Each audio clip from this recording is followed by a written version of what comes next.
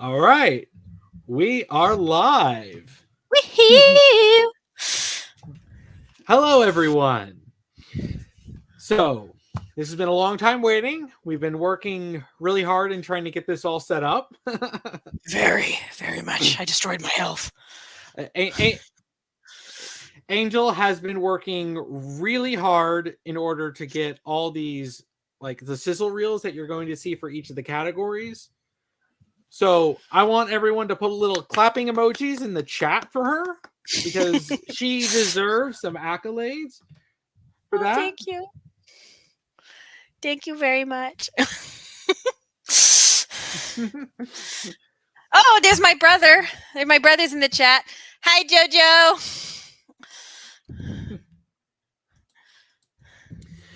So, before we get started, I want to talk a little bit real quick. Because if you've seen the video that I posted a bit ago about like the rules and the stuff, thank you, Ronan. I did try to look the part. I tried to dress for success. But so I just want to kind of go over some of the rules we're doing and how this is going to go down. So we're going to be doing this in blocks. So we're going to have a section of like nominees and awards.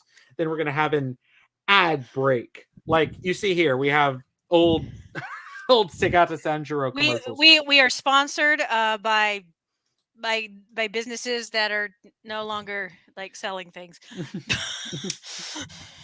But what we're going to do is we're going to have these ad breaks. And if we get any super chats, if anyone sends any, we're only going to be reading them during the ad breaks. We won't be reading them during the times when we're doing awards. So if you send one and we don't read it immediately, we'll get to it. And during each of these ad breaks, we have gift card giveaways. Nothing excessive. We know this is just a small little production, but it's just something nice to thank y'all for showing up. So we got the names of everyone who reacted to the post, and a little thing that will generate a pick, and then you can get one of these gift cards and just DM us and like on the server, and we'll like just or DM us on Discord, and we'll get you the code for that. Yeah. I should have my, hang on, let me make sure I have my email pulled up where I have the code for two of them, because you have the other one. Yeah. Yeah. Internet. So one of the categories that we originally announced in the server, we had to sadly cut for funniest VTuber. I ran out of time and I fell asleep. I was going to pull an all-nighter. I destroyed my health. I'm not feeling well and I have a migraine. But I'm going to carry on. Yeah, but she still made like 32 intro reels by myself. By herself. So that is way more than I think anyone should be expected to make. I did it anyway because I love you guys. Yeah. So the way we're going to be doing this is that we're going to have different picks for each category. So we're going to have judges pick. So we're going to pick our own ones. And it doesn't really like matter what anyone particularly wants, because we're going to admit those judges picks are our picks. But we're going to have a straw poll that I'm going to post in the chat for each category, so that you can vote on what games you think should win. And whoever gets the most votes in that category will get the audience pick. And we'll do that for every single category. So we're not going to be limiting it to just a single audience pick Coolman will category. post a link to the... Yeah. So Coolman will post a link for every single, like one of the straw polls for like when they're ready for you guys. Yeah. Yeah, so I think that about covers all the main details of it. So we got 14 people in. Good. That's actually more than I usually average on stream. So I'm glad some of y'all can show up here. So are you ready to start with the actual awards? I'm ready. All right. So let's say goodbye to Segata Sanjuro. Everybody salute Segata.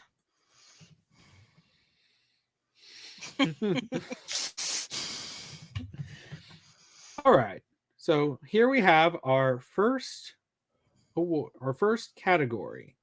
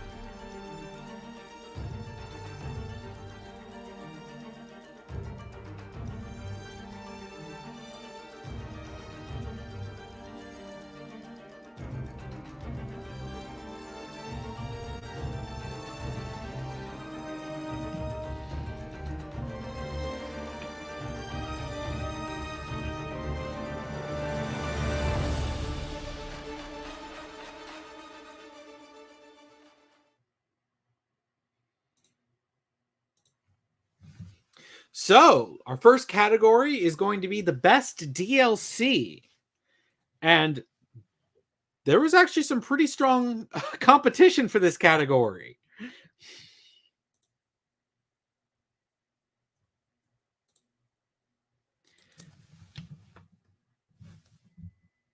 Guess Angel is muted. But no, I'll just be going over the No. I was buffering again. I was just like, okay. not again. No. Okay, yeah. So if you could leave it running in the background, just have it on mute, the video for like when the people vote, so that way they can still see some of the games, Okay. while it's to kind of help them get an idea for before we open the straw poll. Yeah. Okay, so just as I mentioned, this was the first one I made out of all the ones that I edited. So the ones you're going to notice later are going to be different in how I did it. I was still trying to figure out what I was like going to go for with the software. And also, yes, you'll notice a couple of them. There's a lot of nominations. It's because we were kind of doing this as we go along, and it will be a little bit different. Like later on, we decided, we should start having some honorable mentions. So a couple of these, some of the categories you'll notice, like, oh, there's a lot to choose.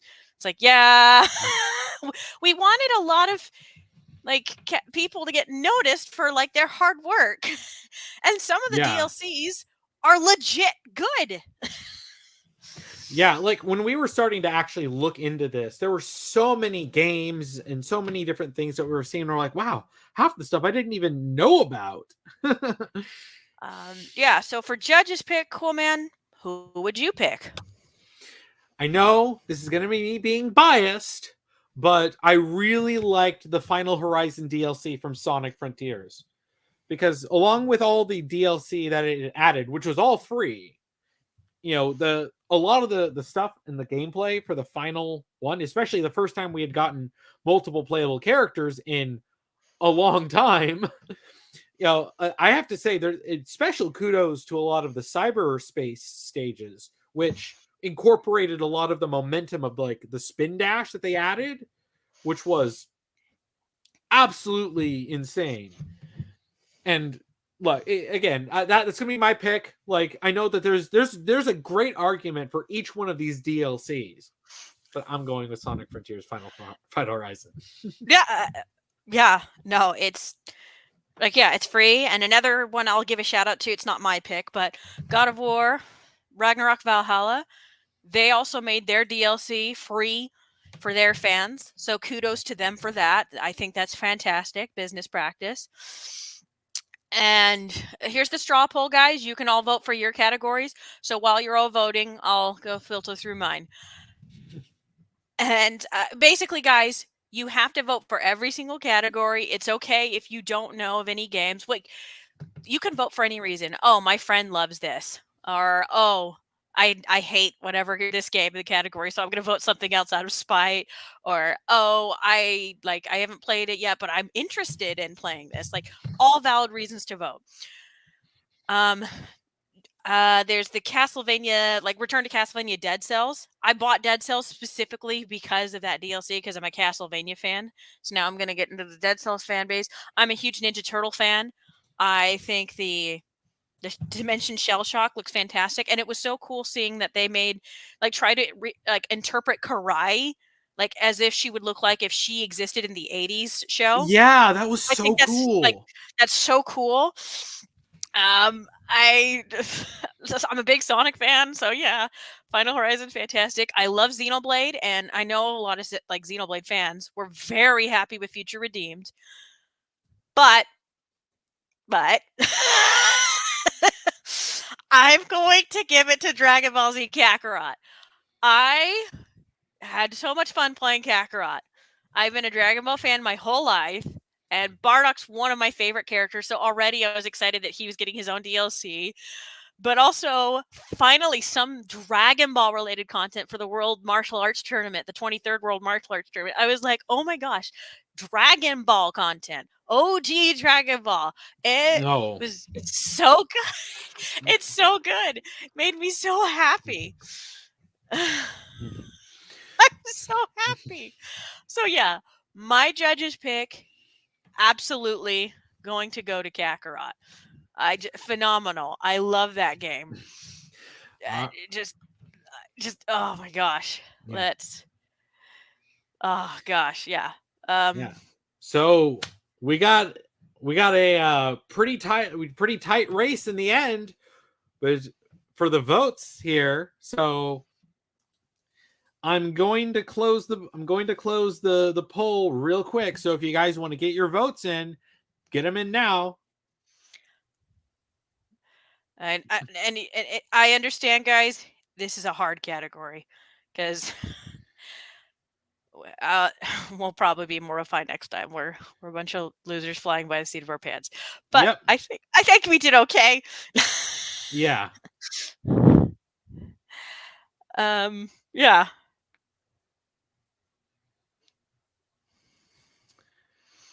Okay. So are we ready to close? All right. I'm going to establish. So, with 30% of the vote, we have Cyberpunk 2077 Phantom Liberty as our audience pick for this category, which that honestly, that tracks. Yeah. Well, I've heard nothing but good things about it. Yeah. And it was a tight race because in second place with 23% was Future Redeemed. So that was our second place. But yes, so we're going to have to give the audience pick for best DLC to Cyberpunk 2077 Phantom Liberty. All right, our first audience winner. Let's go, boy. Next category. Yep, and our name is going to be the best ongoing game. Oh, hey, Ghost.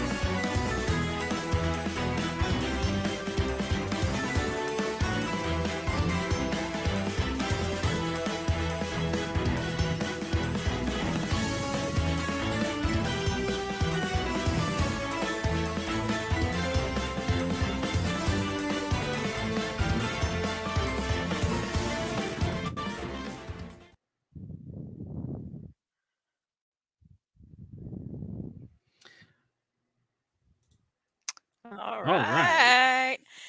So again, that was one of the other earlier categories that I made. So yeah, sorry that it's got so many nominees. But I do think there's a couple of ones that before we do judges picks, I would have to say kudos to. One of the ones that everybody knows it had a rocky start is Cyberpunk, and another one is No Man's Sky. But one of the biggest ones for how infamous when it was released was Fallout 76. All of Yeah. them had not so great launches. All of them have worked above and beyond to try to make the games what they originally promised them to be. Yeah. Now, yes, obviously, games should not be released in broken states, but that's not the problem of the devs. The devs do what they can with their evil corporate overlords. Yeah. Criticize the business. And obviously Yeah. Fortnite's insane. Fortnite is absolutely insane. Like with Yeah. how many like updates that they do. Genshin Impact, of course, is just owns the corner of the internet that loves weebs and husbandos. Yep. Yeah. And Splatoon, of course, big community. Been loving all those games and enjoying all the Splatfest and things like that. I'm going to give it to none of them. They all worked great. They all did fantastic. Oh yeah, and Final Fantasy XIV, another game that didn't have the best launch, but has absolutely transformed itself. Yeah. There's a And lot of has these games that have done a whole lot of work over the years. and made it like, like their player base is very happy. Halo, that's right. Halo Infinite is also one that's kind of transformed over time. I don't care for Halo Infinite, but I know a lot of people who love it for the multiplayer aspect have been saying that they feel like they actually care like more and more about making the multiplayer better for them. So I'm not going to diss them just because I don't care for Halo Infinite. I think all these devs who worked hard to make games to make their player bases happy deserve credit where credit is due. Yeah. That being said, I'm going to give it to Kakarot. Because I am a DBZ fan. I've been a DBZ fan my whole life. Every single one of the DLC updates that they've been constantly adding, I've been enjoying them so much. I've been having so much fun with them, especially the Trunks and the Bardock one. Those are probably my favorites out of all of them. I just love it, and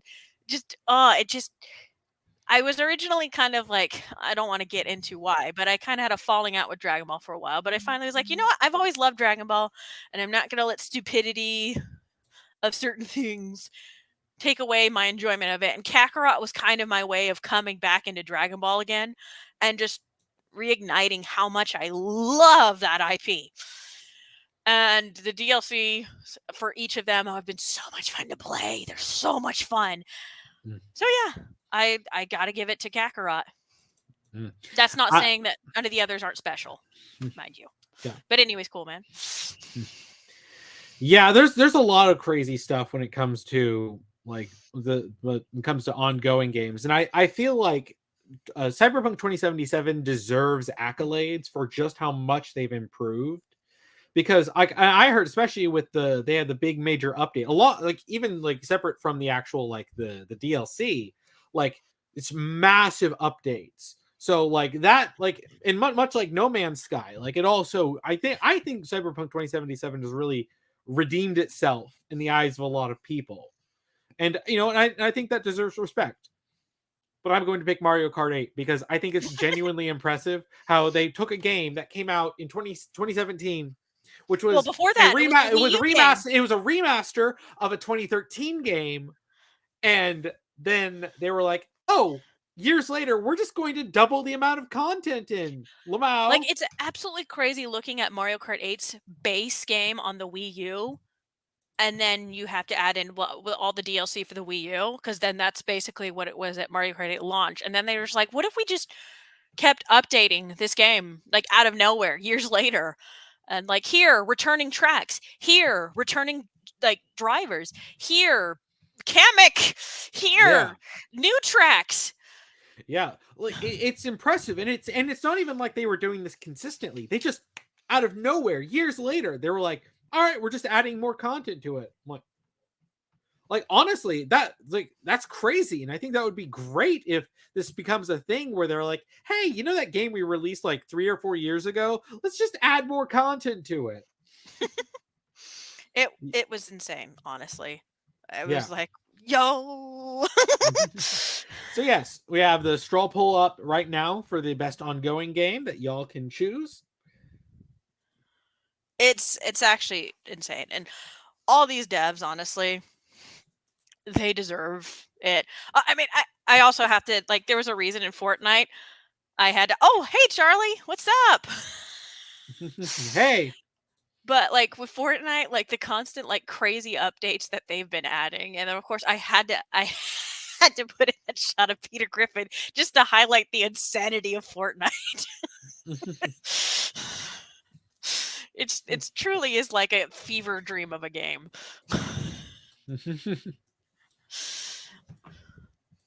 Oh man, it's guys, I'm so happy to see you all here. I'm so happy to see everybody here in chat. Yeah. Glad we're getting votes coming in. And all right, we have a tie right now for our 2 top games here. Oh shoot. Let's see. So If there's any of you haven't voted, vote now. The straw poll's right there. yeah, because I don't want to do a tie. So vote now. Vote now. No, vote now. Yes. So maybe I should say which 2 games are tied. And No. Give chat a little bit of a chance. All right. If it stays that way, then obviously. Okay, we have a game pulling ahead. Ooh. All right, chat. 5, 4, 3, 2, 1.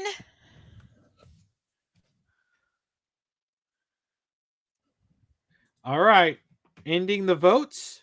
Our winner is Mario Kart 8. Woo! That actually surprised me at first because So, who is it neck and neck with? Final Fantasy 14. Oh, that makes sense. Final Fantasy 14, like, absolutely dethroned, like, Warcraft in terms of MMOs. So I'm not surprised that Final Fantasy 14 was neck and neck with Mario Kart. Oh, speaking of Final Fantasy 14, because I know who voted for Final Fantasy 14, at least one of you in the chat, because somebody mentioned it. Julie, I know you're in the chat. Everybody, Julie, she's one of the mods in our Discord, and it is her birthday today. So everybody in the chat, please wish Julie a happy birthday. We did this stream just for you, of course. Yeah. We were planning this all. We're like, Julie, just for her.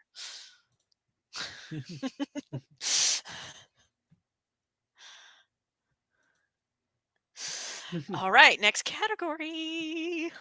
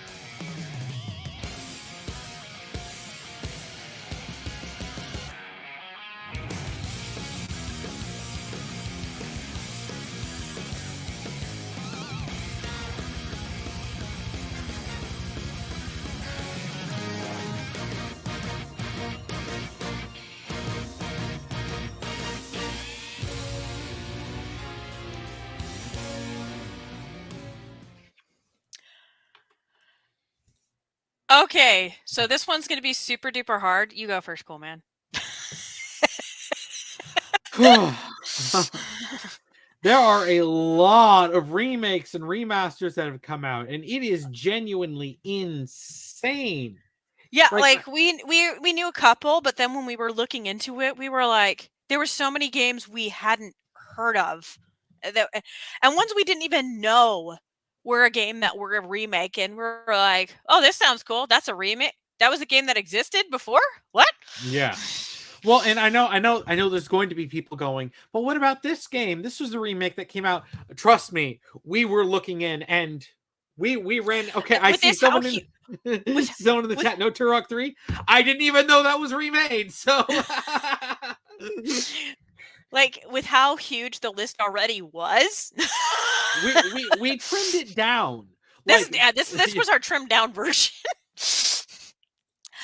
But like Star Ocean, like that one looked. I bought the original like Star Ocean remake, like originally just because of the Second Story R remake. It's like it sounded really good. I need to play Ghost Trick because I'm a huge Ace Attorney fan, and it's made by Shu Takumi, and it was so cool that it got remastered. The Sherlock Holmes one, there's like a whole game of Sherlock Holmes games by this company called Frogware, and this one, Sherlock Holmes The Awakened, it's a remake of an older game where it's Sherlock Holmes meets Cthulhu mythos. I was like, that sounds wild. Then of course you got Metroid Prime was remastered. That like lost my mind. You got the Advance Wars games that got remade. Yeah. I mean, and it's insane, especially in Front Mission 2. Like, and I got the Front Mission 1 remake. I need to get the second one at some point. But I'm like, yeah, this obscure strategy game from the 90s. I'm just like, that's crazy to get a full remake. And then Like a Dragon Ishin.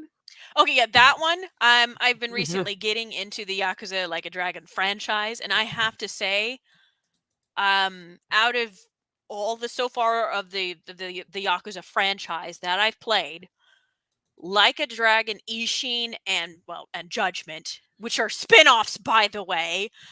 They're not in the part of the main line. They're probably my favorite out of their entire series. They're so fun to play.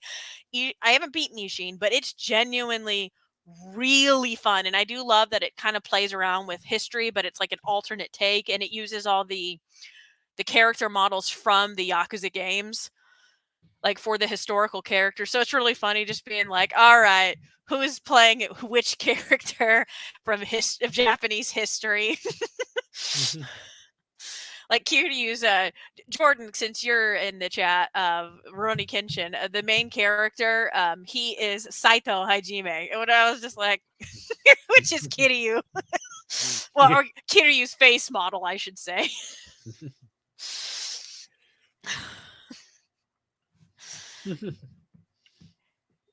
Yes, that's right, Jordan. It's not a cutscene sword, so it doesn't kill. I was explaining to him about the cutscene gun meme. Yeah, but we also can't. Oops. And we also can't deny Super Mario RPG remake. Yeah, I was putting that one off because of that's my pick. It's Super Mario RPG. And that's gonna be my pick too. And I know that there's others, and like I know it's so tempting to pick Metroid Prime Remastered because that's so good. And then you have all these other remakes, all these other really good ones. But I mean, for people who watched our reaction video, it probably shouldn't come as a surprise at all that we're gonna pick Super Mario RPG. Oh man, like we lost our mind. It's so good. I haven't beaten it yet, but it's so good. Yeah, and it is the epitome of a faithful remake that also adds stuff. It adds new things like the super moves, and it gives you a little more indicators and information than the original game did. Well, the gauge, like the gauge for the super moves. Oh, yeah, it's really good. Oh man. It's like I'm just the Super Mario RPG remake. That was so like, and especially from memories from playing it years ago. I'm like, oh my gosh. And of course, they brought back the goddess of music, Yoko Shimomura, back to she came back her songs. Yeah, and it's like And it's so funny because it may have been a little hard to tell, but like you can when the music is done with like modern technology, you're like, this sounds a lot like Kingdom Hearts music. I wonder why. Oh, right.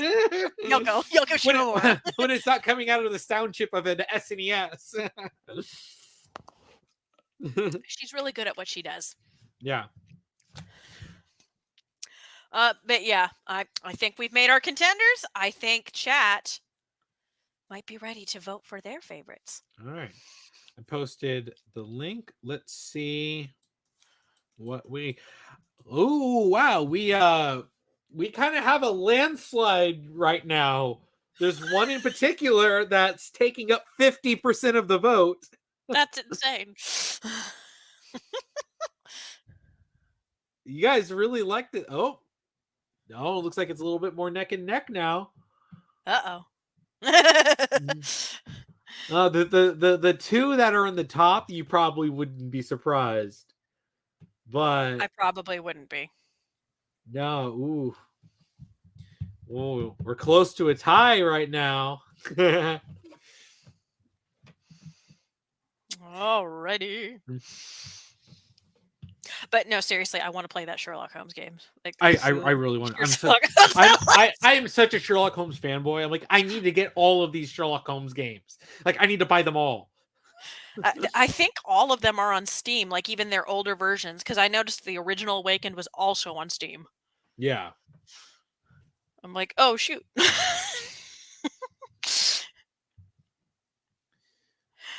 All right, are we ready? We have one in the lead. So I think if we're gonna close this real quick.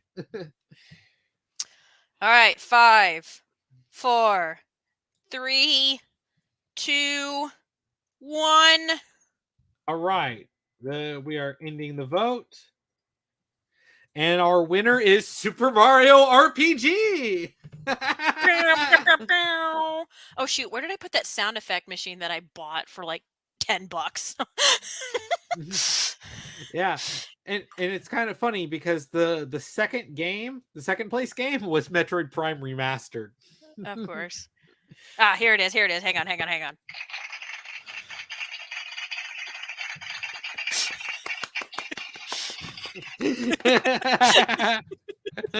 found this stupid cheap little sound effect machine. And I'm like, yeah.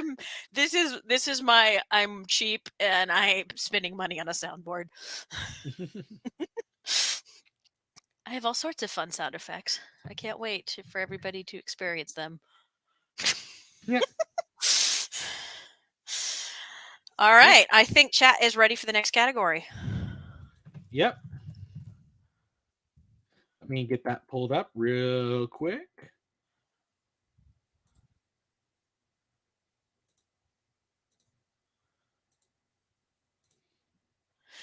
So, chat, how are you guys doing, by the way? I'm dying.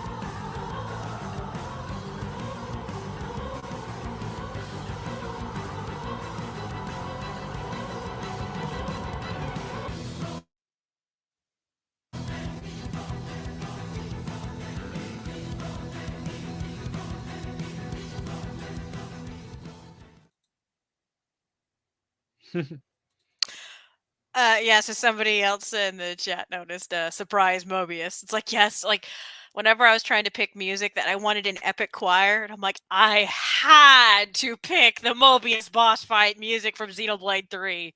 Because holy cow, does that song go hard. Mm.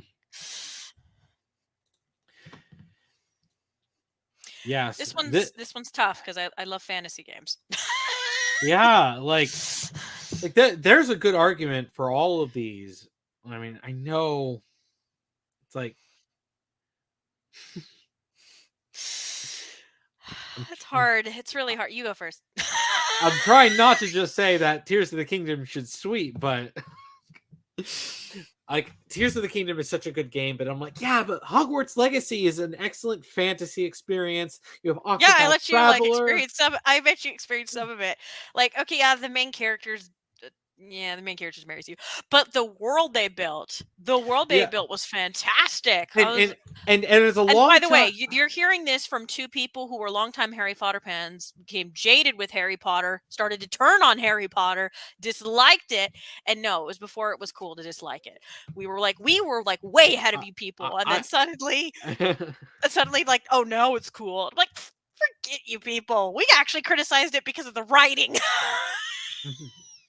Yeah, but like I can't tell you how upset I was, how excited I got when I saw a book accurate Peeves show up in the game, because Oh, Peeves was so cut out much. of the Like, what? Remember movies. the stairs? Like, were actually how the Yeah, books and when described it. the stairs are just, and this is like, look, one of the things I didn't like about the Harry Potter movies was how much they cut out of the books. And I'm just like, there's a lot of actually good stuff that they cut out, and then like and to see those details created in Hogwarts Legacy, it deserves credit for that. I don't care how Well, anyone feels about it, Harry it, Potter. it doesn't matter. Like, it was also the best selling game, so there you go. Last year, like, it not like in a landslide, it was. Yeah.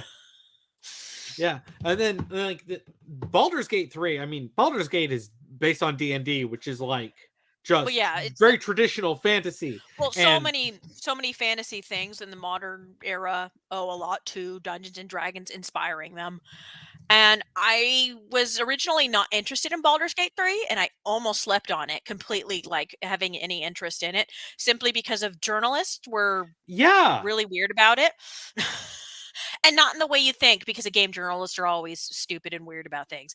No, I mean, like, they were weirdly horny.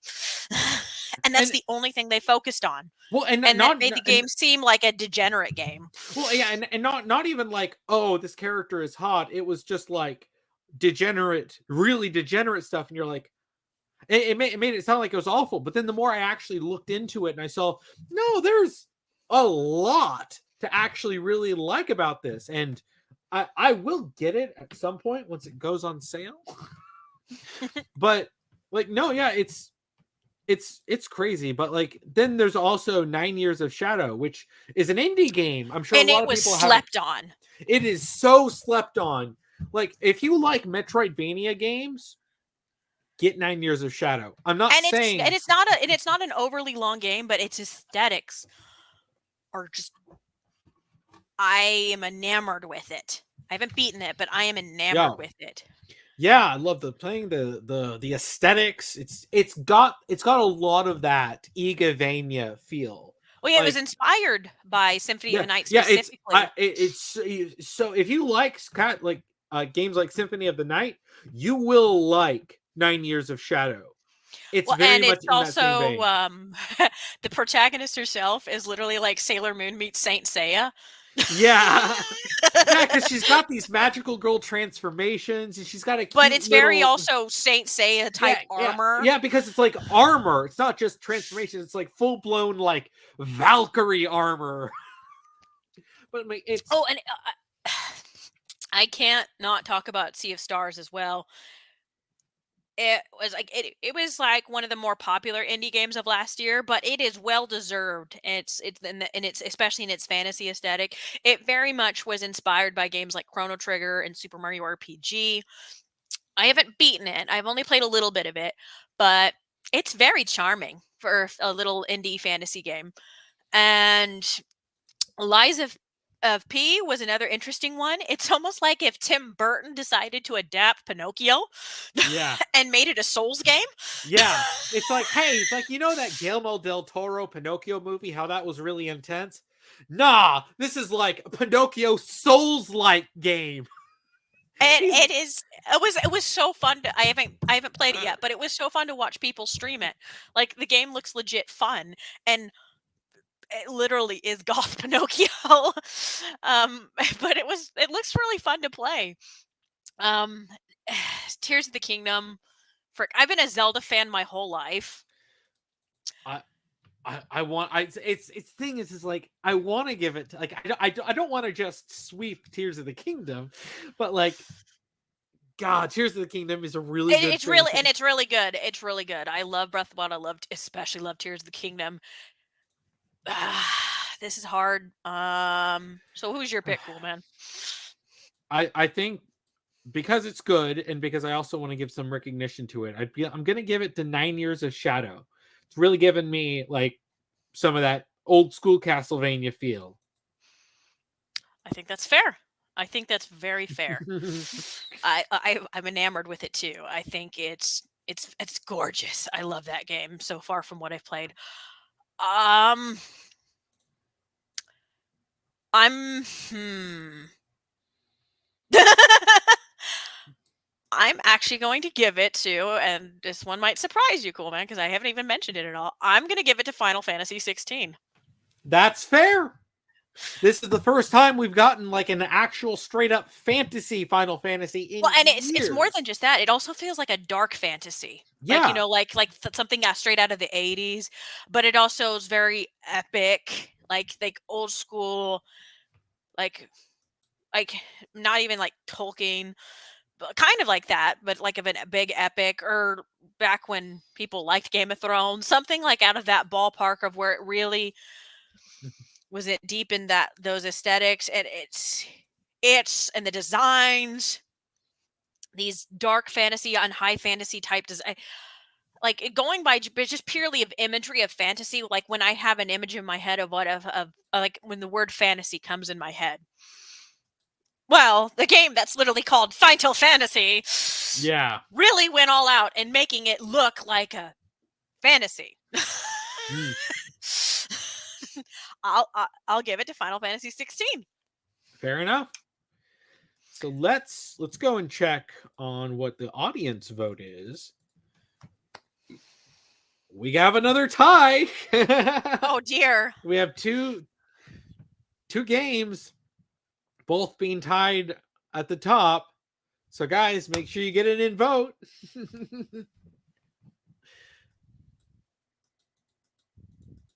Send me in the private chat. Who are I want to know because I'm actually not looking at the audience results. All right.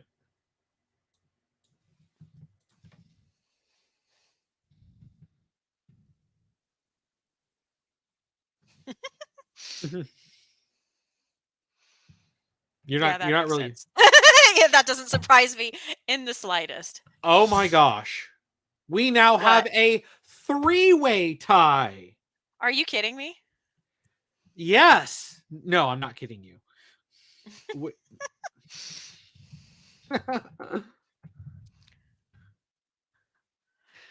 We have Oh dear. three games. Get it in vote, guys. I'm not surprised. These are both three very good picks. You guys have They great are. taste. They are very good picks, But and I'm I gonna feel like the audience doesn't want to budge. no. Oh, oh, oh, Oh, oh, oh, oh, oh! We do have a winner we, so far. You might close the poll now. Close the poll now. all right. All right, I'm closing the poll. Okay, All so right. before we announce the winner, what was neck and neck for most of it, guys, was Final Fantasy 16, Tears of the Kingdom, and Baldur's Gate 3. Finally came out in the clutch in the lead is who, cool man? Final Fantasy 16. Oh boy, here we go. That's a great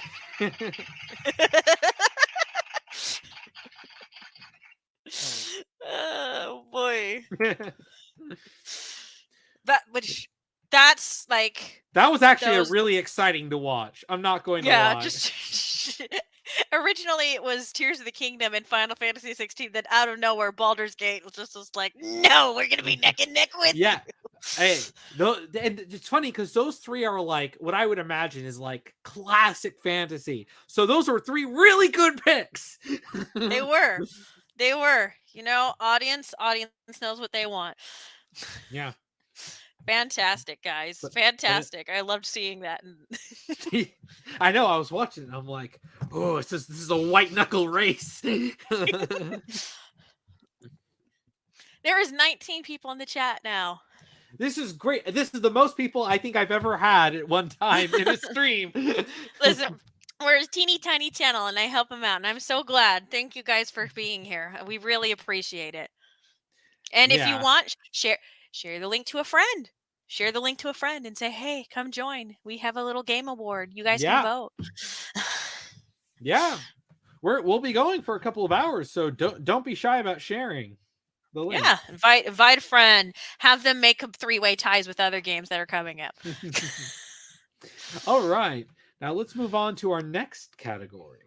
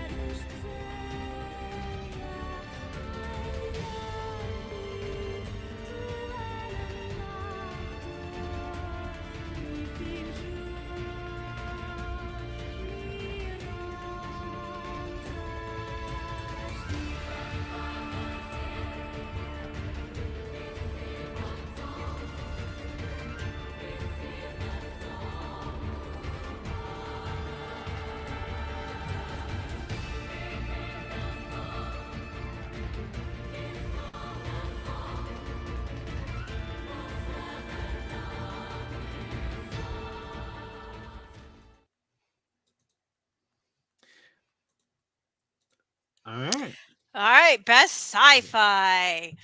There's of course, I had to use music from Nier Automata. Hey, music in Nier is amazing. It yeah, very much is. Now this one is a bit tough, and I want to try and not be biased and immediately just go for Metroid just because I'm a Metroid fan, and that would be the easiest thing on planet Earth to do because gosh dang it, I love Metroid. Samus is the GOAT. But that's why she's the GOAT. She is the GOAT. But Metroid Prime is a remaster. I feel like I should be fair and try to give it to maybe an IP that wasn't a remaster. As much as I love you, Samus, I'm sorry. But from everything I've heard about some of these other games, I'm actually, looking at this again, I'm starting to change my mind from when we talked Cool Man about it before we started to play this. I kind of want to give it to Ghost Runner 2. I thought about that quite a bit because it is such a really cool, sci-fi game. It looks like a lot of fun to play. It looks really cool. Oh no, Samus, accept no apologies. Oh dear. I mean, that's fair. I'm not going to argue with you on that.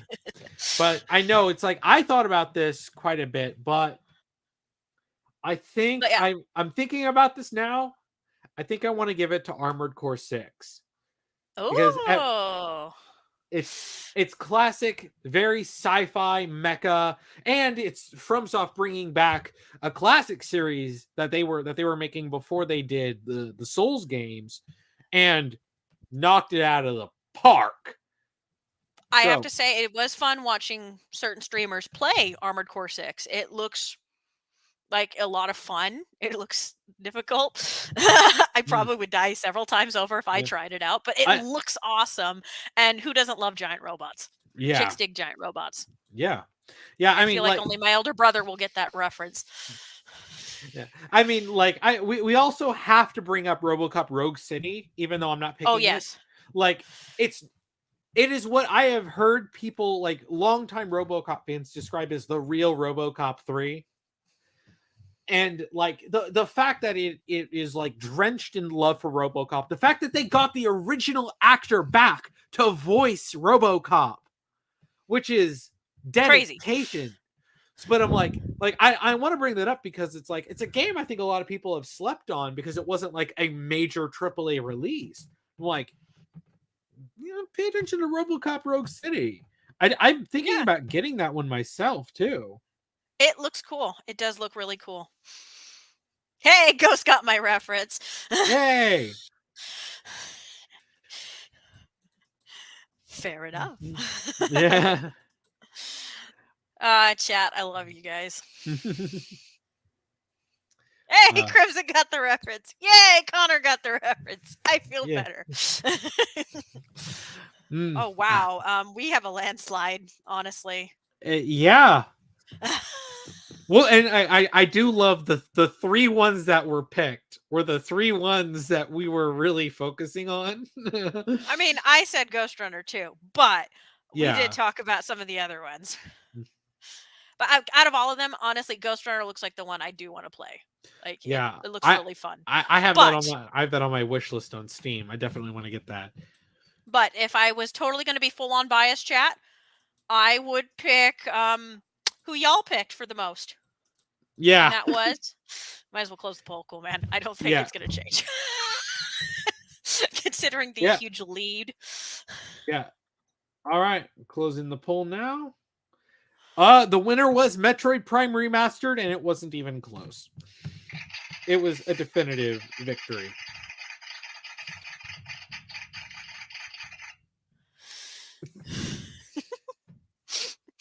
Yep, Samus, she won. She won. Yeah. Gotta give it to her. And to be fair, Metroid Prime was a fantastic game. And the fact that they they shadow dropped that remaster, like oh, by the way, guys, it's in a few weeks, but Metroid Prime. Yeah. It's like, oh, okay, Nintendo, I'm game.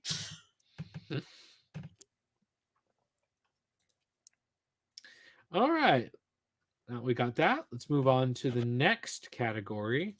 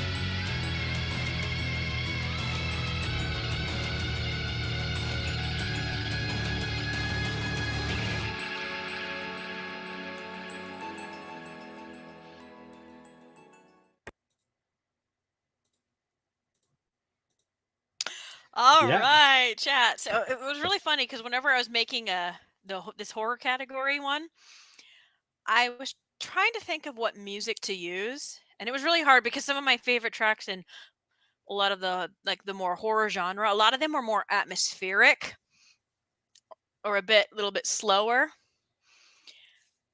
I wanted something, to be a little more engaging. And then I remembered my favorite level from Persona 5 Strikers, which straight up, I don't want to spoil anything if anybody hasn't played it. You should totally play it, guys. It's a really good game. It's a straight up like homage to like horror because of the whole dungeon, palace, whatever you want to call it, jail. It's all the same thing. Is so creepy in aesthetics. And this is the song they have playing during it. And the song is creepy but cool at the same time. I love it. That song is that of all the songs, like, 'cause there's a lot of great songs in Persona 5 Strikers, but that one stuck with me the most. It's And so cool. it's like the atmospheric, and it's perfect for the horror category. Yes. But So I thought like it was perfect, goes perfect with this. Now, speaking of categories, I was actually funny that most of the stuff in here were like remakes. remakes. Yeah. Horror, it was ripe for remakes, it seems. Yeah. But I will say my pick is going to Killer Frequency. That was we didn't even know about that game until we were looking it in, and when we discovered it, we were like, this is so cool. It sounds so interesting. Basically, the game's premise is you're a DJ in the 80s, and basically there's a serial killer going around town, like trying to pick off people. And I can't remember the exact reason for the description, but basically it was like the victims that are trying to escape the serial killer are calling into your radio station, and you're basically trying to help them survive. And I heard that the game is also kind of like got a bit of like humor to it too, but it's also like creepy, but it's It's really got a little of that camp. fun. And I'm like, oh man, I kind of want to play it. It looks like it'd be a lot of fun. Yeah. I'm gonna put it on my wish list. I want to play it. Out of all of them, it's the one I want to play. Yeah. I mean, there's a lot of really good games in here, like even with like stuff like Dead Space remake and System That Shock remake. Dead Space, even though my pick is going to Killer Frequency, I have to say to Dead Space, kudos. Yeah. EA for actually having a game that people don't want to eviscerate you for in recent years. Yeah. Yeah. Yeah. But like stuff like Amnesia the Bunker, which it's funny because I know that the Amnesia games had kind of they were kind of dipped a little bit in quality, and I've heard that the Bunker was like a return to form for the Yeah, I heard Amnesia that too. I games. heard a lot of people were quite happy with it. Yeah, and I know Resident Evil 4 was really popular, the remake. Not this year, last year. Cool Man and I'm full transparency. We were not happy that it was kind of trying to be more like Resident Evil 3 and Resident Evil 2 remakes in aesthetics, because of Resident Evil 3 and 2 were unintentionally campy games that were trying to be taken seriously. So the remakes were basically going for the tone that the games were originally going for, and that really creepy atmosphere, and it was perfect for them. Resident Evil 4 was the opposite. It was when it was made at the time, it was whenever Capcom was like, yeah, okay, no, Resident Evil, even though it was unintentionally funny and unintentionally campy, they wore that as a badge of pride for Resident Evil 4, and I felt like that was lost in the remake. Now, of course, people said it plays well, and yes, I've seen the gameplay. It does look like it plays really well. So I'm not going to harp on anybody who enjoyed it. It was just Resident Evil 4 for me is like a perfect game. I never wanted it remade in the first place. It was something I never asked for. I liked it just fine how it was, and I loved Ashley's giant ears. Why are you hiding them behind her hair? She was yeah. cute. But people were like, Ashley was so much better in this game. Like, fine, if you like it, I'm not gonna be upset at you. Like, if it's exactly what you would have preferred. And I know some people didn't like it was a smaller minority, but didn't like the direction of Resident Evil 4 being more actiony compared to the more atmospheric survival horror of the previous games. That never bothered me. Resident Evil 4, I love it so much. It was such a good game. But I don't blame anybody if you pick Resident Evil 4. I legitimately don't. Like, Mm. if like guys, if that's what you want to vote for, go for it. If that's what exactly what you wanted. Like whenever it comes to your category, chat, it's you. You get to decide what are these games that you see here is something that you think, oh, my friend would love that, or oh, I would love that, or oh, that looks like it has a neat gameplay, or oh, the aesthetics are cool. Yeah. Yeah. Oh, is the video stopped? What? Wasn't it supposed to have the gameplay looping? Oh, shoot, I forgot to restart. Yeah. So that way they can have it going on in the background, like as they look at the gameplay. I know. I was worried that like the stream like went down at first. I was like, oh no. No, we're good. Yeah. But we also this is the indie game that took streamers by storm, which was the Coffin of Andy and Lele, which is it's not a game that I would have been interested in. Like I even like whenever I first heard of it, I'm like, oh yeah, that's not a game that would appeal to me.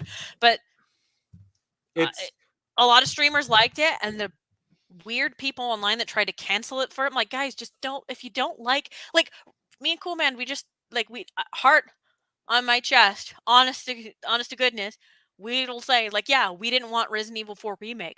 We're not gonna go out there and try and cancel Capcom for making it, you weirdos. yeah. Like, just don't buy it. If you hear something, you'd be like, yeah, no, I don't vibe with that at all. Then just don't vibe with it. Go touch grass. Yeah. But yeah, it was crazy just how big and successful that game got for being a small little indie game. Yeah, I noticed a lot of like streamers and VTubers were playing it. Yeah. But I think I'm gonna have to agree with you. I think Killer Frequency, it's just such a distinct game, more so than any of the other games, and it's such a fun. It feels like a game that you could make, that Sam Raimi would make a great movie out of. Yes, that's probably also why it kind of appealed to me when we were watching that trailer and we were researching this. It felt like something that would be like an old Sam Raimi style, like in the 80s. It looks like fun. Yeah. So I'm checking the audience vote. Oh yeah, we definitely have a winner.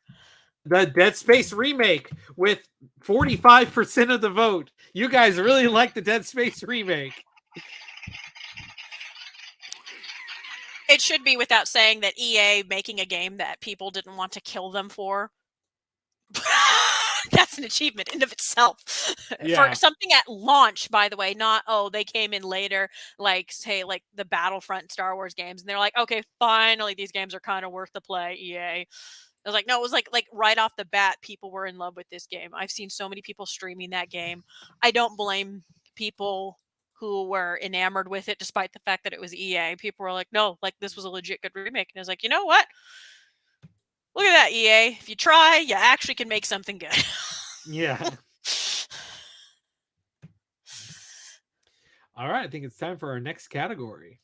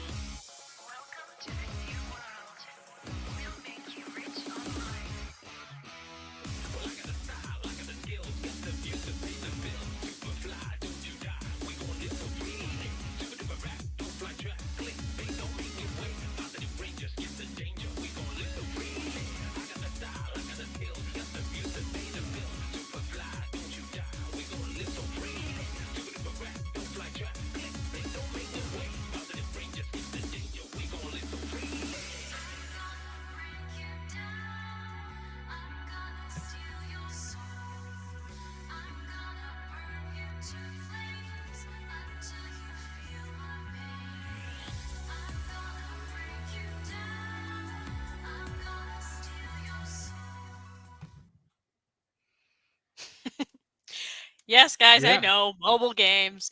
They're so prevalent right now in the gaming industry that they can't be ignored. They quite frankly can't be.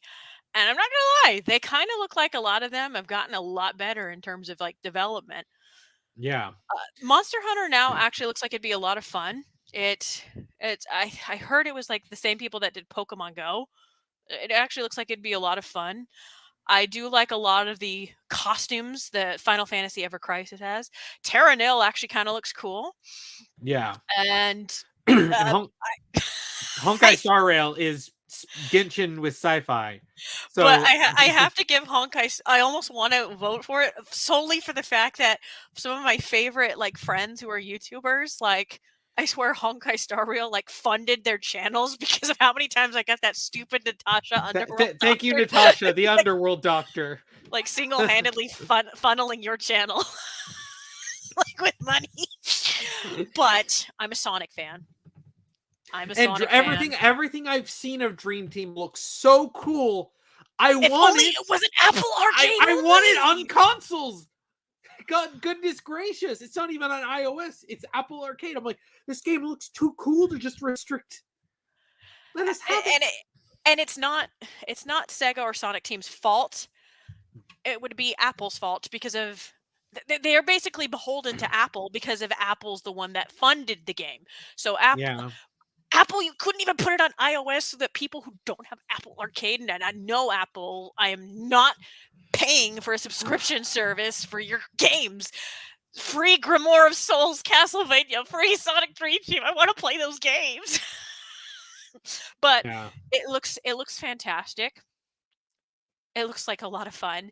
And all those returning characters like Rouge and Cream the Rabbit. Cream and Rouge have not been playable since. Well, okay, Rouge hasn't been playable since Sonic 06, from my understanding. Cream has not been, like, mainline, not talking spin-offs in party games. Cream has not been playable since Sonic Heroes. Yeah. Like, it's just like, I mean, like I said, not counting spin-offs or handhelds and things like that, mind you. But gosh dang it, it looks like a lot of fun. It looks like a really fun platformer, but no, it's got to be in the Apple Arcade. Charlie, I see you in the chat. Calm down. She's a bat. You freak. Oh, gosh dang. Yeah. Give it to me. Yeah. I mean, want to play it. yeah, to be honest, I have to give it, even though it frustrates me, I'd give it to Sonic Dream Team. Everything I've seen of that. It Was looks like fun. It's I give it to me now. Set it free. Free him.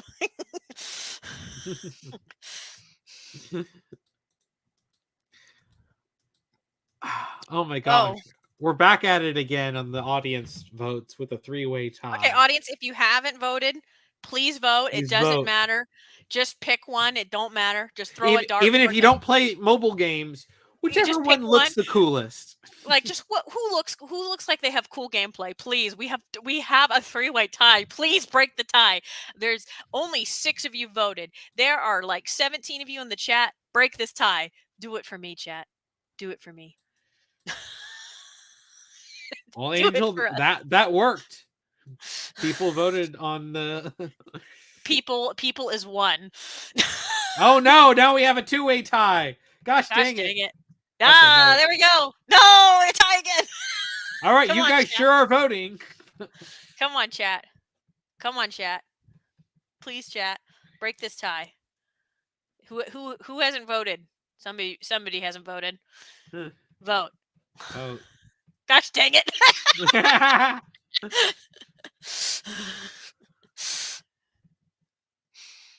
Come on, chat. We don't want to tie.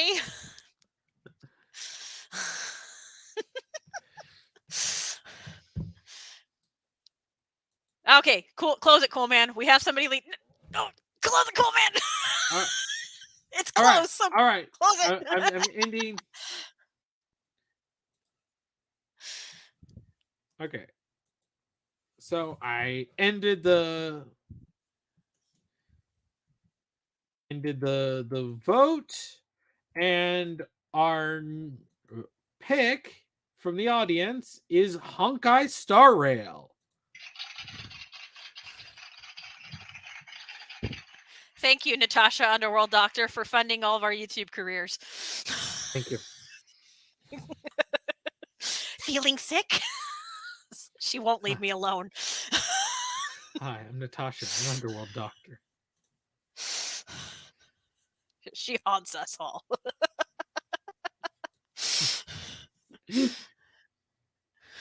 All right. So I think it's time Oh, for our shoot. next.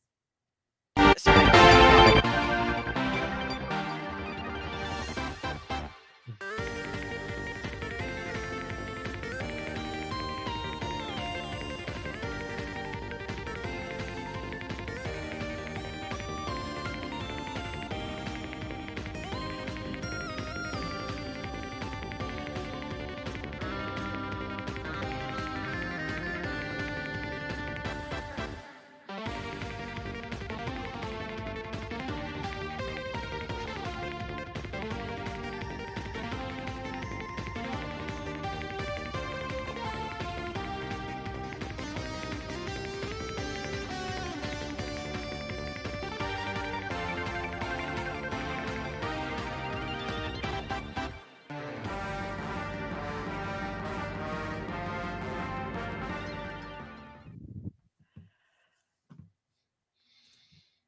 Yeah, so family games.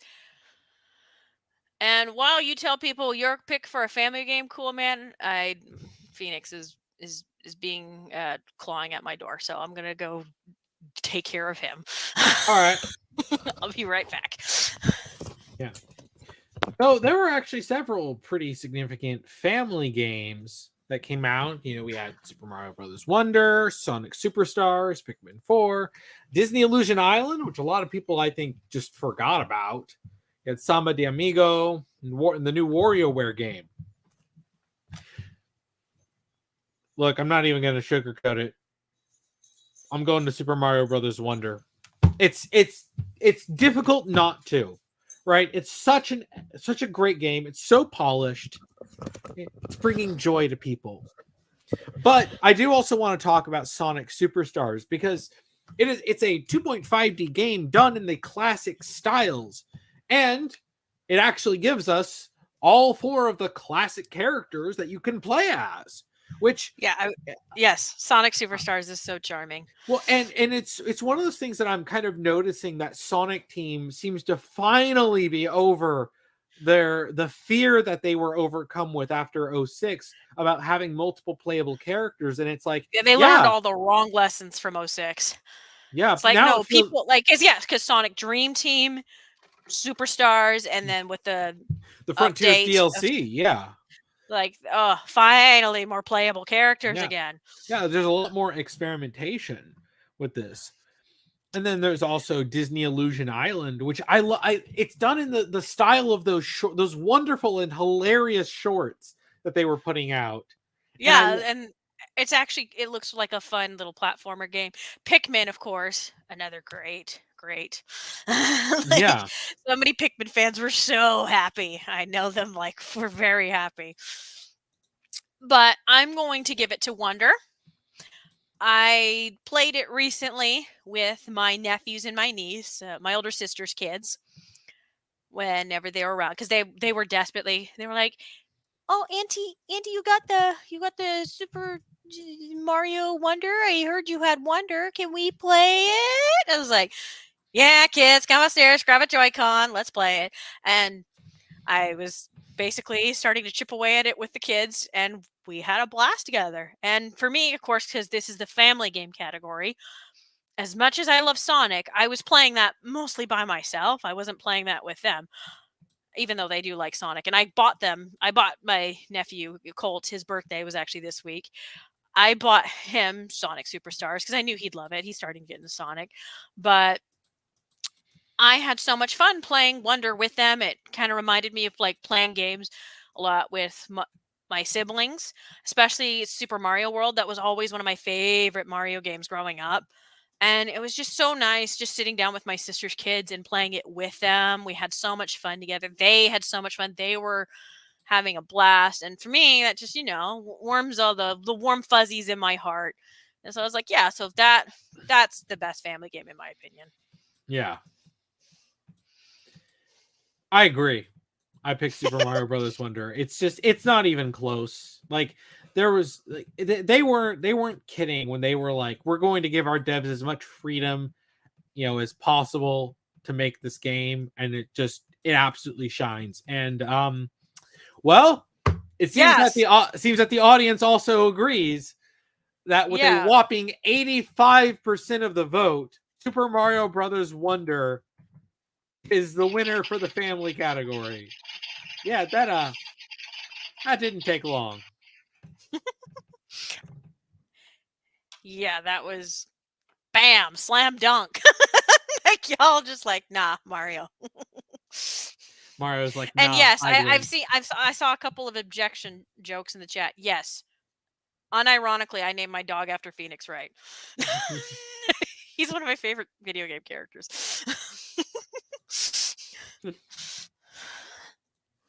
Hi, Phoenix. Who's your good doggy? My older brother said to give you some love.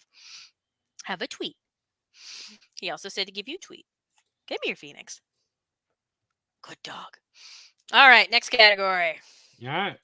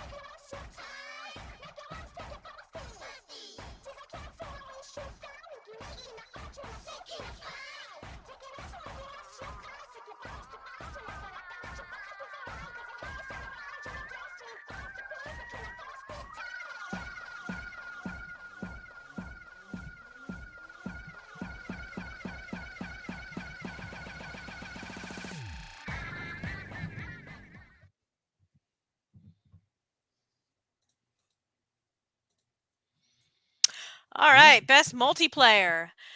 Now, obviously, for what people consider a good multiplayer is going to vary because some people, they care more about like the online aspect of it.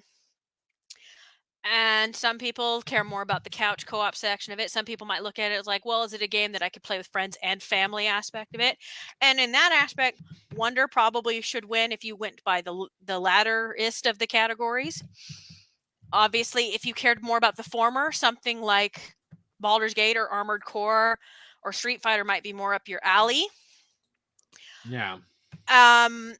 For me, while it would be so easy for me to pick Wonder, I honestly was like, when I think of multiplayer in my brain, I always think of, is it a game that I would have an absolute riot either playing with you or an absolute riot I'd have especially playing with my siblings? Because for me, at heart, my love of multiplayer really comes from games that I played with my siblings growing up.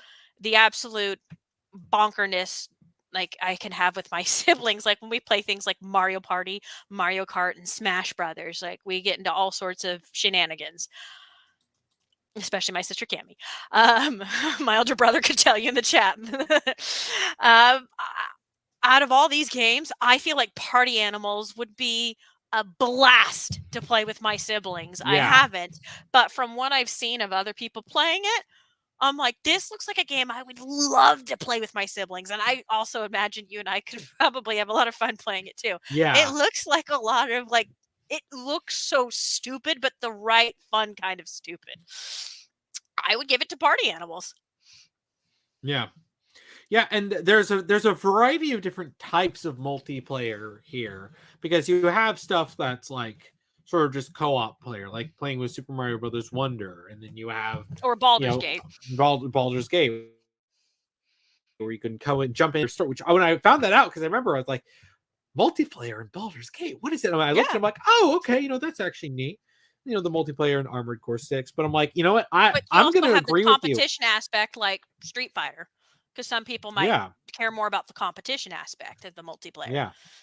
Yeah, and that Deceit game, like that was a neat game that I learned about. I'm like, it's probably really not my cup of tea, but like, it's actually a pretty interesting game. But I'm gonna agree with you. I think Party Animals deserves it just because those types of party games those are like the epitome of what I think multiplayer is really for. At least for me, and I obviously I guess for you too. Yeah. It looks like the type of unhinged fun I could have with my siblings. As my elder brother already says, alliance, like that's a thing in my family. As my little sister, she's like already like forming like alliances when we play Mario Party, and she's just it's like it was like we're gonna team up. We're gonna team up against my bro. We're gonna team up against. Let's do it. Let's take him down. Cutthroat. And we're like, oh my gosh, chill out. It's just Mario Party. She gets so unhinged with Mario Party. Oh my gosh, we have a tie. If you haven't voted, please vote. We have another 3-way tie. Gosh dang it, guys. There's like 14 of you in chat, and I only see 10 of you voting. So 4 of you need to vote. And I swear, don't you dare do it a 3-way thing. My older brother says we'll divvy it up through Mario Party when my parents die. Oh gosh, that would be unhinged.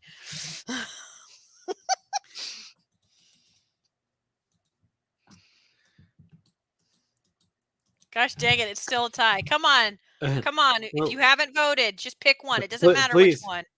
Just pick one. Throw a dart and pick one. If you think that looks fun, pick it. Pick it. Like, even if it's a game you will never buy, just be like, ha, that looks kind of like a fun game. Yeah, if you're like, oh, if Armored Car 6, that looks fun. I like robots. You know, if you think that, man, then Mario vote. looks fun. Yeah. Charlie, vote. You can have it on mute. Just vote. Just click the link and vote. Charlie, you could be the tiebreaker that ties it all together. You could save us, Charlie, from the tie. Charlie already voted. Oh no! What do we do?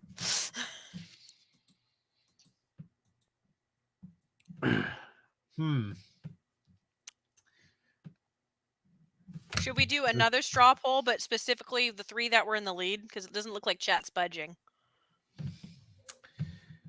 Oh wait, no! Close the vote! Close the vote! We got an upset! Close the vote! We got an upset! Oh, Wolf, you saved our lives. We are eternally grateful. All right, our winner is Party Animals. Just by a hair. Just by a hair. Thank you, Wolf. Oh, shoot. Oh, shoot. Hang on. That clap is for you.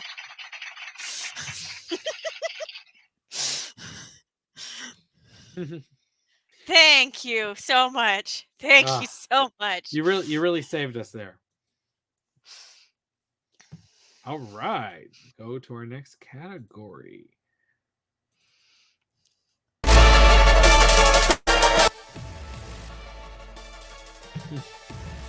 Turn up the sound a little bit. This song's a banger. Come on.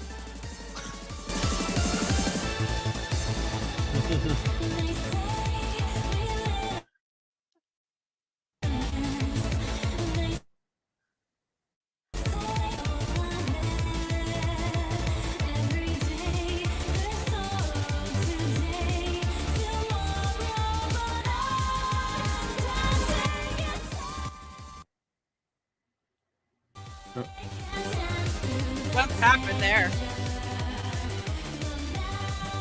Sorry.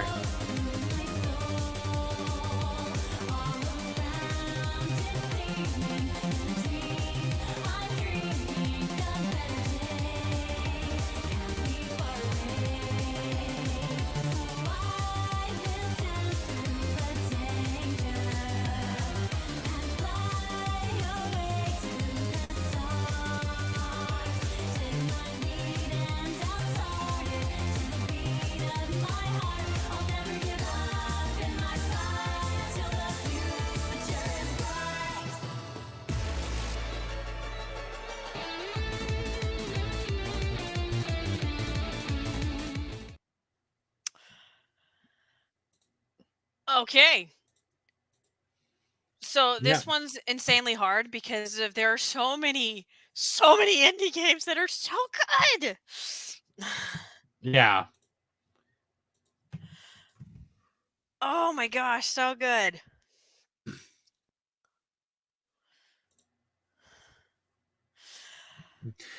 It's like when we were looking through it, like there's some really good indie games. Like we already talked earlier about 9 Years of Shadow and Sea of Stars, Yes. but like got Gravity stuff like Circuit, that's one that people also slept on.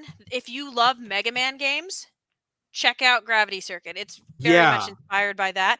If you love old school Pokemon games, cassette beats, get yeah, that. It is so charming. yeah, and it's on basically everything. I think Yeah, you can it even is. get it on your Switch, which is actually pretty great. Yeah, it's like, and I love the sort of retro like cassette technology where it's like that's the like that's like the style it has. Yeah, it's dripping with the 90s aesthetic. And we already gushed about like Sea of Stars and 9 Years of Shadow, but it can't be stated enough. Gosh dang it. I really liked those games from what I've played. Yeah. Well, and also you have Bomb Rush Cyberpunk, which is very clearly inspired by shoot Jet Set Radio. Jet Set Radio. It was the tip of my tongue. Yes, it's got a really cool aesthetic. I do like Yeah. it a lot. Yeah. And also Idol Showdown, Yeah. which is such a neat game. Like for those who don't know, it's a VTuber fan fighting game for HoloLive, which is the biggest VTuber company. So it's a fan game where you have all the different VTuber characters in HoloLive fighting each other. Which like, and when I first found that, I'm like, this is cool. Like, and it was just because at first I was like, is this like an actual game from HoloLive? I'm like, oh no, it's an indie game. And I'm like, yeah, I gotta put it in the category. It does look very fun. It does. If you haven't voted, please vote. We got another tie. Yeah. Yeah, that Pizza Tower game was also a surprise game that I saw a lot of streamers playing. It's like one of those. Yes. It's like a bone-crushingly hard, like People were intense. so mad that didn't win the nomination for indie. It's like, guys, it's okay. You don't have to like say you don't have to take it out of Cocoon. Yeah. Yeah, this is also a category that had several honorable mentions just because there were so many games. So many. And of course, there's even more indie games that we didn't even put in here. But guys, like, if you're sick and tired of the way the triple like A industry is, then go indie. There's a lot of great indie games. There's a lot of great games that are just like you could just the world is your oyster. Go look them up. Well, yeah, and if you have indie games that you see and that you want to talk about, post them in the chat. Yeah, right.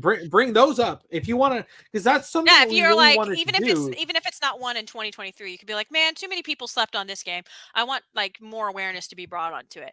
That's what I love about.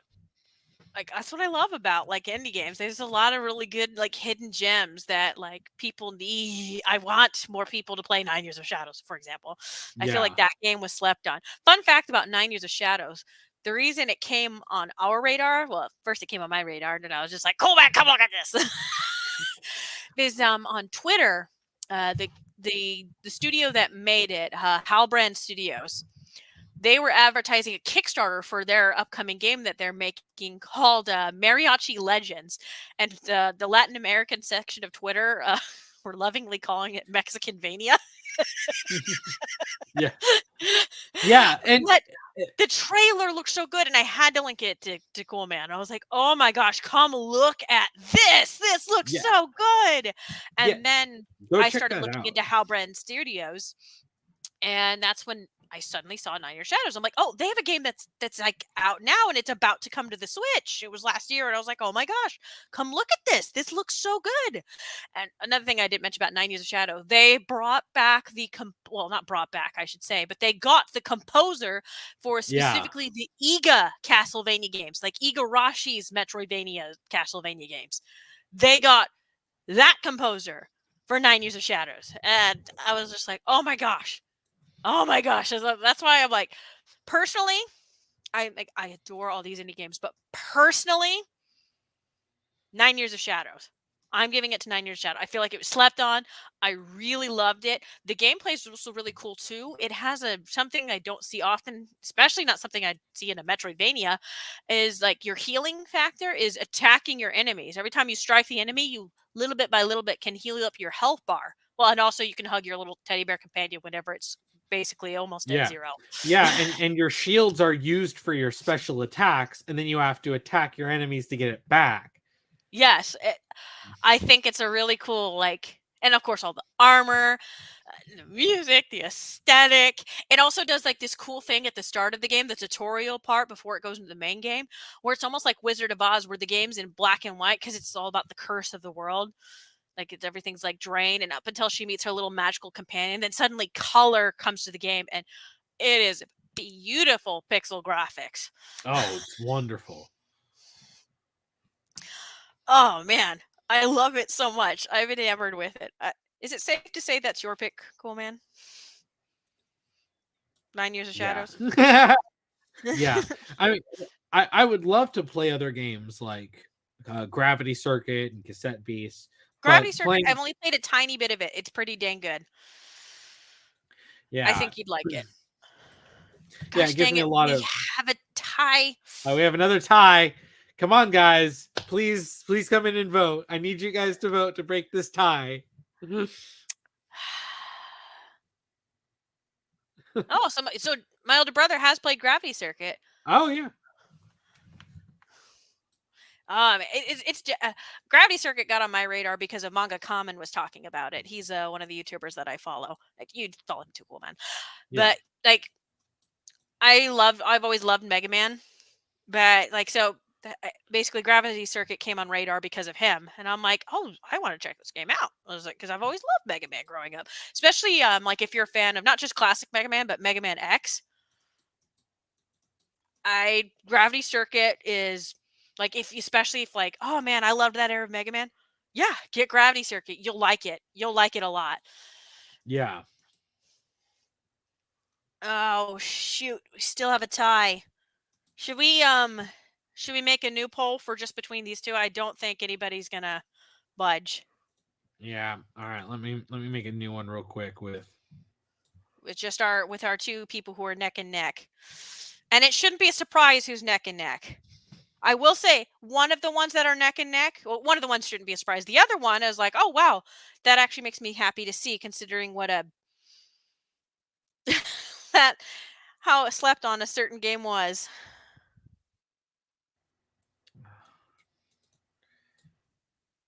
All right. So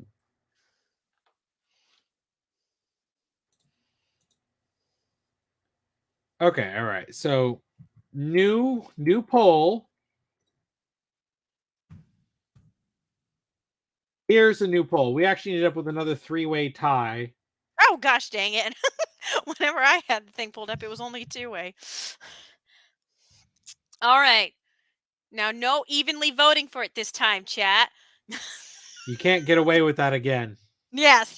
You can't keep getting away with this, chat. You dastardly fools. Ooh. I better come not. on. Everybody. Oh gosh dang it. we can't have another tie.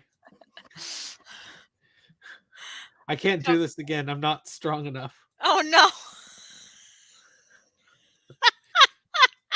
It's a 2-way tie. No, Ghost. Don't evenly vote for it again. No. No. Bad chat. Bad. Oh, close it. Close it now. We got a winner. Stop the chat. Stop the madman. All right. We're throwing that out. We have a new winner, and it's Sea of Stars. Yeah, son.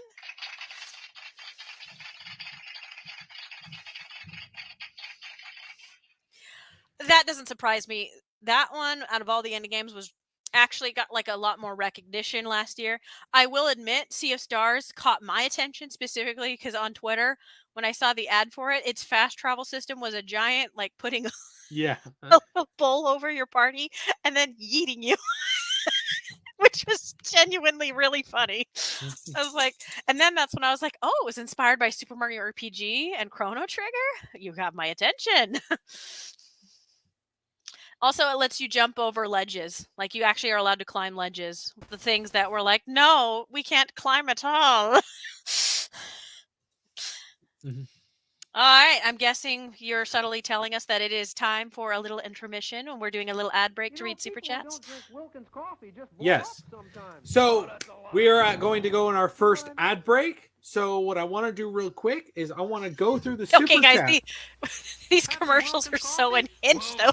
I love these. I'll take some. Surprising how many people are switching to Wilkins coffee. It's like Kermit's homicidal brother. You Yeah. should probably turn down the volume just a little bit so that way we can hear you more, so you can read super chats. Coffee is best at any price. Oh, what? Because it's true. That's as quiet as I can get it. Oh, okay, fair enough. Guess you need to talk louder, cool man. Okay, all right, I'll be loud. Bye, baby, in your cradle so fluffy. I can sleep too, 'cause I But drink basically, Wilkins the joke Italian was how the coffee. Game Awards basically wouldn't allow devs times to talk at all. So basically, our joke is like, screw you. We're not like making room for ads. We're making room for you instead, talking over the ads. Not me. I don't drink it. It lets everybody sleep. I'm sorry, these commercials are so funny. But Yeah. who's our first? I think Charlie did a.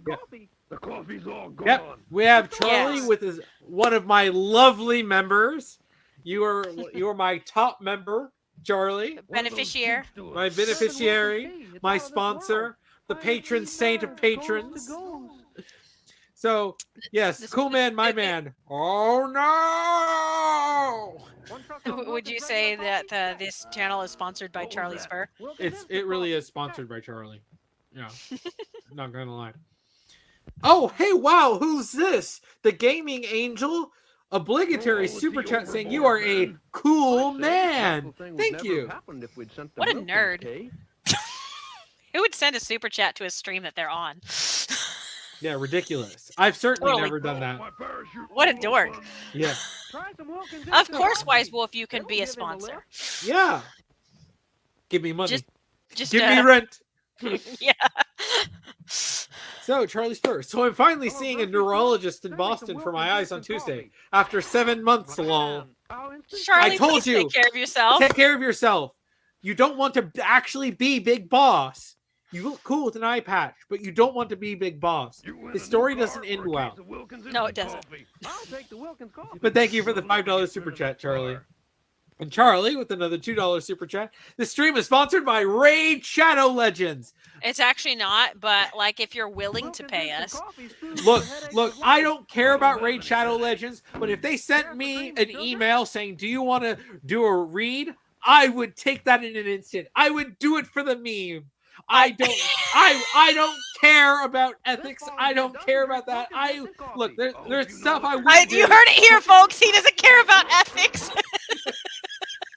Look, there's a lot of stuff I wouldn't do sponsorships for because I don't think they're good. But like, I don't care. Raid Shadow Legends is like the YouTuber. Like it is also pretty harmless. It's just a corny, stupid like mobile game. Yeah, like, nobody's like harmed by it. It's just a meme. Oh no, you're being canceled. Oh no. Oh no. Hey. No. Wait, no. Darling, if I marry you, will you keep me in Wilkins coffee? Boy, will this be a soggy romance. Oh, these commercials are so unhinged. I love them. So, we have Charlie again with another $2 super chat. Angel Phoenix wanted to lodge an objection. Yeah, he is whining at me. I probably should open the door and let him out. Thanks for reminding me. Hey man, what makes you so square? I don't dig Wilkins coffee. You should. It really swings. There, he can go bother my little brother now. So those are all the super chats. Thank you very much for your multiple super chats, Charlie. They are appreciated. Hey. And you, Angel, too. Your super chat was also great. Yay. Want a sandwich made with tasty I think bread? I think we're good. Well, we also have Oh. we also have our gift card giveaway. Oh, that's right. Shoot. Let me pull out of my hat. Hang on. I Yeah. wrote down everything, and I'm gonna pull it from my hat. I got my Get Smoked hat right here, filled with names. Yeah. So something I talked about in my little video, talking about the details. We are having a gift card giveaway. We're gonna have 3 of them throughout the stream, one for each of our ad breaks. So we had we had on my Discord server, we had a little the announcement, and we had everyone who reacted to that announcement with the emote got put onto this little board here to have their name picked for. I was just gonna draw names from a hat, but that works too. Yeah. Oh yeah, I figured that this is a nice little way to do. It is fancier. I'll admit, it does look better. Yeah. So. So which gift card first? The Steam one, the eShop one, or the Amazon one? Let's do the eShop one first. Okay, let me grab the code for that one. All right, you go spin the wheel. All right. So.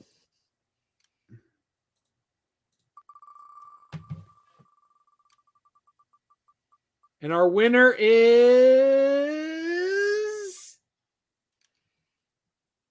Jay Super. Oh, Janie! Janie, are you watching? Yeah, because that was one of the stipulations. You got to be watching the stream.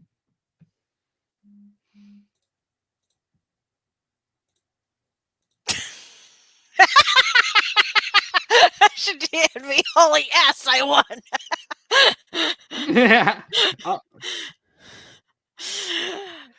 right.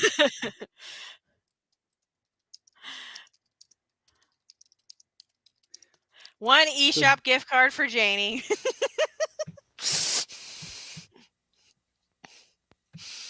You like really good coffee? Why not spend the extra money and get 2 cans of Wilkins? Why not? All right. So while you're doing that, I am going to be. Oh, heck, my flying saucer's out of atomic fuel. I'm even worse off. I'm out of Wilkins coffee. Well, I get some of this next stuff ready. You guys enjoy Wilkins coffee. Wilkins coffee's good coffee. Boy, Yeah, gosh dang it. I stupidly bought these from GameStop's website. So they're like, you actually have to have a verification code to get this code. It's like, why do I need a verification code just to get the digital code? Just have it in my email, dang it. Ah, here we go. Finally. All right. This is such a pain in the neck. Here we go, Janie. Yum yum, this Wilkins instant coffee is delicious. Janie, let me know if you have an issue with it. Mixed with boiling water. But there's your eShop code. Thank you for watching the stream. Your support is appreciated. These gift cards are just nice little thank yous to everyone here who's coming in and supporting the stream. Because I know I don't really stream often. We should do it more often. But people loved our tier things that we did. Yeah. We'll have to think of another tier list to do at some point in the future. Those Well, were fun. Especially the Halloween candy one. Well, and I know we talked about that, the Zelda, the wacky Zelda theories. Well, that was more of a Zelda theory stream, but I remember we talked about like also Ace Attorney, like the characters. Oh, like a witness one would be fun specifically for Ace Attorney, like all the wacky witnesses that you get. What about my future? I hate to tell you, but anyways, next category. I think we're ready. Oh no, just a second. I need to finish up the doing polls. Tick tick tick tick tick. So good news though, chat. My headache is finally gone. It only took 5 hours. Slow and steady wins the race. Oh, it was miserable at work. I thought I was gonna like die. I don't care if I'm being a big baby. It was actually a really bad migraine. It was really bad. I was seeing colors. I was just like, it's okay. Tough it out. Tough it out. Tough it out. Because so many people called it sick. So I didn't want to be a baby and be like, actually, can I please go home? It's like, no. You're just sitting there dying. Plus, I need money. It funds my addiction to video games. Give me rent. All of my backlog is just like, give me rent and add more to it. I got a bunch of new games recently too. It's like, why do I keep doing this? But there were so many on sale. I know, he just wanted to be remembered. They were so good. Oh man, I got Wolf. If you're still in the chat, that one. I think it's like, what's it? Fate Samurai Remnant. Yeah. Yeah, I recently ordered that because Wolf said he really liked that one. I was like, oh shoot, that sounds like fun. I'll grab it. So I grabbed that one. There was that one. I think it's called Myth Force. It was like on one of those Nintendo Directs. It was basically inspired by He-Man. It looked like a lot of fun. It was all like, play a Saturday morning cartoon. And I was like, that one looks like a lot of fun. So I grabbed that one as well. I couldn't help it. I had to. Oh, and for the PS4, I bought the Sakura Wars, the newer Sakura Wars that came out for the PS4. Yeah. I was like, I've always kind of wanted to get into it, but it was specifically because of the Project Crosszone games that I wanted to get into it. So many things because of the Project Crosszone games for the 3DS made me like, I want to play that game. I want to play that game. Oh, this character's from that game? I want to play that game. Yeah. Especially like that's why I bought Resonance of Fate. Yes, and Tales of Vesperia, I got it because of that mostly. The Yakuza games, it was because of Project Crosszone introduced me to Majima and Kiryu. Ace Attorney is what, like, Project Crosszone is the main reason. I mean, yes, I had friends who love Ace Attorney for years, and they told me you should play Ace Attorney, you should play Ace Attorney, you should play Ace Attorney. But Phoenix and Maya, like, they won my heart because of how funny they were in Project Crosszone too. Maya insulting him, bites into his face. His chin looks like a butt. And everyone is like, that's mother effing him bison, Maya. Like, Maya. But I was just like, I like her. No fear. No fear. I love her. It was like, okay, yeah, like all the constant different like character art style portraits was a little bit jarring, but after a while I kind of stopped caring that everybody was drawn in a different art style. Yeah. Those are fun games. Those are some fun games. I want to replay them again someday. Let's just add that to the backlog of things that I'll replay. Yep.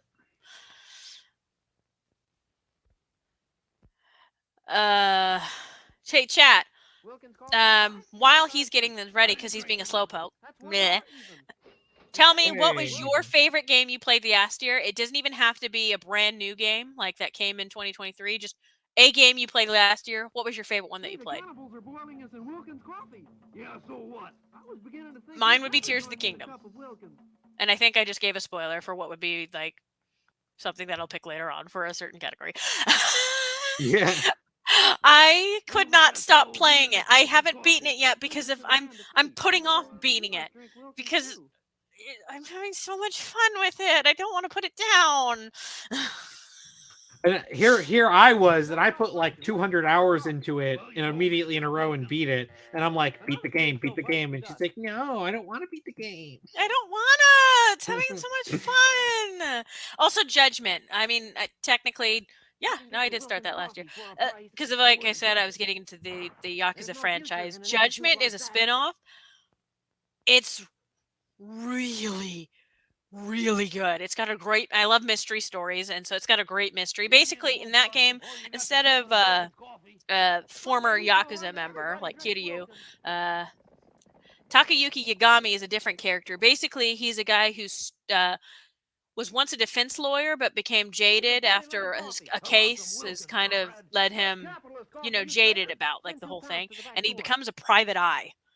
And basically, you're following him, like connecting the dots of like this grand conspiracy, basically and his partner is an ex-Yakuza member who was kicked out of his clan, who's basically like his muscle that helps him, but he's like also knows like a lot of kung fu. Like he's so much more nimble than Kiryu. One of his things is that he knows like the crane style and the tiger style, and you can jump off walls and do some acrobats. It's really fun to play. I really like it a lot. And How about a delicious cup of Wilkins coffee? No. I mean, would your favorite game be Tears of the Kingdom? Yes, easily. What other games did you play last year that you were like, oh man, I really love that? Well, one that's not a game from 2023, but it was a game that I played was Katana Zero. It's an indie game that came out in 2019, I believe. I found it by happenstance, scrolling through the eShop, and it is an absolutely amazing game. Isn't that where it's like it's one-hit kills constantly? Yeah, you only can take one hit, but you can repeat things as much as you want. Like you restart the level, the areas over like each time. But yeah, it was okay. All right, I got the categories done. All right. So, All right. What's our first category? Well, our first category. Let me take this out.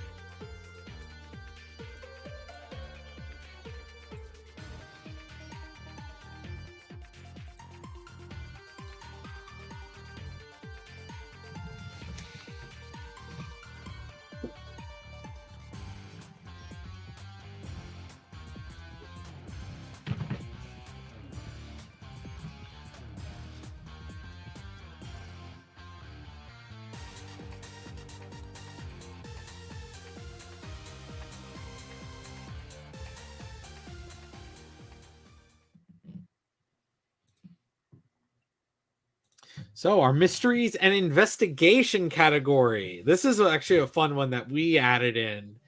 Yeah, we love mystery investigation games. So the first one to bring up, if you follow Cool Man, you'll remember a certain little game that you just see right here at the start that he streamed, and he had technical difficulties for a whole hour.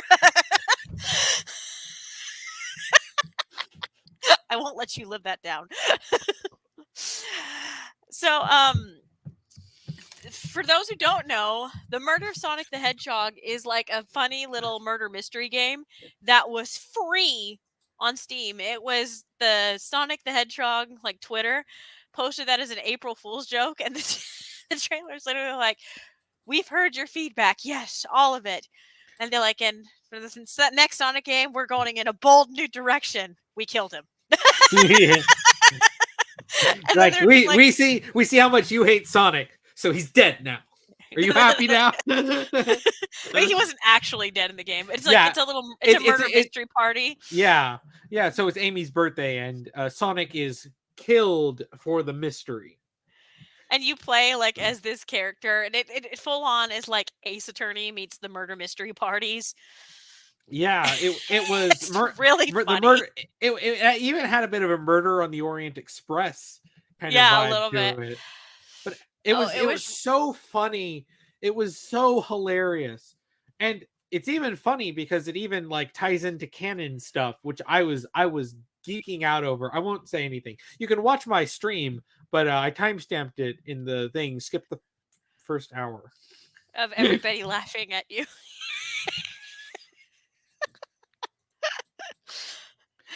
Some of the memes in the mod chat. My favorite was when Ghost screenshot like this awkward face you made, and you were like, "Stop!"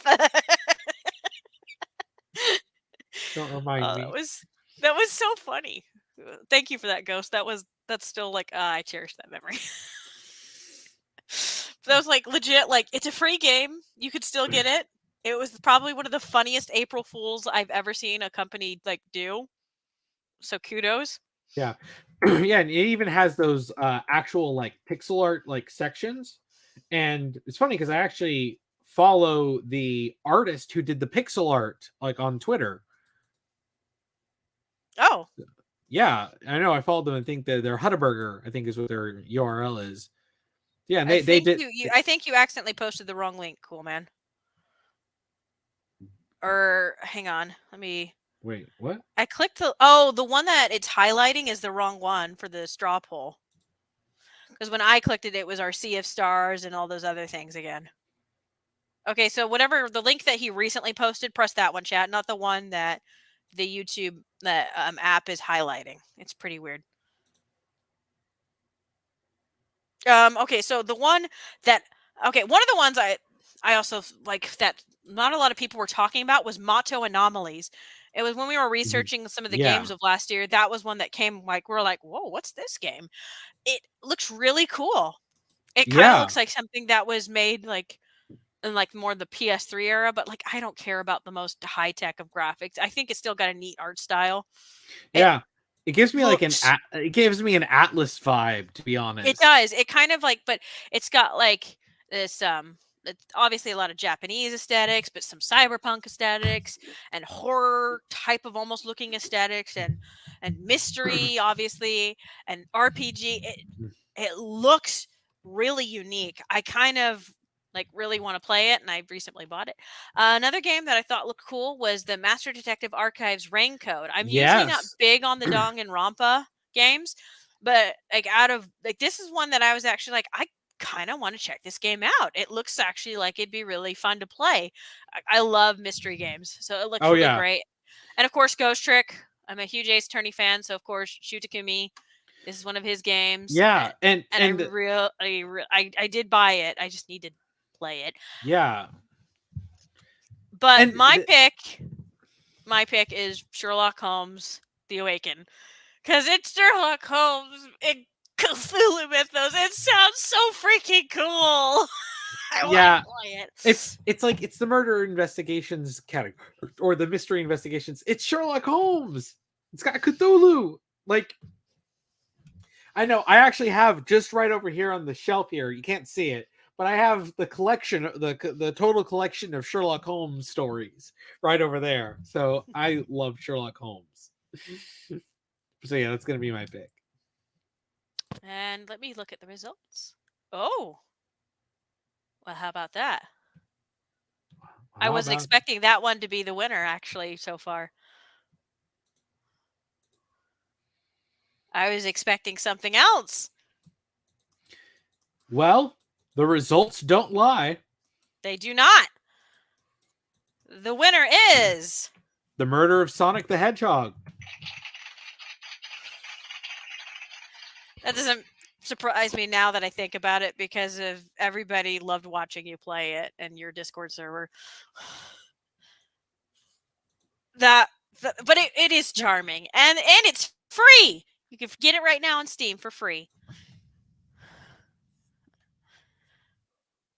We're like telling Julie, our friend Julie, like you should get Murder Sonic the Hedgehog. Like that could be your first Sonic game you play. Like you like Ace Attorney. Yeah. I mean, I definitely recommend it. It's a very, very fun visual novel game with a lot of puzzles and stuff. It's very funny. It is very funny. Yeah. Okay, time for the next category. And it's short. It's not a long game at all. You could get it done in one night. I completed it in just 3 hours. but it's charming. I really liked it. All right.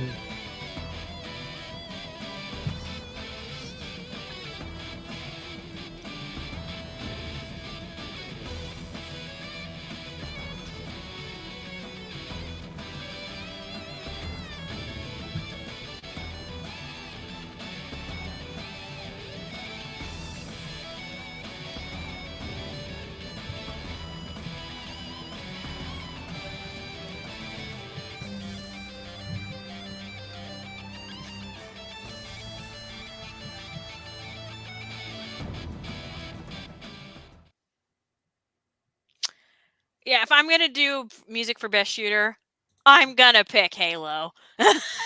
Yeah. Yeah, this is an interesting category because there's quite a few interesting shooters that came out this year. The one Or this I'll last bring year. up first is 6 Days of Fallujah. You'll notice this weird effect on that map, like image. I had to put that in there because if it was interesting watching a trailer where the developers were basically talking to soldiers who actually survived their campaign in Fallujah. They wanted to recreate the feeling when talking to these soldiers, the few that did survive and make it out of there. This feeling of there's only a few of them and they're in an area they don't know. It's basically almost uncharted waters for them. They don't know what's around the corner. You never know what's coming next.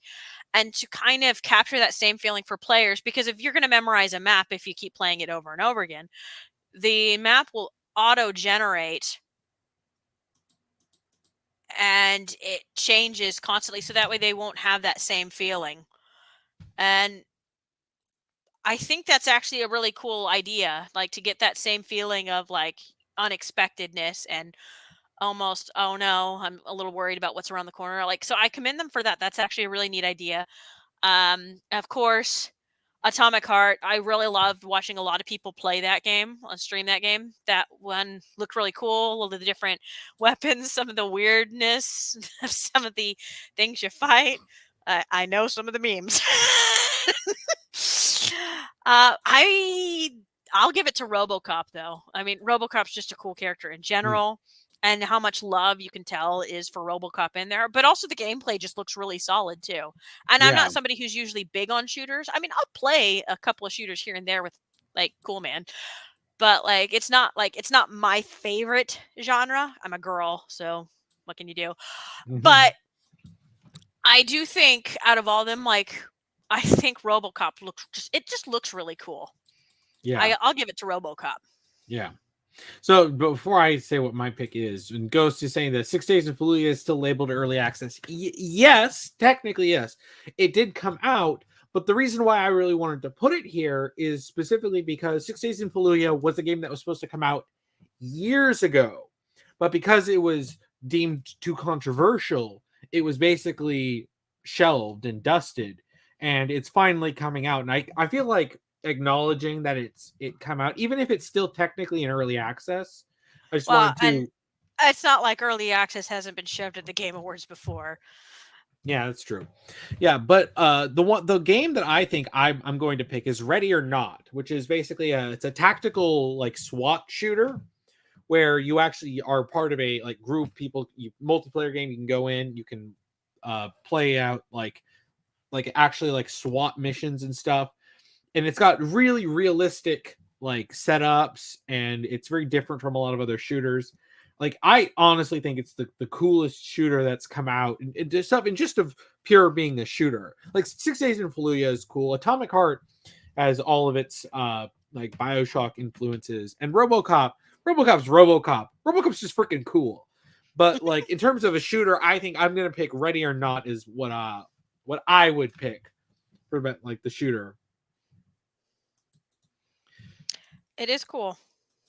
I'll admit, like whenever I was grabbing like trailer footage to make these videos, I'm like, oh, that looks really cool. Not gonna lie. Yeah. So let's see the results. Well, I think we have a winner. Yeah.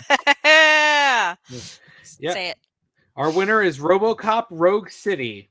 Yay, boy! Yeah. Oh, we're gonna put that down. All right. Now let's move on to our next category. Rainbow Six. Yeah, I hear you, Ghost.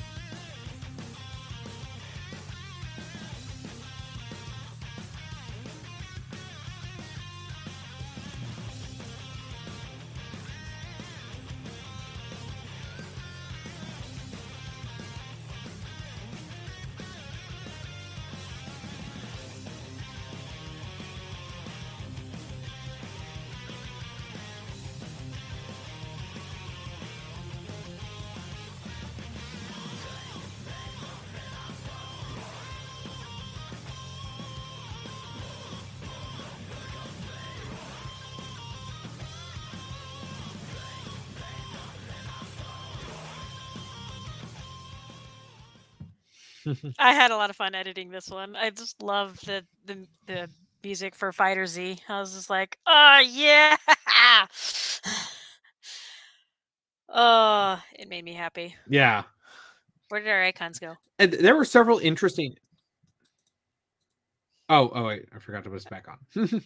Yeah, like, where did it go? There were several interesting fighting games that came out this year. Like, obviously, everyone knows about Street Fighter. Everyone knows about Mortal Kombat. But like, you have Nickelodeon All Stars Brawl 2, which definitely is a step up from the first game. Because the first game was very bare bones. Yeah, they added a lot more characters. It looks like a lot of fun. It's definitely evolved as a Smash clone. Yeah. And Pocket Bravery looks really cool. Of course, we mentioned Idle Showdown. That one looks like a lot of fun. My pick, however, I'm going to give to God of Rock. It's the one out of all of them that really stands out to me, is so unique. It's the only one that's a rhythm game that's a fighting game. So, like, think of like all those like people that if you grew up in the arcade playing fighting games at the arcade, if anything, you're prepared for God of Rock, because the whole point is getting all those timings like right with the button presses.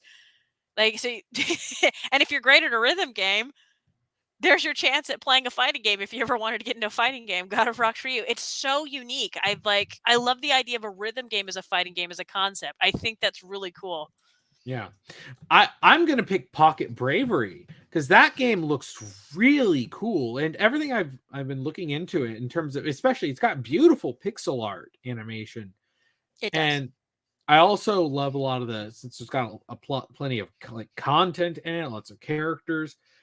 So yeah, I really wanted to shine a light onto Pocket Bravery, because a lot of these smaller fighting games, they need to get some attention because everyone knows the big brands, but these ones, I think this is something I wanted to show people. Give the little guy a chance. Yeah. I will say, even though I don't like the realism art style that they were going for with Street Fighter 6, but of course that's because they're using the RE engine.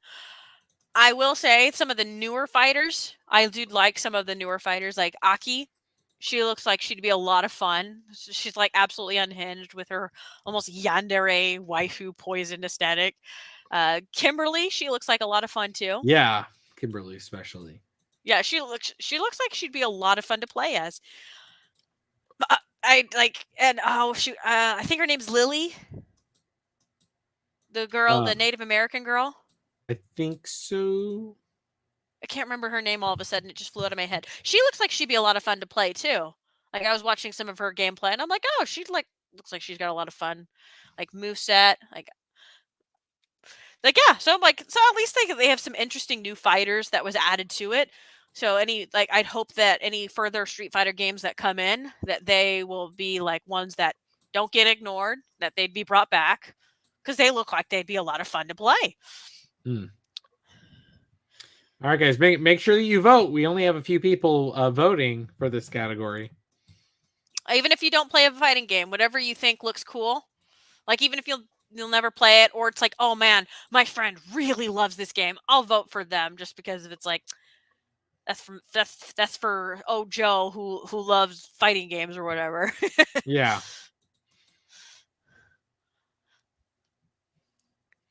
Or if you're like, oh, cool man likes this game, I'll vote for this game. Yeah. And right as I said that. Thank you Yeah. for the vote. Yep. Thank you. We have one in the lead. Let's see, because we still have like 10 people who haven't voted. Yeah. If you haven't voted, just pick one. It's cool. Don't matter. Yeah, you don't need to think too hard about this. This isn't we're not just even if it's like, oh, I think the art style for that game's really neat, or I think the action looks cool, even if I'll never play it in my life. Yeah. Sometimes it comes down to simple, that has a nice aesthetic. Yeah. I'll give you a tip for that. Yeah, and again, this is us just having a little fun in our own little awards thing. We're not a mega serious around here about this. No, we're not. And we're not going to be shilling a bunch of anti-vaping ads or razors or be a Dorito Pope. Though I told Cool Man he should get a Pope Pat, and just for some reason he wouldn't do it, chat. He's made out of Doritos while he carries Mountain Dew. I'm sorry, I forgot to get my my blessed Mountain Dew. Yeah. It wouldn't go all out. Tisk, tisk, tisk.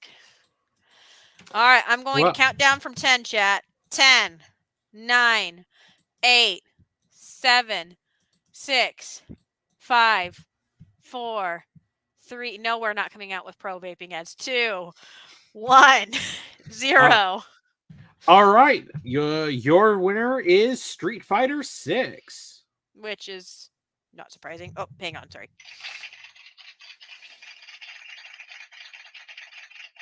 All right. It is Street Fighter, and Street Fighter's been around for a while. Yep. All right. So now we have actually a category that I was really excited to do. Wait, yeah, now you're excited? You weren't excited before? Well, I was, but this one in particular.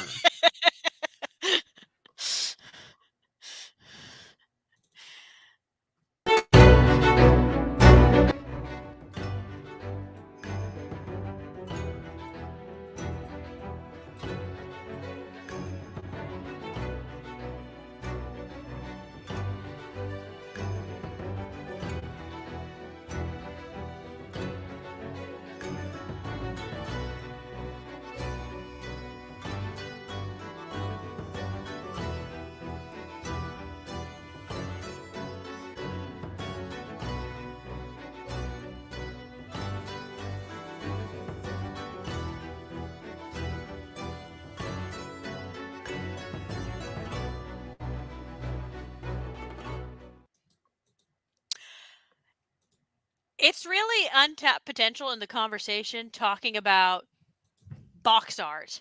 Like much like with movie posters, I think remember back in the old days where you would just look at a game or an anime's like DVD cover and you bought it just because of it looked cool.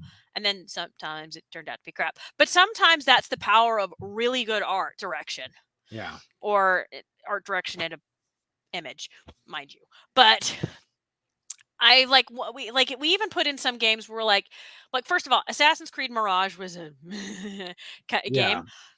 But I really liked its box art. It kind of made it almost gave almost the illusion of, oh, this reminds me of like the original Assassin's Creed 1 and 2. It wasn't. It was trying to be, as somebody best put it. It was Assassin's Creed Valhalla's like gameplay trying to wear the skin of the original Assassin's Creed. It desperately wanted to be the original because of. But granted, I don't think that's the studio's fault. They were like told to make it in the Valhalla engine to reuse assets to get the game out on time. And but that's something I really wanted to focus on with this category is that irrelevant of the game itself, just art. And that's what I wanted, because the feeling of that box art looks cool. Like if it was like I was a kid and I saw that box art when I was a teenager, that feeling of, oh man, this looks cool. I want to kind of check this out. Yeah. And some of these where I'm like, ooh, I love this box art. Ooh, I love this box art. Like, ooh. My favorite has to be Bayonetta Origins 3 and the Lost Demon. Now, I knew you were going to say that. I know, exactly. Everyone's like, oh, but you're such a Bayonetta fan. Of course you'd pick that. It's like, first of all, shut up. Yes, I am. Second of all, I love the watercolors, the fairy tale, the picture book look. It's very Okami in its art style. And that's by design. Hideki Kamiya, one of the games he worked on back when he was in Capcom, was Okami. And you could tell that because there's a couple of things in Bayonetta where he brings his love of Okami in there. Just like how the whole game's direction is basically Devil May Cry, but Bayonetta. The Bayonetta Origins is very much plays more like an Okami game, minus the whole painting thing. But the way it more moves, the more like the adventure exploration aspect, the art direction, it feels more like an Okami game in spirit. And I quite enjoyed it. It was a game that people kind of slept on. I think also because of some people, because it plays differently. It's not the more action game like Bayonetta. It's a more adventure game, so it's definitely feels different. Plus, it's a younger Bayonetta when she was like way before Bayonetta's. Like it's like literally Bayonetta Origins. But it was such a charming game. It was so fun. I loved it. And that box art is just okay. I know my feelings on the game aside has nothing to do with the box art, but I like the box art. Leave me alone. Yes, I didn't pick Zelda. I know. I do think Tears of the Kingdom has a really beautiful thing too. Like that's no snub to it. I think Wo Long's is really cool. I think it goes hard. I also think Hogwarts Legacy's it has that atmospheric, just like of, oh, look at that mysterious castle. It looks cool. Yeah. But I paid it. I'm sorry. I'm gonna go with Final Fantasy 16. Especially if I was a teenager and I was going to the store and I saw that box art, I'd be like, that looks rad. I want that. I know it's a guy thing and it's like a tough dude, it does. Fire. It definitely looks cool. First of all, Jordan, Hi-Fi Rush looks amazing. It's colorful. It's vibrant. Hi-Fi Rush was my second pick though, but it's so cool. It definitely it bleeds like, oh, this game looks like it'd be fun. Like that art style is Hi-Fi Rush is a gem. But I'm sorry, Bayonetta. Leave me alone. Okay, we have another tie. Guys, please make sure that you vote. Listen, it's our fault. We keep picking too many good things. Yeah.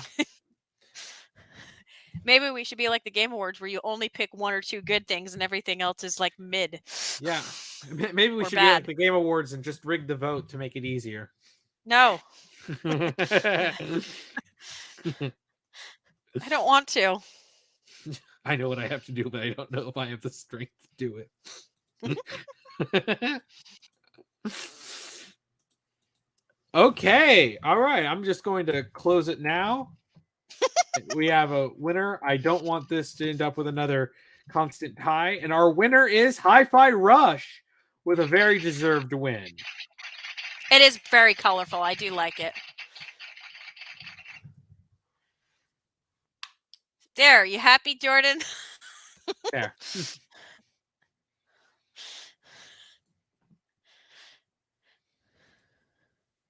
All right.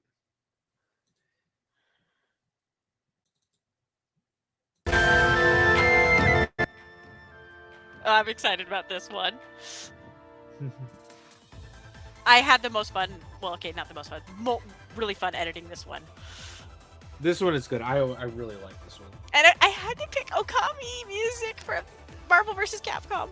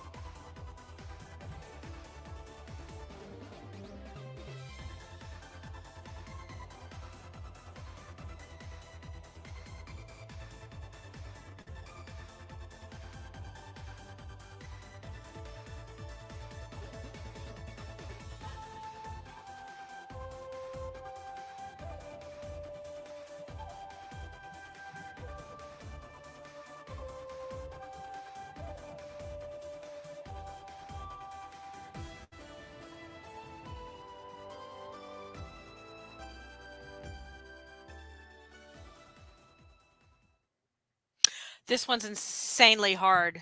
This is stiff competition. I'm still like I can every time. Sorry, hang on. I got to answer my brother in the chat. No, not music. Music is its own category. This is specifically aesthetics and art direction, specifically the visuals, specifically the art style, and so it's going to be extremely subjective because it's really just down to which game's aesthetics really appeal to you. And there is so much creativity, and that's why I had so much fun picking this category because I've always loved art, always. Mario Wonder, for example, since it's on the screen, has almost like, if you looking really closely, it has this like painted look. If you look really closely at the characters' models, it's very reminiscent of like the old Mario box art. Octopath, of course. The 2D HD always looks amazing. It looks beautiful. Octopath, I think, is one of the best looking ones in that style. And then you have like a Fire Emblem Engage, I think, is probably the prettiest Fire Emblem game, barring the main character's strange design. Otherwise, it looks gorgeous. Yeah.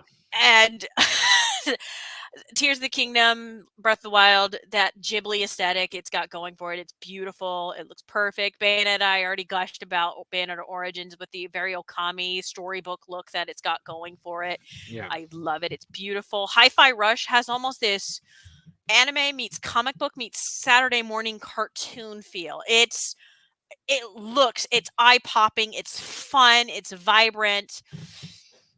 And Blanc was the one that really caught my attention because of it looks like a sketch of just somebody sketching with a pencil. Yeah, it almost has a bit of like that charcoal painting like aesthetic. It looks really cool. And Hellboy. The Hellboy game caught me and Coolman both by surprise whenever it was announced at the Game Awards a couple years ago. It looks like the Hellboy comic book come to life.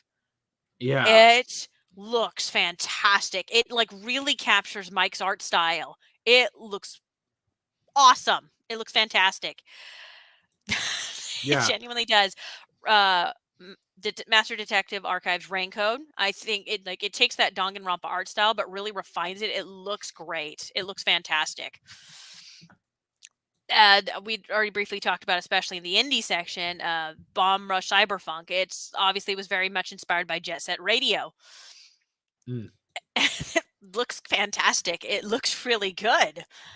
So this really is a hard category to pick from because they all are just popping with so much creativity and imagination in just the art style. But really, it just comes down to which one appeals to you. Like just by Yeah. looking at it, not the gameplay. Disregard the gameplay, disregard the music, disregard everything else about it. Just from its aesthetics and how it looks. Which one appeals to you the most? And this is going to be hard for me because I gushed about all of them. I think they all have fantastic art direction. Yeah. Kudos Because to I all the people who made these games. Yeah, that's something that struck with me, and even now, it feels like every 30 seconds I keep changing my mind on which one I want to I pick. know, it's really hard. Yeah, it's like, and it's so like they all have such different aesthetics, because even when you compare some of them that are kind of vaguely similar, but they still have the different styles to it. Like technically, like uh Fire Emblem Engage and Master Detective Archives are both in anime style, but they look so different. Well, and then you got Breath of the Wild, which has got a very Ghibli art style, which is anime-esque, but it's still very different. This one's hard. This one's really hard. Yeah, it's like I look at it, I'm like Hi-Fi Rush, and then Blanc, and then Web of Weird, and then Fire Emblem Engage. It's like, it's like, I'm gonna have to give it to Hellboy if I'm going to be honest. I think it's because I recently showed you those Hellboy animated movies, and they look yeah, fantastic, but no one's ever quite captured Mike's art style like to a T. This video game captured really his art direction to a T. His very strange but unique and really cool looking art style. It yeah, feels like a Hellboy comic book come to life. yeah, And for that, I think I'd have to give it to Hellboy. yeah. Gosh dang it! It's so hard to choose because Gun to your all of head. them. Gun to your head. If someone was about to kill you, cool, man. Okay, And all you right. had to save, you had to pick one to save your life. Someone off screen is about to kill me if I don't pick one. I think I'll pick Hi-Fi Rush. It's got such a beautiful. Was my brother holding a gun to your head? Yeah, Jordan, you were about to kill me if I didn't pick Hi-Fi Rush. But like more than just the style of it, like everything about how they styled the game, the way the graphics, the way they meld the graphics in, and the way they do the like the action. the action and stuff, and how it looks. I mean, it's so like I think if I had to pick like a secondary one, I'd go with Master Detective Archives, because I've always I like the style of the Danganronpa games, but I think Master Detective Archives is the best I've seen it look in terms of just pure aesthetics. Yeah. But like Hi-Fi Rush is just bleeding style. If I had to pick a second one, like if I was allowed to, I might go for Origins. It looks amazing, but I actually would pick Blanc because if it's really unique, I have never seen. I mean, there probably is, but at the moment, I can't think of a game that looks like it. Its art direction is very unique. That sketchbook look. I think it's really cool. It looks like it'd be an indie game, but it's not an indie game. Yeah. Well, and it's also funny talking about games you may not expect. Hi-Fi Rush is actually from the same guy who it's not from him, but like it's from the studio that made The Evil Within. And it's from Shinji Mikami's studio. Yeah, the guy who created Resident Evil. But what even more funnier is Bethesda owns their studio now. So yeah, Bethesda owns Hi-Fi Rush. So like look at all the Bethesda games and then you're like, Hi-Fi Rush? I mean, granted, I know it's like a Sega Atlas situation, like where it's like Sega didn't make Persona, but they own Persona because they own Atlas. It's just funny to think about where like, because you look at all the Bethesda games, you look at Fallout, you look at Skyrim, and then you see Hi-Fi Rush, and you're like, wait, they own both of these? Yeah. It just worked. I did like the reveal trailer for Hi-Fi Rush where it was like from the creators of Evil Within. Yeah, seriously. Yep, that's me. You're probably wondering how I got to this. It leans so hard into the comic booky, the stereotypical, but it has fun with itself. It's very self-aware. Yeah. Well, and it's really funny because then I looked into the like the creation of that game a little bit, and Shinji Mikami himself was like, I don't want us to just do horror games, because Evil Within was very much a Resident Evil 4 spiritual successor. And he's like, I want us to do something else. I want to say, what do you young guys, what do you think? What are you thinking of? What do you want to do? And then that's how they ended up coming up with Hi-Fi Rush, because he wanted some of that young blood to just come up with something new, and he's just like, it definitely was a very fresh game last year. And its art style is very reminiscent, because everybody looked at it and like, it looks fun. Like the art style just bleeds fun. You kind of feel that inner kid come out when you look at it. We got a tie. Come on, guys. Yeah, please vote. We just need one person to break this tie. And as soon as so many, like, there's actually a huge split. Yeah. Like, not in terms of the tie, but like a lot of people individually voting for a different game. Yeah, we have a lot of people voting. This category is a hard one. It's so much creativity. You might need to make a tiebreaker one where between the two that are winning. Yeah, let me get all those people all the ones who are voting for individually other stuff to vote for the two that are in the lead. Yep. All right.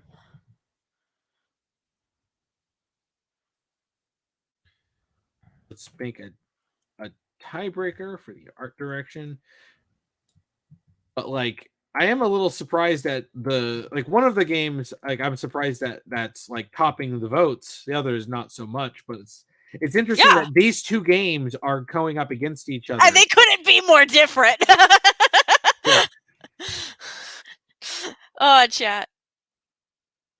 This is fun. I'm so glad that we did this. All right, so here's the new one. We are moving on from the last one.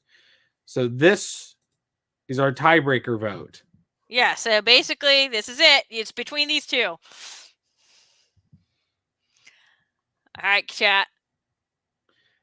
Ooh. Oh, I think we have a winner. Oh. Whoa. I am surprised that these two games are going so hard against each other in terms of the votes. 10, 9, 8, 6, 7, 12, 15, 23. 16. 5, 4, 3, 2, 1. All right, our winner is Hellboy: The Web of Weird. Oh shoot, where did I put my thing? Hang on. Yeah. Honestly, that is a very good choice for winners.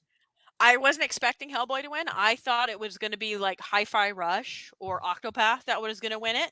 Yeah. Or Zelda. So I'm happy to see Hellboy get love. Yeah, and I'm surprised that Engage was the game I was quite surprised too, because I thought some people might write it off. Oh, just anime. I was like, first of all, it looks pretty. Yeah. It's the prettiest looking Fire Emblem game. Toothpaste genocide. Yeah.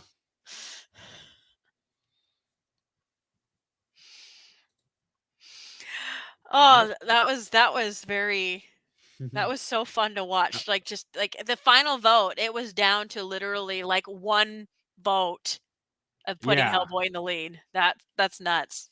Yeah. All right, let's go to our next category.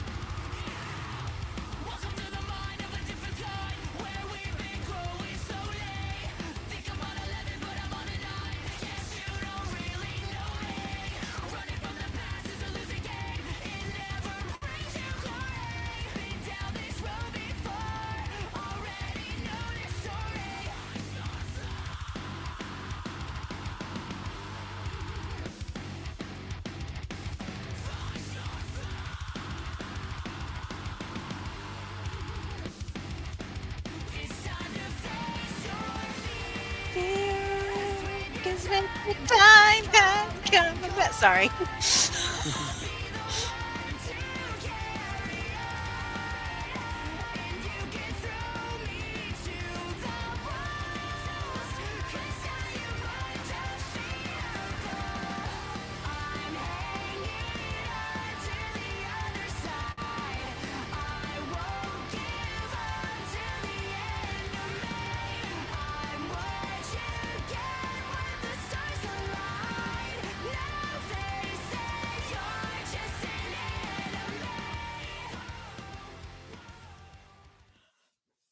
This one's gonna be really hard.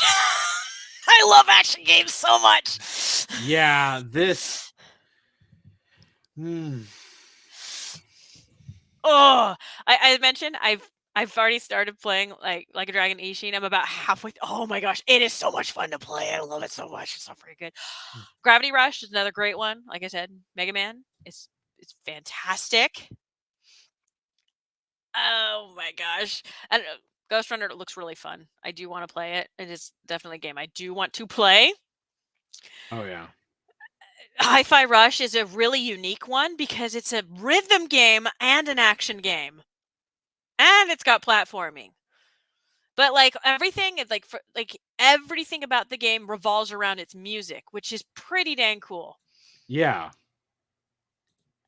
And yeah, Star Wars, it had a rocky start from when it was launched, but I heard they fixed a lot of it. A lot of people who liked like the Fallen Order, like I haven't heard any complaints about it especially in terms of its action, which is always good. Yeah. And no, Jordan, it's not going in dub category. Screw Yang Ye. He ruined my beloved Kiryu. Japanese sub only, please and thank you. Don't get me a sub elitist. Armored Core. Oh my gosh, it looks like a lot of fun.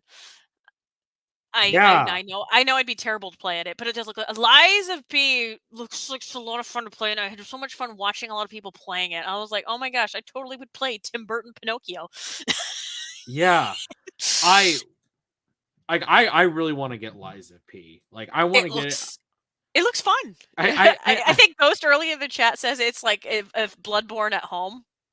Yeah. We have Bloodborne at home. I'm like, that's pretty funny. Shoot.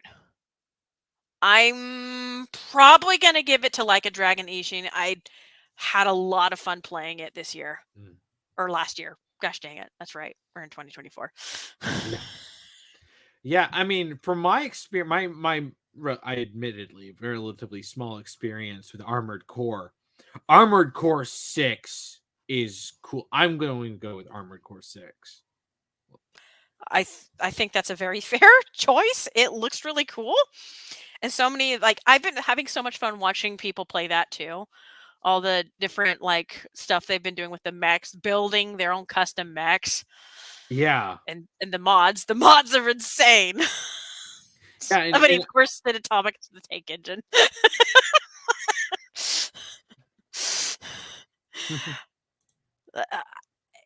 This is a hard category, honestly, because there's a lot of cool games. Yeah. Let's see, what are those? I'm not surprised by this at all, looking at the results right now.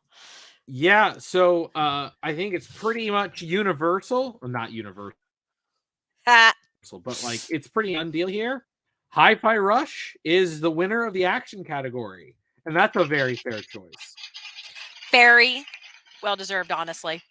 It is. I haven't beaten it. I've played a little of it, but what I played so far is really fun. It's very fun, and I do like that they mixed it up with the whole the rhythm aspect. Really, really cool. It's a really cool and very fun. And that game was shadow dropped. Yeah, and that's the craziest thing about it. It's shadow dropped and it's totally different direction for Tango Studios.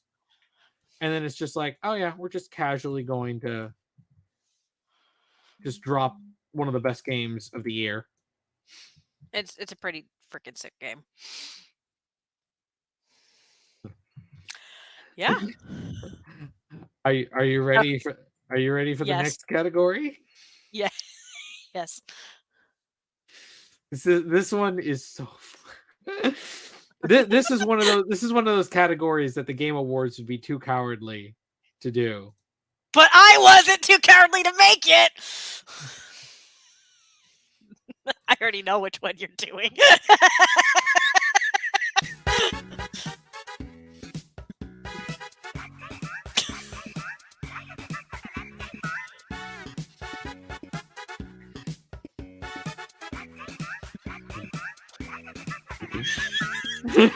Wait. My favorite part's about to come up.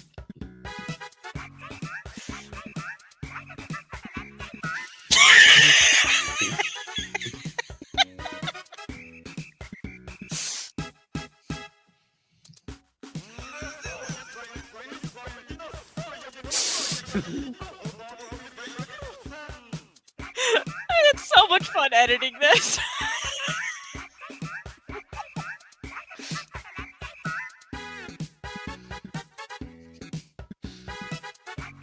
I had to put in that meme. I had to.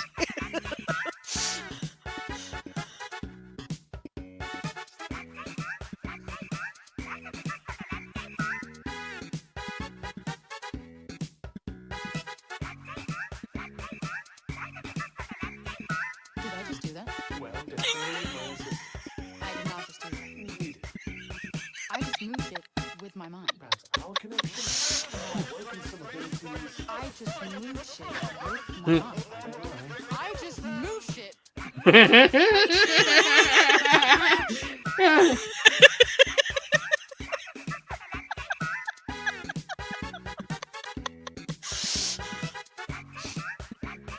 Mostly negative. I had so much fun. I like that.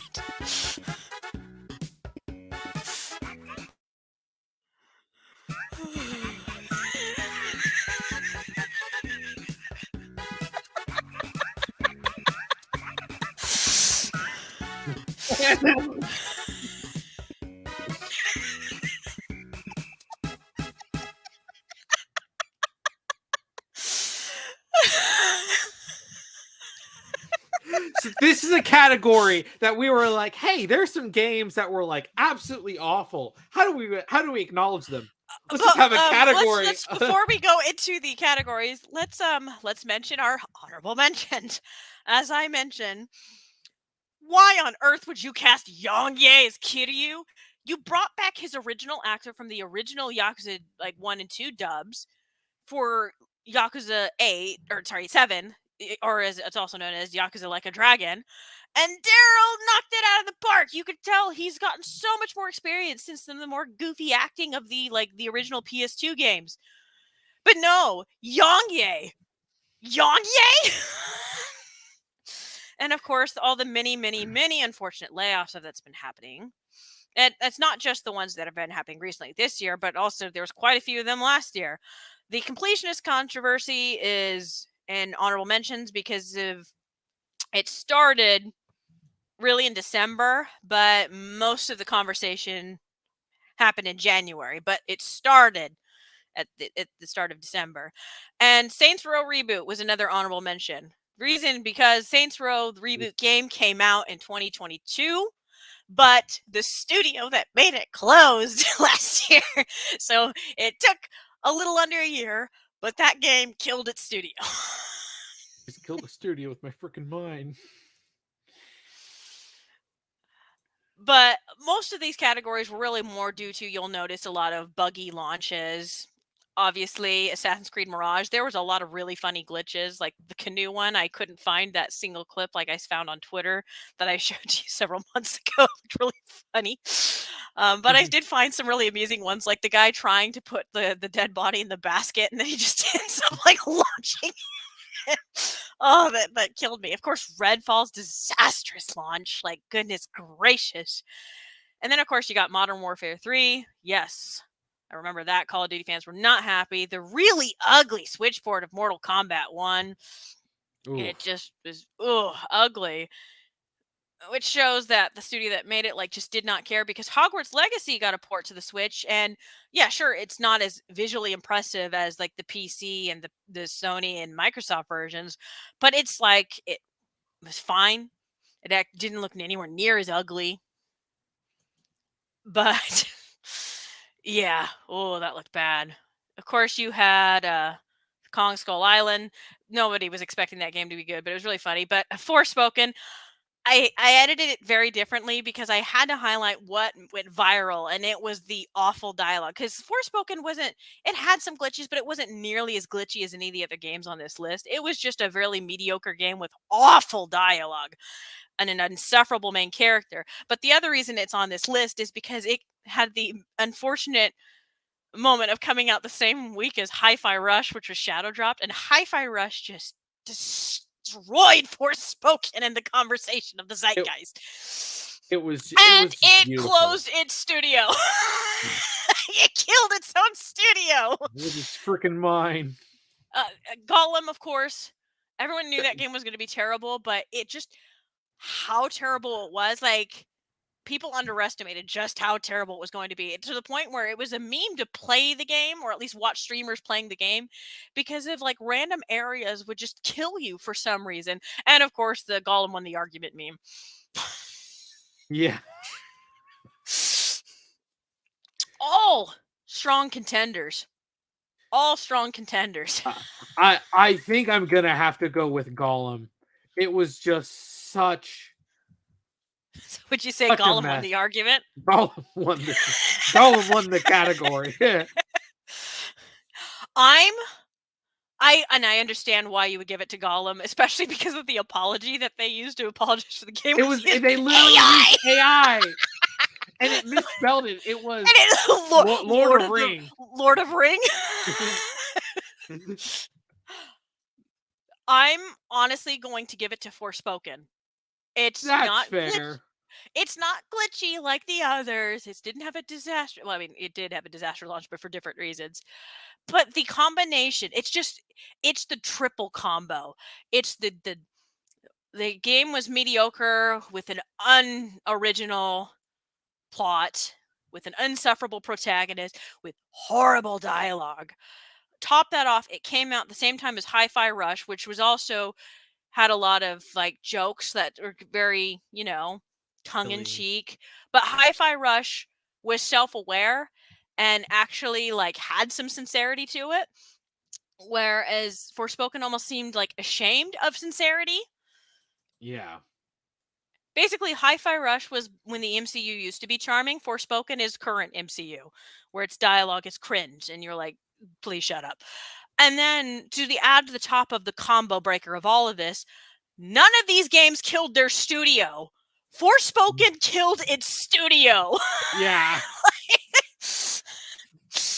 Like, that's crazy. It's like, yowza. Like, it didn't have to be a glitchy mess to kill its studio. It just was dumb.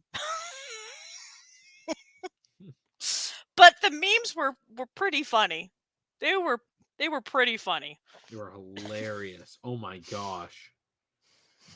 Okay, let's see what we got on our. Gosh dang it, guys. Oh, okay. So it just broke the tie. I just checked it and they just broke the tie. Okay. All right. I'm going to be closing out the vote now. Our winner for biggest disaster is Forspoken. Hang on. I think I got a sound effect for this one.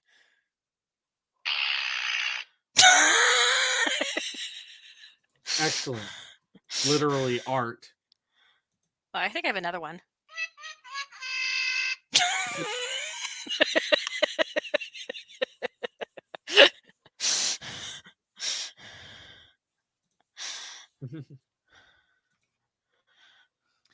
So that is the. My older brother brings up a good point. I think Forspoken is just a better example of a bad AAA development with a bloated budget that sunk a studio. Gollum and Kong were clearly terrible, but nothing close to the budget.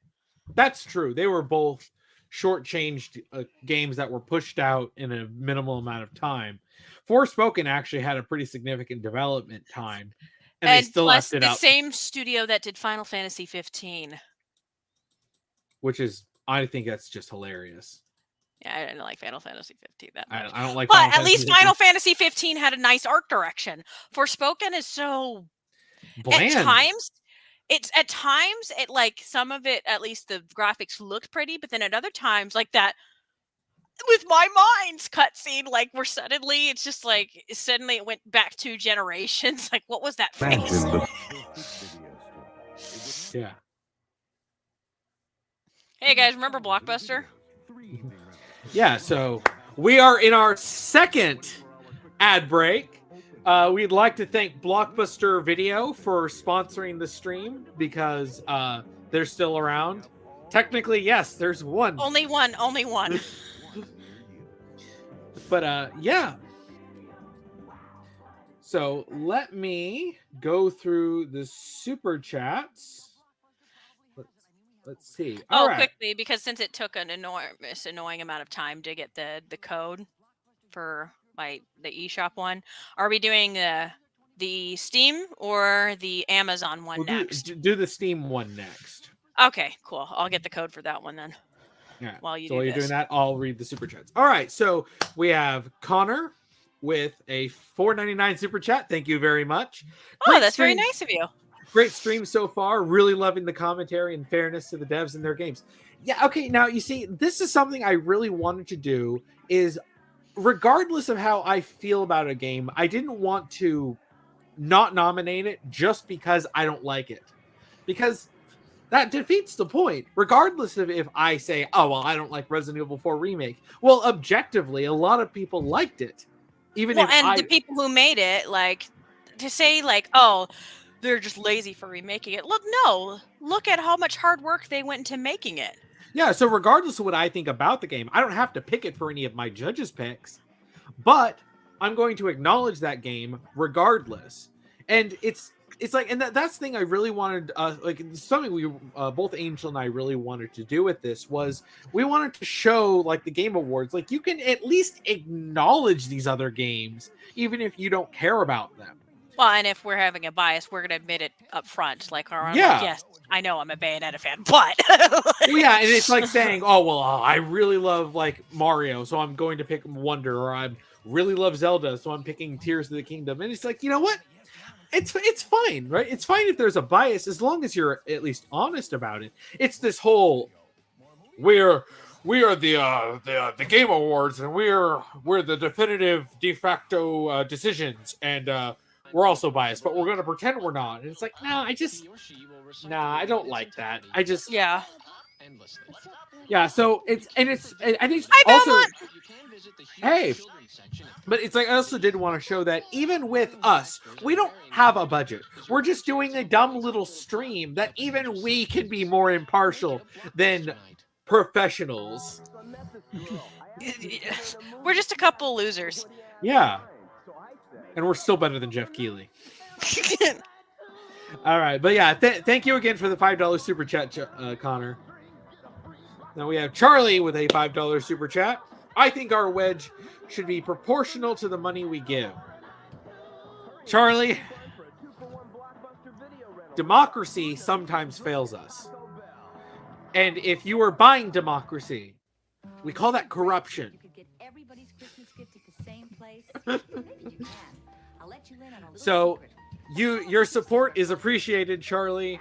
However, you cannot bribe the judges. We have Charlie with another $5 super chat. Armored Core, for legal reasons, it is not Gundam. It looks like a Gundam, but for legal reasons, it's not a Gundam. Yeah, it's obviously like clearly inspired by a lot of mecha anime, but it's really great seeing a series like Armored Core, because a lot of people were like, man, when has FromSoft made so many different games before Dark Souls? When are they ever going to get back? And then boom, out of nowhere, Armored Core 6, and everyone was just like, oh my gosh. And then everyone was like, please don't change it just to be more like Dark Souls. And they're like, no, it's classic Armored Core, including the difficulty. So yes, thank you for that super chat, Charlie. All of y'all's super chat and the support you're showing during this stream is very much appreciated. And I'm really glad this stream has been going way better than I thought it would. It has been fantastic so far, and y'all have been amazing with the support. So, do you have the code ready? Yes, I do. All right. I copy and pasted it and everything. All right. So, we're going to have to pause our Sonic and Knuckles commercial. Yeah, and Knuckles. And we are going to vote. All right. Now, let's see who's going to get the Steam card. Wheel of Morality. Turn. Oh. Stormy Clouds on the Discord. Stormy Clouds. DM me or Cool Man in the Discord right now if you are watching right now. If not, we're going to have to turn the Wheel of Morality if you left. Rigged. I know, it just passed you, Charlie. He's so close. I thought Charlie was going to get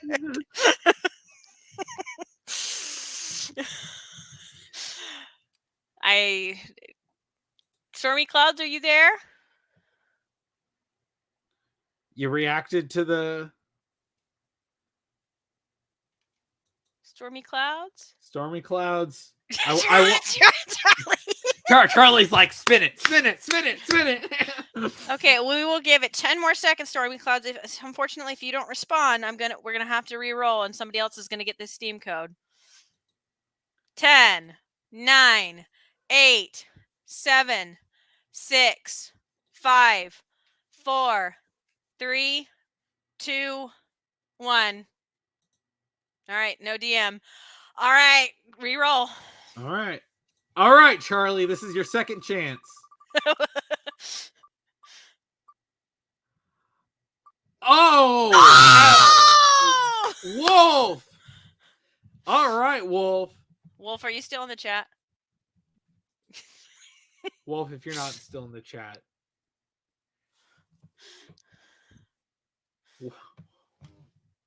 Wolf, are you there? You got to be watching. Well, Wolf was here.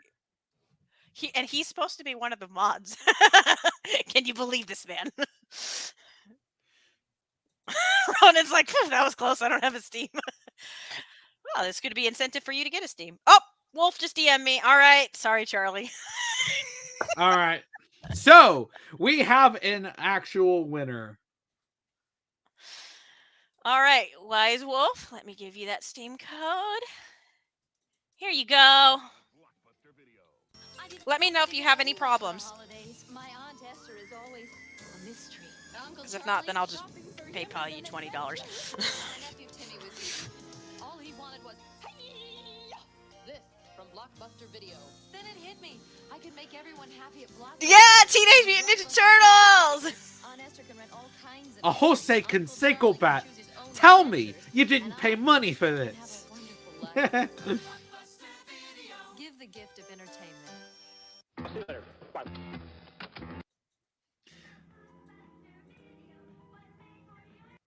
So I think we are ready to move on now that we've gotten that giveaway.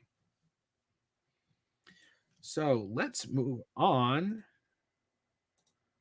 to our next category.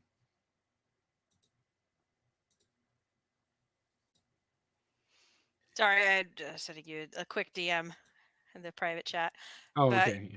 But yeah, put it on the next category. I'm just gonna get in private chat.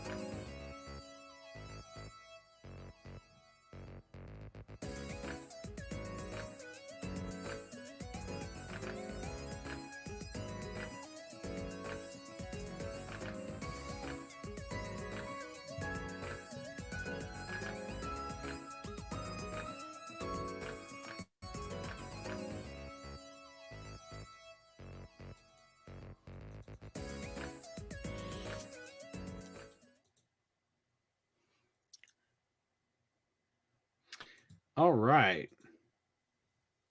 Oops. All right, now character creation is one of those things that I do think that sometimes gets overlooked. Good character creation is something that is, I think, greatly appreciated. Absolutely. I spend I don't know how many hours in character creation. Starting off right off the bat, Wolong Fallen Dynasty I think has a fantastic character creation. It wasn't a game I expected was going to have a character creation, like Koei Tecmo character creation. Did not expect that. I like also I have a hankering for like wanting to make the most tongue tied drop dead gorgeous female characters to play as, and Wolong really scratched that itch for me, especially because of like I can make the most drop dead beautiful like power fantasy woman. Like it even's got a breast liner. Like I was just like, yeah, I can make like the most model beautiful woman and no one can stop me. However, also I put Fashion Dreamer on there on purpose because if I like when that game was announced, I was like, a game for me, finally, Project Runway the game, where it's nothing but character creation and all the outfits and I can make her as cute as possible. Ooh, it tickled my fancy. I think objectively, taking my bias out of the equation, objectively, I think Baldur's Gate has the best character creation. I was just about to say that. Like I absolutely agree. I've seen people make so many detailed characters in Baldur's Gate 3. The amount of choices you have is insane. For that alone, objectively, I think Baldur's Gate 3 is the best one. But I'm biased, so Fashion Dreamer. I'm a girl. All right, you can do that. I'll pick Baldur's Gate 3.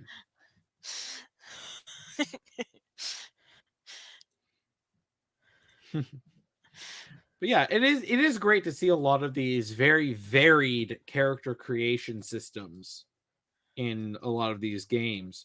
It's something I think that if you can make a character, it should be standard that you have a very detailed character creation with as many awesome fashion choices as possible for me. Yeah. I will say Street Fighter 6 was another weird one. I didn't expect to have a character creation. Okay, disregarding the bad DLC practices aside for the Avatar, I will say some of the character creation, like I showed Coolman a video, some of it was pretty funny of what you could create. I was like, oh, man, that's wild. But yeah, Fashion Dreamer is my pick. However, objectively, I do think Baldur's Gate 3 is the best. It really does. And it seems the audience agrees with 66% of the vote. Baldur's Gate 3 is the blah, blah, blah, blah, blah, blah, blah. It is the runaway winner of the character creation category. It is a really, really good character creation. If you love like spending hours on end in a character creation, get Baldur's Gate. I mean, first of all, Dungeons and Dragons, but like, get it. Yeah. Oh yeah, that's the other aspect. Thank you, Ghost, for bringing it up. Your picks affects your playthrough as well of like the type of character you create, which is another aspect of why objectively it is the best one. Like it like factors in like what race you pick for your character and other like choices that you pick for the character. Like that's really good. So glad that the chat agrees. Like we're all on the same page, even though I picked Fashion Dreamer. I'm sorry, I'm a girl. I can't help it. I like girly things. I'm not going to blame you for that. All right.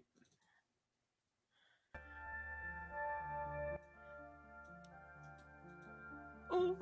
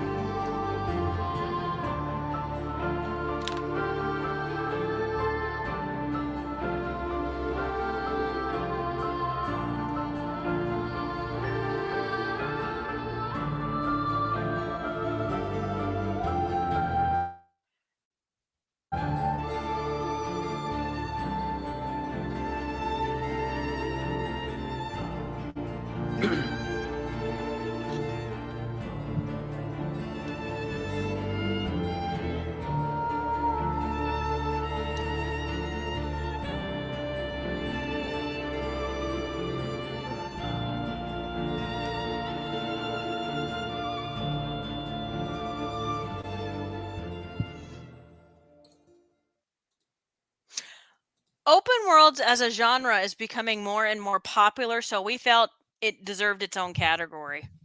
Yeah. Funny story picking the music track for this one. I kept going back and forth between so many different music tracks to pick for it specifically. And you'll notice what I've done was for every single category, I tried to pick something related to whatever that category is. And for an open world game, so I was trying to think of open world games, and my brain just kept coming back to Ezio's family's theme from Assassin's Creed 2. And whenever I was sharing it with Julie and Janie in the chat, like whenever I said to them, I said, you guys don't know anything about Assassin's Creed at all, and that's fine. I said, but listening to the song, what are feelings that you get from hearing the song? And it's so funny. They describe basically the story of Ezio without even realizing it.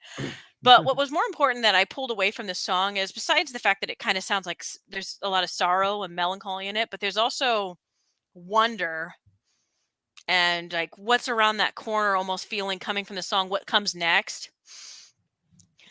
And I think that's the most important factor in an open world game, is that feeling of wonderment, that feeling of exploration, that feeling of what's around that corner, because it's a world that you want to explore. And basically, what kind of world do you want to explore? Do you want to explore the wizarding world of Harry Potter? Do you want to explore the planets of Star Wars? Do you want to explore this strange, like, futuristic-esque of like Atomic Heart, but like also like there's all this greenery? Like, what world do you want to explore? Yeah. Well, and in this category specifically, it's being judged as an open world game because there are certain things that you may like more. Maybe you might like the combat in it. But I think it's important to look at this category is the world it presents and how entertaining is it to like Do you is want the to open see world. what secrets this world has to offer? What's around that corner? What can I find? What enemies will I Yeah. find? What And treasure will I find? yeah, What and this secrets? is where a game and this is where a game even like Hogwarts Legacy, which is it's got issues and it's not like a perfect game, but if you were just looking at it as an open world game of what you get to explore, this is It why it's does in the have nifty category. little secrets from what I've looked into. Yeah. And But I it's will say it captures that feeling of the magical world of Hogwarts better than the movies, in my opinion. yeah. Send tweet. Yeah. But like I think it's obvious what my pick is going to be. I'm just Yeah, going to yeah, say I Tears of know the Kingdom. exactly what your pick is going to be, and I think it's a valid one, because if somebody's going to say, "Wait, but it's just the world of Breath of the Wild with Tears of the Kingdom," yes, but please explain why you're going to pick it, because I know why you're picking it, cool man. But tell the audience why you're picking it. Well, Breath of the Wild really kind of reinvented the open world because it basically said instead of doing something like what Ubisoft had been doing for 10 years, which was just artificially filling it with dumb little repetitive side quests to get you to explore, it's just said, all right, there's stuff to do, but just go and look. And it made you want to look. And even more so, you have Tears of the Kingdom, which adds even more elements to the world. You have the sky, like you see here. You have the skies. You have the depths. You have all these caves. And the You have caves, I wanted to put that in there specifically to show there are new things about this world. And even if you go on the surface world, it's not the same surface world. no. Yeah, there's certain It's parts that are kind of the same, but like you'll see that it's like kind of like 5 years later of how much that world has changed. yeah. Well, yeah, and certain areas that you would never go to on a normally, like in Breath of the Wild, like the areas around the ruins of Castletown, you never went there. It was crawling with guardians, but then you go there in Tears of the Kingdom, and there's a Well, settlement. as There's Belmont pointed people. out, also Monolith Soft helped with it, which they're the people who made Xenoblade. So yeah, Monolith Soft they they've been know how helping to with make so a many. good map. They're really Yeah, good at their that. Xenoblade like maps are incredible. So yeah, their expertise really helps with Tears of the Kingdom and Breath of the Wild. But like it's so funny because this is what I think, and this is what I really love that it's been doing for the open world genre with Breath of the Wild. But Tears of the Kingdom really makes you want to explore. It makes you want to go out and have an adventure, right? That is why I think it has the most effective open world. And even the other games in this category have good open worlds. It is, I think Tears of the Kingdom really does outshine everyone because Nintendo is so focused on the gameplay. They were asking what would make us want to go and explore, and it's just like it's that feeling of that looks neat. I want to go there. I want to climb on top of that, and then oh hey look, I found something, and oh crap, here's an enemy, or there's a Gleeok. Oh crap, but Oh, there's an enemy camp. A whole yeah. bunch of enemies and a lot of new enemies. And oh, shoot, that creepy like miasma. What's a giant hole in the ground. Jump down there. Well, yeah, What's down there? It's all even pitch black. and even doubly so for people who have played Breath of the Wild. You look at areas and you're like, hey, wow, that's so much different. Or hey, I want to see how this character is doing. Hey, I want to go see Paya in Kakariko Village. I want to see what's going on. And then you see these changes. And it's like, and it's great because for people who are playing Tears of the Kingdom first, but without playing Breath of the Wild, you get that. Thank you, Belmont. We appreciate it so much. Well, thank you so much. It was funny as I picked my judge's pick. So I think a lot of these games, especially some of the newer entries, like that aren't sequels to something, have done quite a lot of ambitious stuff. I know Hogwarts Legacy is Harry Potter, cringe, but like, I will give it some credit. The dev studio that made it, they were originally people who did the Disney Infinity games, and like Disney kind of ignored them and was basically going to close them, and then Warner Brothers scooped them up and put them on this. I'd like to see them in something else. Let's see what they can create, because for their first open world game, the world's actually pretty impressive of what they created. Yeah. But even if like there's a lot of stuff that's a little rough with it, but it is something that well no and it's impressive what they I'm saying despite everything, I will give the devs credit. They've obviously put a lot of hard work in it, but yeah, like I'll give even Insomniac credit, like to return to New York City. It's just New York City. So they had to add areas like Brooklyn and things like that to at least to make the map a little bit bigger. It is New York City, but even people who are mixed on the story of Spider-Man 2 and were disappointed in how short it was, everybody talked about it's fun. It's fun. It's fun to go around and explore. Like we'll go around and explore in New York again. So people, like at the very least, they got that nailed. And I've heard no complaints. And remember, Disney Star Wars, I've heard no complaints other than just the buggy launch of Jedi Survivor. Yeah. After they fixed the buggy launch, I haven't heard a peep of complaints for that game. Yeah. And that says something considering the absolute state of Disney Star Wars. So kudos to those devs. Atomic Heart, I have not heard a single complaint about people like exploring that world. Starfield's got its mixed reception, but I haven't heard a complaint about people exploring space. People like have said that aspect was pretty cool about Starfield. Yeah. You'll notice a game I haven't talked about yet. Like, cool, man. I have to give it to Zelda. I think it's pretty impressive how they were able to reinvent a world they've already created and make it interesting. It's the one game that, as I mentioned earlier in the stream, I could not put down. These other games, I was like, oh, that's neat. Oh, that's neat. Oh, that's cool. Or I played a little bit of it. But Zelda's the one that kept suckering me back in. And I know I've been a Zelda fan my whole life. I'll admit to that bias. But as somebody pointed out, back when it came out, as impressive as Breath of the Wild was, which reinvented and reinvigorated the open world genre, instead of everybody being Ubisoft clones, they now wanted to be more like Breath of the Wild. Well, Tears of the Kingdom came along and reinvented the wheel. It came along and made Breath of the Wild look like a tech demo. Yeah. That's insane. And Breath of the Wild is an awesome game, but Tears of the Kingdom blew that out of the water, and I can't wait to see the future of open world games after Tears of the Kingdom. Because Breath of the Wild already, like, kind of changed things. Like, for an example, Horizon Forbidden West and Ghost of Tsushima both cited Breath of the Wild, and Elden Ring all cited Breath of the Wild as partial inspirations for them. So I can't wait to see what the future holds for open world games.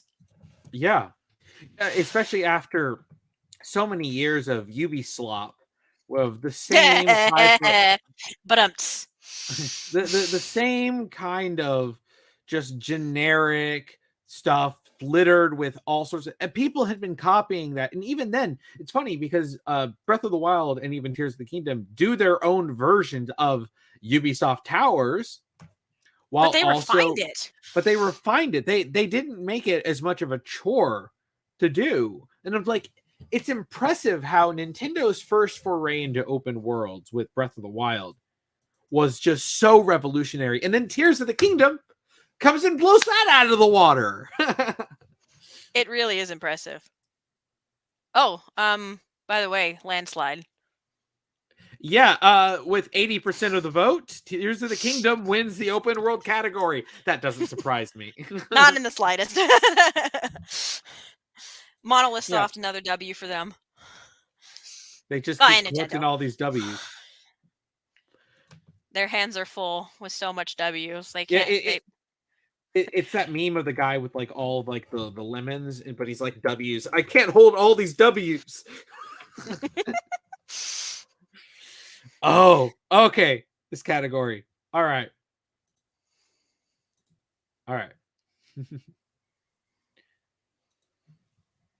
I've been wanting to get to this category. You've been saying that like 3 times. Yes, it's because there's so many good categories.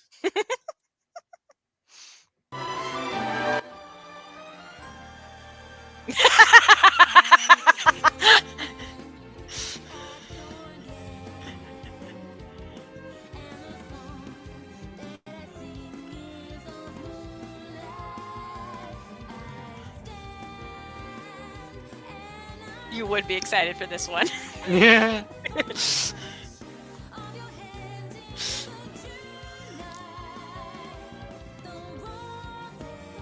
I had a lot of fun editing this. I'm not gonna lie.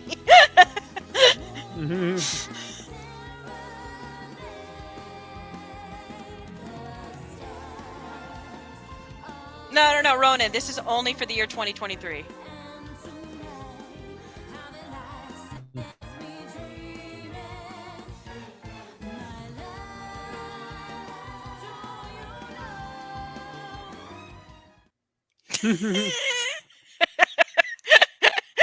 No, Jordan, you must vote.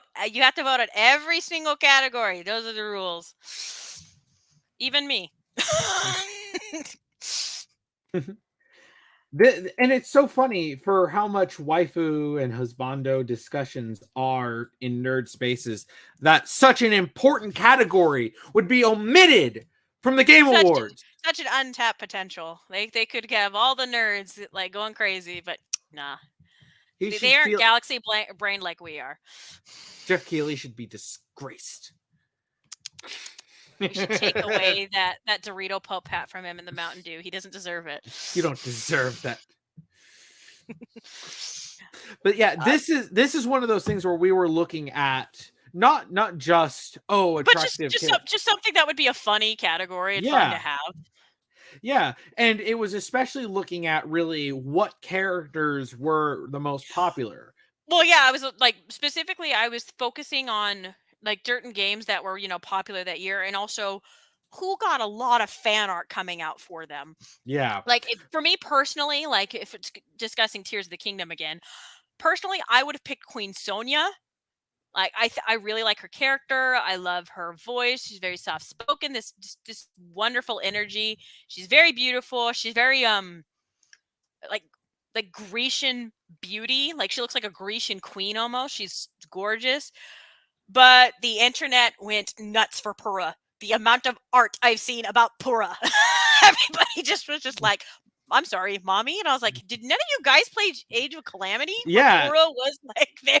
You got to see a literal young Pura then, but now that Pura finally corrected her age from Yeah, Breath with of her the Wild. experimentation, and everyone's just like, librarian mommy. And I was like, have none of you ever seen the hot scientist trope before? Like, it's like this new for everybody? But Yeah. everyone went nuts for Pura. And I was just like, all right, fine, I'll put Pura on here. And out of Fire Emblem, the one who I saw got the most art was Ivy, which, yeah, Yes. that tracks. Goth. Like sexy goths, of course that tracks. And Corsica, of course, a lot of people love Corsica. She's redheaded, she's awesome, she's fire. She's got a And Scottish accent. She's got that Scottish accent. So of course she's that angry Scotswoman. So that was also really fun about her. Shadowheart, the amount of art I've seen about Shadowheart is insane. Like all of the pretty much all the women in in Baldur's Gate 3 have gotten art, but Shadowheart in particular, people went crazy for her. It's like, yes, pretty elf. Yeah. Okay. Yeah, people like elves. Jill Ward. Yeah. Jill. So many Final Fantasy fans were just like, Jill. And I was just like, yeah, fair enough. Jill. They were all alive in that moment. It was like, she is pretty, to be fair, in their defense. Yeah. And shoot, I don't know. I guess for me, because of I'm not you, I would vote differently. I'd probably vote for like who'd be like really fun to hang out with. Who would be really fun to hang out with? They all seem like such lovely gals. Well,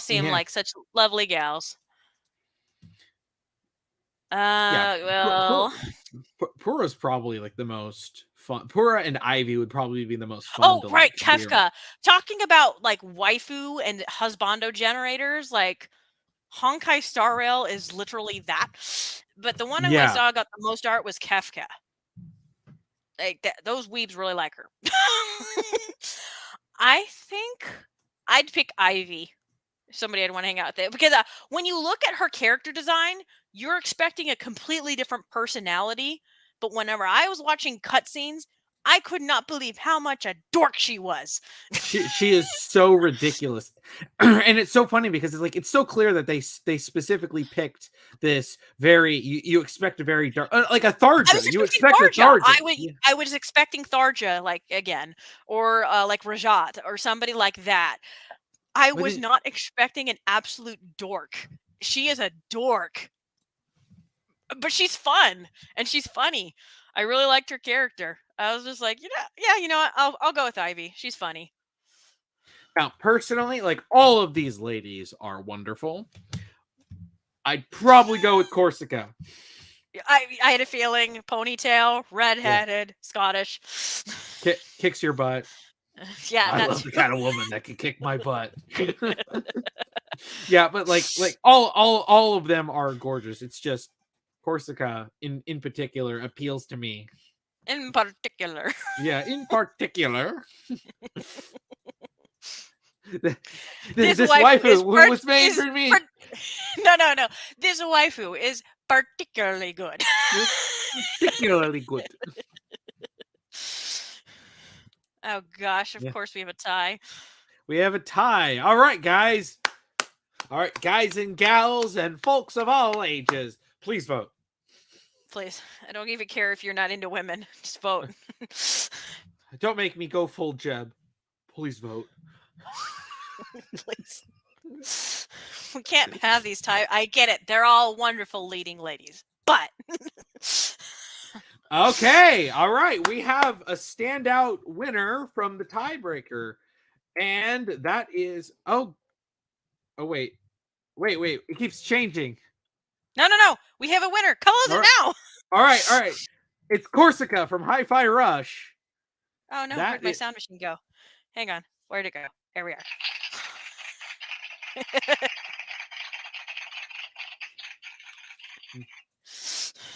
All right, that little surprised me. I mean, Pura and Jill are both up there as for a while it was kind of neck and neck with Corsica and Jill, and I was not surprised at that. In fact, I thought Jill was going to win, if I'm honest. Yeah, seeing Jill and Pura come in like right after that, Well, What- yeah, that what? was basically. I thought it was probably going to be Perogia with the amount of art I've seen of those two. But Corsica is a fun character, so I'm not surprised by that in the slightest. Yeah. Well, now that we got that category, now The for next all one, the next one for me. now for all the man lovers out there, here's for you. This category.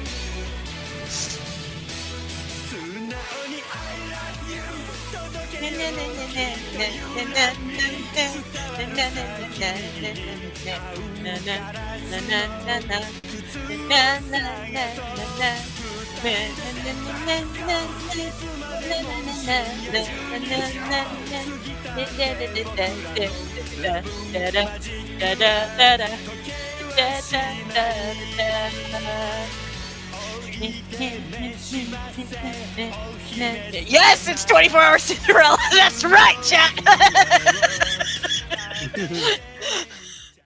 Of course I was going to pick 24 Hour Cinderella. Who do you think I am? Yeah. Now, this also likewise is also judged not only by the characters themselves being attractive, but also by how much art was of them. And this is why Ganondorf was in. And not... Taru or Taro. Shoot, I forgot already how to spell his name correctly. Toru. Taru, thank you. Okay, yeah. He was a new character in Tears of the Kingdom. He's an absolute hunk. He's perfect boyfriend material. Unfortunately, there's not a lot of art for him. I'm a little bit annoyed at that. But of course, as soon as Ganondorf was shown on the trailer, the internet just went nuts. And I'm just like, oh, sure, fine, make art of him, but not of the character that I'm in love with. I see how it is. But to be objective, I had to put him in here. Yeah. That's the one that the fandom was enamored with. Dan from Honkai Star Rail is another character who I've seen a ton of art for. Freaking Asterion. Oh my gosh. That Oh guy, my gosh. I swear, he trends on Twitter at least 2 times a month. I've heard about Asterion before I knew what Baldur's Gate 3 was. People went nuts for him. People are like, oh my gosh, sexy vampire husbando. Like, oh my god. I'm not kidding when I'm saying at least 2 times a month I see his name in the trending tab. And I'm like, nothing happened. There was no updates. No, just the fandom suddenly woke up and they're just like, Vampire Daddy! And I was like, oh, okay, guys. Yeah. I mean, to be fair, he is attractive. I'm not going to lie, but like, chill out. Yeah. Yeah. And Pinocchio. Okay. But Pinocchio was the funniest one because of like whenever I like was looking up characters that also was getting a lot of art like last year, Pinocchio was one. And Cool Man, what was it you said? You were like, this is like in the Tumblr heydays of like literally the epitome of Tumblr sexy man. Yes. And if this was like 2014, 2015, back when Tumblr was like really at its peak, Pinocchio would be the definitive Tumblr sexy man. Like he's already a Tumblr sexy man. The funniest thing is though, there is a niche fandom of Lies of P fandom in Tumblr, and yes, of course, he's trending like crazy in their little niche corner of Tumblr. And I'm just like, there you go, there you go. Yeah, and what was that video? It was Pinocchio is the goth BF. Finally, the goth BF Pinocchio like husband I've been waiting for. And I remember JD in the bot chat was like, yes, like this is something we've all been asking her for. Like, what, you haven't? Yeah. But it is pretty funny because I mean he looks like a pretty boy character from a Tim Burton movie, and of course Clive. Holy cow, Clive is attractive. I'm not gonna lie. Yeah. And if it wasn't for who I put on this list, because I am purely biased, and I put him on this list for a reason because I am biased. Hey, there you are, Kitty. I love you. That's my pick. Yeah. Oh, I'm sorry, Joryu, because he's the man who erased his name.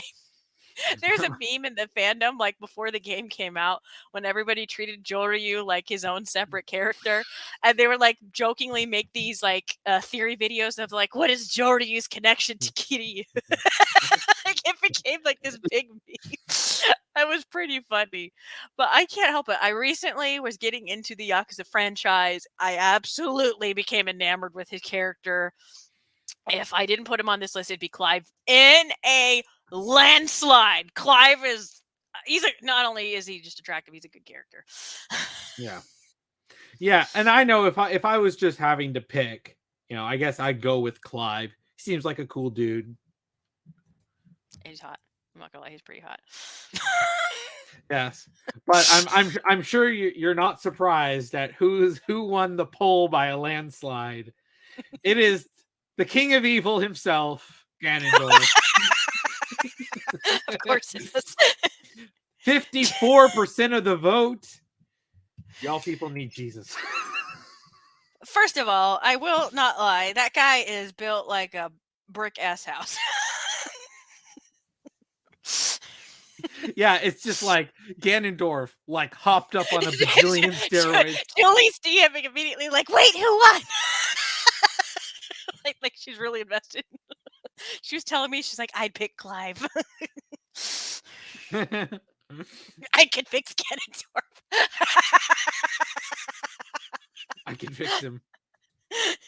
No, you can't. He is literally the embodiment of evil. I can fix him. No, you can't. I'm just waiting for the I can make him worse. I had to put those categories in. I thought it would be really funny, and those were really funny edits to make. And I had to do the Shoujo Pueblo. Oh, that was fun. That was a lot of fun. Not gonna lie. Yeah, and it's like, and this is something that like the Game Awards is missing. It's just some fun categories, just some silly things. We do be a little silly. Yeah. All right. Now for the next category. Next?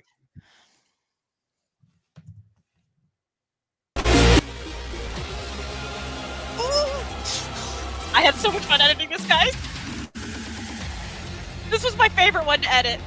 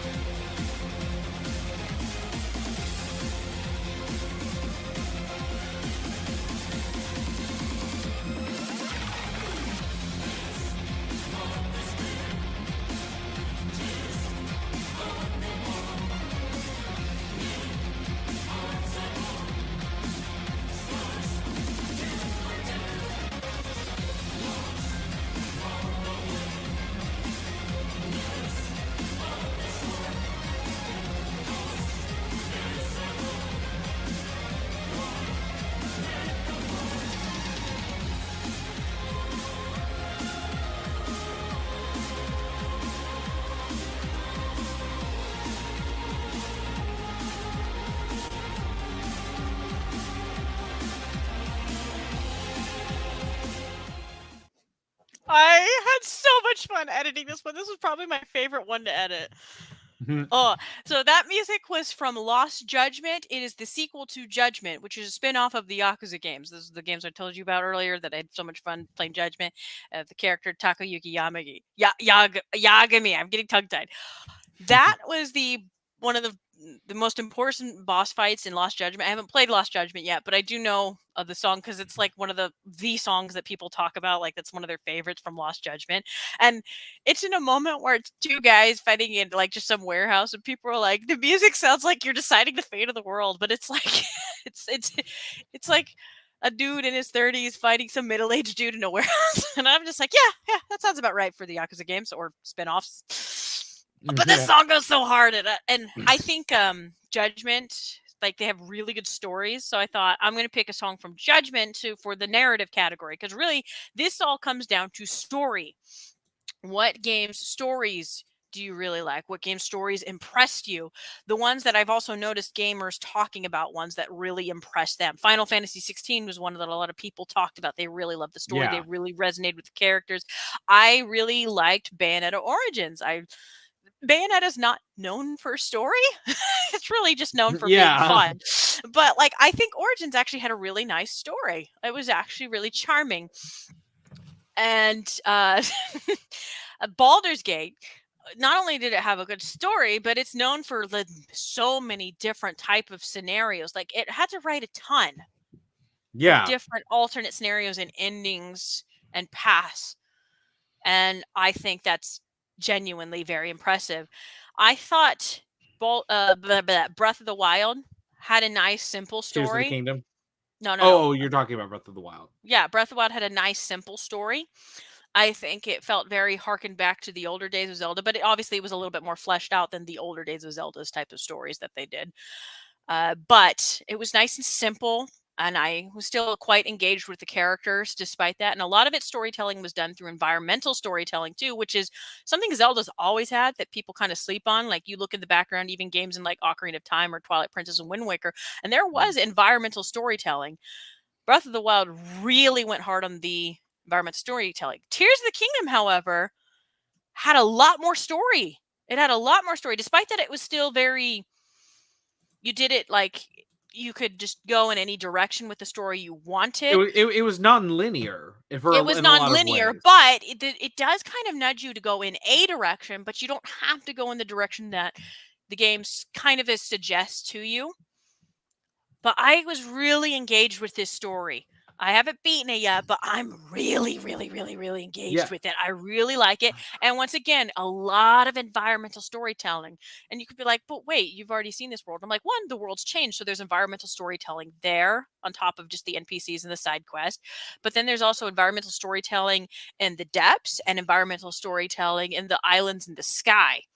And I think that's fantastic. And Octopath, once again, Octopath, I think it's even better than Octopath 1 in terms of story, because of this time, you actually have a lot more characters interacting with each other, actually. Like, their stories are now more interconnected rather than individual stories with the characters that you recruit. And Octopath 1 was great. All of the individual stories were great. But this one, there's a lot more, it feels a lot more interwoven with the different character stories. And I think that's fantastic. I was like, that's what I wanted from the first Octopath game. Thank you. That's what we've been waiting for. So this is first of all, hey, Crimson Tim, when you talking to Crimson in the chat, I'm putting it off because I'm into it with love and I don't want the fun to end. I'm loving the game too much. I'm like, and I'll be sad when I'm done. I don't want to be done with Tears of the Kingdom. I'm having way too much fun with it. You're gonna have like 1,000 hours in the game before you actually get to the end. I'll have 2,000. You're like, those are rookie numbers in this racket. You got to pump those numbers up. Oh, also, I can't forget the Star Wars Jedi Survivor. While I wasn't quite into Fallen Order, I'm like, I'll say, I was like, oh, that was decent, which is far more than I could expect out of Disney Star Wars these days. But I could tell, like, the devs really wanted to make something nice, and I have not heard a peep of complaints about the story for Jedi Survivor, which usually when you hear a peep from the Star Wars fandom, that's a bad thing. Yeah. Unless it's something really, really good. But if something comes out and the Star Wars fandom's like, oh, okay, thank you. Like, specifically Disney, because if Star Wars fandom is quite jaded and broken when it comes to Disney. Yeah. The fact that it comes out and everyone's just like, thank you. It's like, oh, that's good, actually. Yeah. The fandom was kind of okay and healing. Yeah. Yeah. And Liza P, and this is something like that was another one. Yeah, like that was another one because it had a different take. As I jokingly called it earlier, Tim Burton Pinocchio. But it was one that people were talking about that they really got engaged with it. Like, they really liked that world and that story and the interpretations of these characters. Yeah, so from it's the like Pinocchio it's got like story. It's got like, but it's like Pinocchio with like automatons and stuff like that. Yeah, and it's like, and then there's a lot of, and the whole aspect of lying is built into the gameplay as well, and Pinocchio's character. Because specifically, it's all about, oh, you're a puppet that has the ability to lie. None of the other puppets can. And I'm like, okay, that's actually interesting. Mm-hmm. Yeah, and it's interesting. Like, a lot of Souls games actually have very interesting stories, but they're oftentimes very abstract by design, because it's meant to allow you to sort of like have your own interpretations where everyone has their own ideas. But like, yeah, it's interesting to see Liza P come in and have its own spin on the Souls-like genre. Yes, Belmont, the only fandom where you want it to be quiet when something new drops. That is correct with the Star Wars Yeah. fandom at this moment. Yeah. Nature is healing, maybe. Yeah, but to go back to like Tears of the Kingdom, which is actually going to be my personal pick. Like I know Baldur's Gate 3 probably deserves it for all the work that went in, but Tears of the Kingdom really told such a great story, and it has so much lore to it. Like, it's as a Zelda lore fan, as someone who's been into the series for decades at this point, like, it's seeing all the little bits of lore and all the new implications of different aspects of the history of Hyrule, and I'm like, this is freaking cool. It is really cool. Yeah, It is genuinely cool. Yeah, and I don't think I've played a game that made me like I played a Zelda game that's made me really feel this way in a while. I mean, I have, but I'm obsessed with Zelda lore. But this is a tough one. I think, yeah, it'll probably be Tears of the Kingdom. I can't help but how much I love Tears of the Kingdom. I really do. I genuinely really love it. I really love the story. I really love the characters. I really love how it even took understood some criticisms of like some of the characters, like Yunobu, like was one of the characters that people kind of criticized from Breath of the Wild, being not as interested in him as Daruk. But what I really love too is how they kind of took different approaches with certain characters. Like Mipha is a healer, and her brother Sidon, he's a healer too, but Mipha's ability of healing specifically was actual healing. Like, she would heal you. She'd like, basically she worked like a fairy. Sidon was specifically in order for protection. Like, he was healing the water of Zora's domain when it was infected with the sludge. And I think that's an interesting, because it took into account the different personality types. So even though they're related, his melodies weren't really more for helping Link in terms of healing. It was for helping Zora's domain, which he's to become the next king. So that makes a lot of sense. But again, it goes back into that protection. So then he'll create a water shield for Link. But unlike Daruk, he's a Zora, so the shield's much weaker than Daruk's. I like how Tulin's flying ability is way different from Rivali's, but it also reflects in his personalities. Rivali, of course, is he's a little bit full of himself, but it's also by design. So, of course, Rivali's abilities would take you of the highest of heights. Tulin wants to prove himself and be supportive and help people. So, of course, he sends you soaring ahead. Like, I like that the gameplay is also enhanced by certain story aspects. To go back to Yunumbo, somebody who's cowardly, you'd think a cowardly lion, so you'd think he'd have more abilities like Daruk with shielding, because like he did in Breath of the Wild. But he's evolved differently, and it's because of he wants to be better. He wants to be braver. He wants to try to be braver. So he attacks more aggressively. So he has that rolling ability because he wants to try and be braver. Whereas Daruk, he knows he's tough and he's strong, so he can handle those hits. So his abilities are more defensive. And I think it's really great how they're evolving the new champions, or I guess we could call them sages, and to make them more distinct from the past champions. The same with with Riju. She's not as strong as Urbosa. Urbosa was very strong and her ability was very useful. Riju's ability is very much reflected in story, whereas narratively, in that she's a young Gerudo chief and she still has a lot to learn. And she's trying to master her power, so you need to help her focus her writing rather than Urbosa, who had complete control of it. I like that they took into account something like that for something as simple as gameplay reason. It enhances your story. That's what I mean by also environmental storytelling being used really well to enhance a story, and it really lends to the open world aspect really well too. Anyways, I gush enough about it. Yeah, and that's something I do like, is you can tell that they did hear some of the criticisms about Breath of the Wild story being relatively minimal, and they added more to it. You have far greater interaction with other characters, with Pura, there's more direction in what to do, rather than it just kind of going, here's a No, But it's like it had to be. It had to be different. You couldn't just do Breath of the Wild again. Breath of the Wild yeah, was going for minimal on purpose. It wanted also that isolated feeling and have you try to figure things out on your own. That was by design because of Link is alone.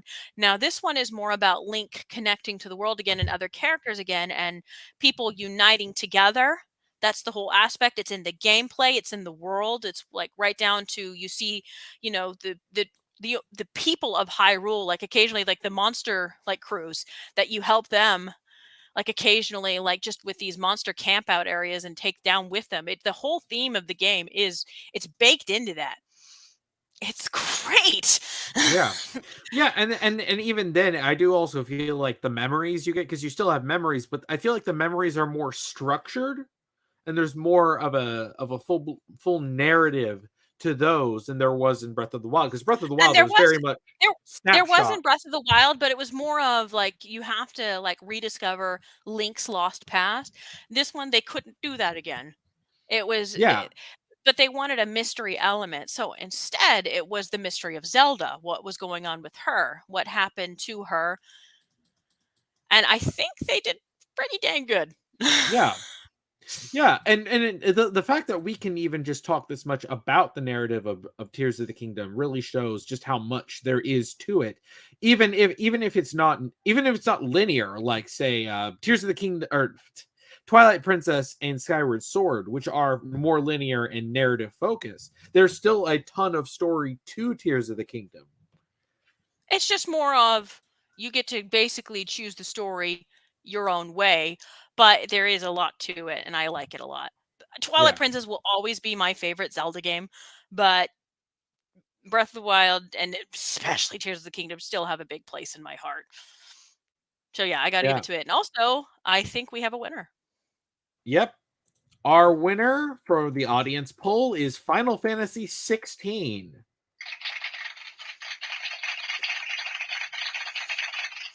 Understandable. A lot of Yeah, people gushed about these characters and how they wanted to do something a little bit they haven't done in a while with Final Fantasy, and it made Final Fantasy fans really happy with the direction.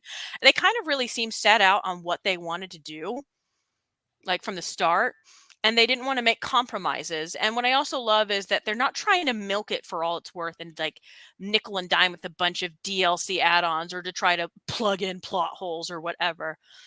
I think yeah, that's fantastic. yeah. But I also did see that Baldur's Gate and Tears of the Kingdom were following right behind Final Fantasy That 16. doesn't surprise me at all.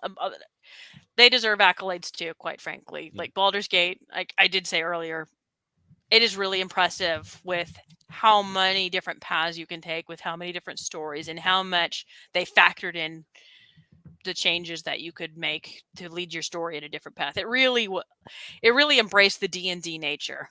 Yeah. All right, let's go to our next category.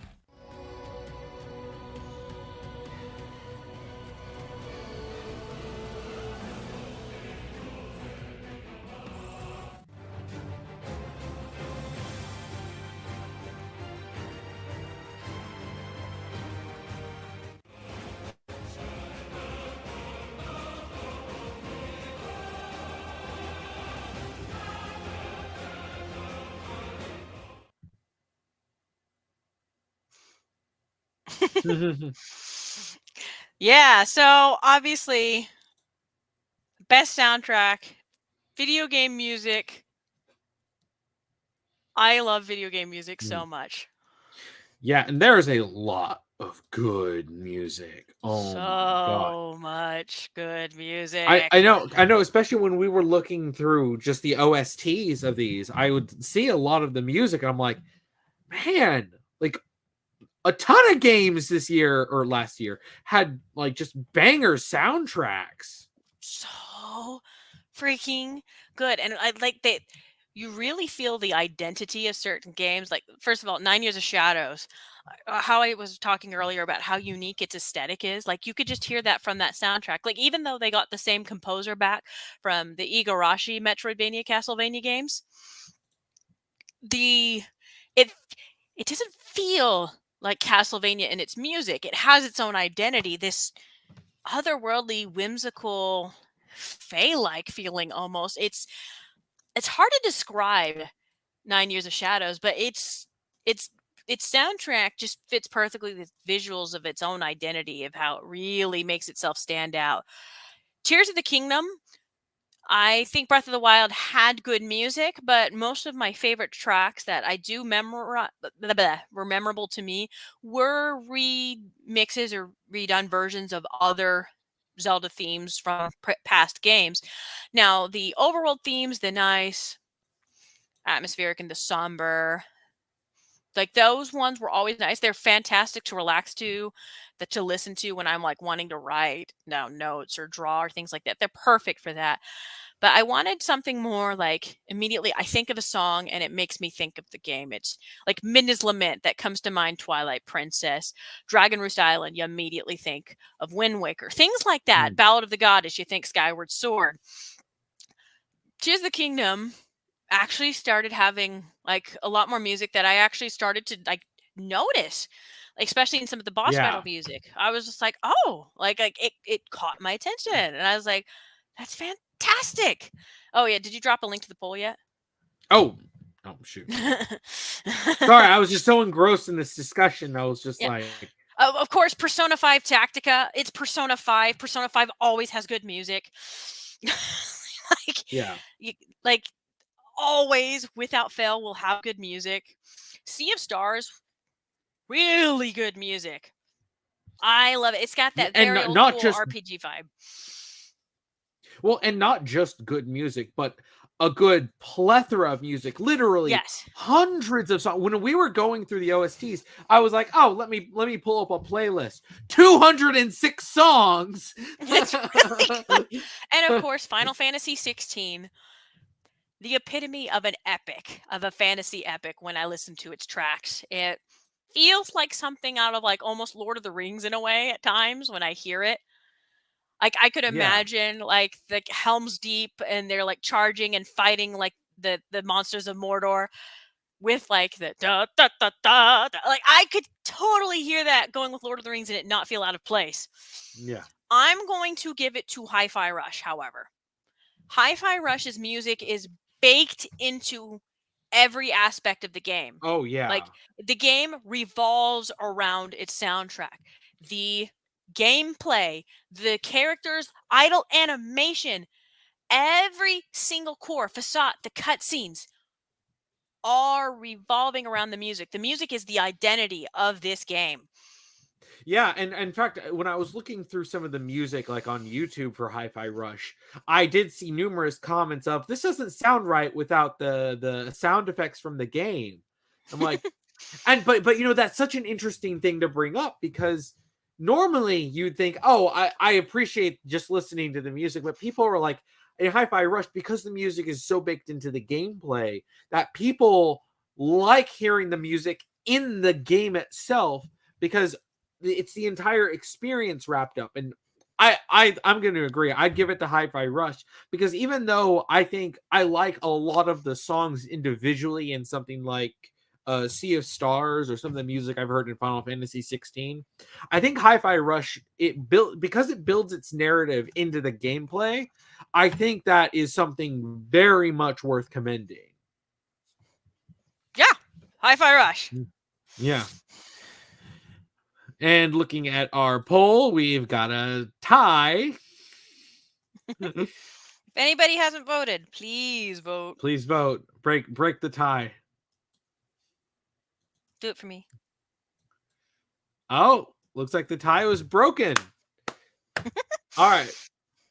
So we're going to be ending in 5, 4, 3, 2, 1. All right. We are ending with Hi-Fi Rush as the winner.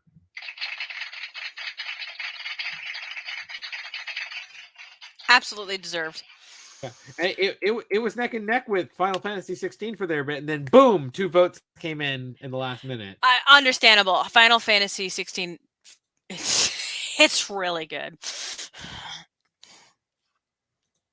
Yeah, but I just think that it's the way It really, that it just comes down to the fact that all of the games, of course, the music service the gameplay and the story, but for Hi-Fi Rush, it's so baked in, it's so intertwined that it's almost like the game services the music, whereas in the other ones the music serves the story. Because it feels like it's like there's even like a trailer, a gameplay trailer. Like usually when they talk about gameplay trailers, they talk about the gameplay.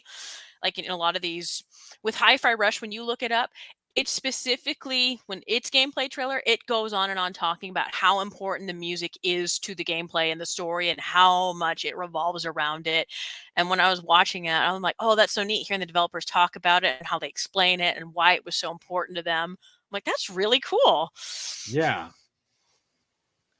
Yeah, it's got a banger soundtrack, and I think especially for video games in particular, because video game is an interactive medium. If you're making the music a part of that interactive, I think that puts it ahead above just other good music.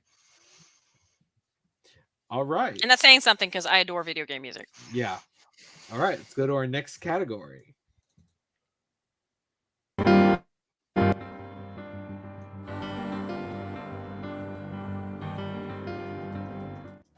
So brute force will not be enough. It is our desire to be accepted into the protective embrace of your kingdom. You carries that fragile sword. A link. Raru placed his faith in you. Did you really think you could capture me? You've got classified military intel stored on your yacht. Get to cover! They want me. They've got me. You were a Jedi Knight. Before you betrayed our order, it's time to set you free. Yeah. I'm okay. Littering? Come on, man.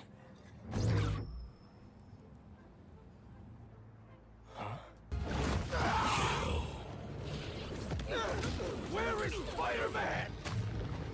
Oh, wow. Can't believe you have this. First cover. Look out, turkeys! New Yorker coming through! That's not bad. Just follow me. All right, come and get me. Yeah, Corsica. What's up with that? He knows where the others are. I know you're not like the others, Corsica. You can feel something's wrong. Can't blame you. Don't think I made a convincing argument back there. Harry, I've got one of those brain things cornered. Well, someone I used to know. Someone that liked to play with people. Creatures like them don't play games. Unless they know they can win. No, I'm fine. I was just perusing this little find. Will you shut up? Forgive me. This book reads you more than you read it. I'm a monster!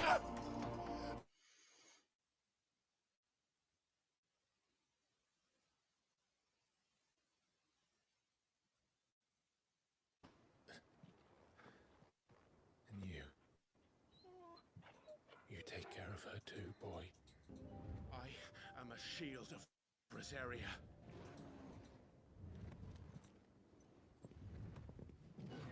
And I will do my duty. I'll be back.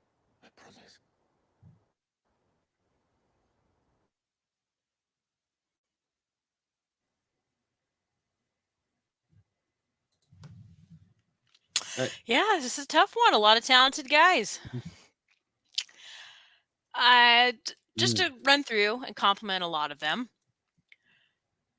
Asterian's actor he was fantastic. He's got a lot of range, and I wish I could get every clip of him. He's got a lot of serious moments, the sassy moments, intimidating he's really good. Clive's actor is fantastic. Ben Starr was really good. I had to put in Chai's actor, Robbie Damon, because one, it's really underrated of comedic timing in an actor, like just really can sell it, especially with their voice. But the main reason I needed to put him in there, because if you guys don't know who Robbie Damon is, that's Akechi from Persona 5. Yeah, that was Akechi. Yeah, Akechi. And the thing is like a lot of people don't really realize it, but like Robbie Damon is like incredibly skilled as a voice actor. That man, he's a really good talent. Yuri Lowenthal, I had to put in there because even as mixed as I kind of am about Spider-Man 2, I think he's Yuri puts it in. I think he's a perfect cast choice for Spider-Man. I think he really nails Peter Parker. I think he's really got Peter Parker down. He's really understands like the more serious moments of the character. He really gives it his all, and he also knows the fun, the charm, and the relatability of Peter. He really gets it. Matt Mercer was incredible as Ganondorf. Like whenever people are like, "Oh yeah, Matt Mercer, he's in everything," and but like, guys, that was Chrom. That was Chrom. That was Yusuke from Persona 5. That was Ganondorf. I think he did a good job of playing like this king who becomes this demon. He does a really good job. Well, yeah, and especially because this is the first time that Ganondorf has really had a full speaking role. Like, yes, there was the rah, rah, rah in Ocarina of Time. Yeah, and even in Twilight Princess, he never really had voice acting. But the first time he's actually had. Yeah, but like in this case, like Matt Mercer, like people are like, well, Matt Mercer's been in so much stuff. That's because Matt Mercer is really good. He has incredible range. When you get good at your job, you're gonna get cast a lot.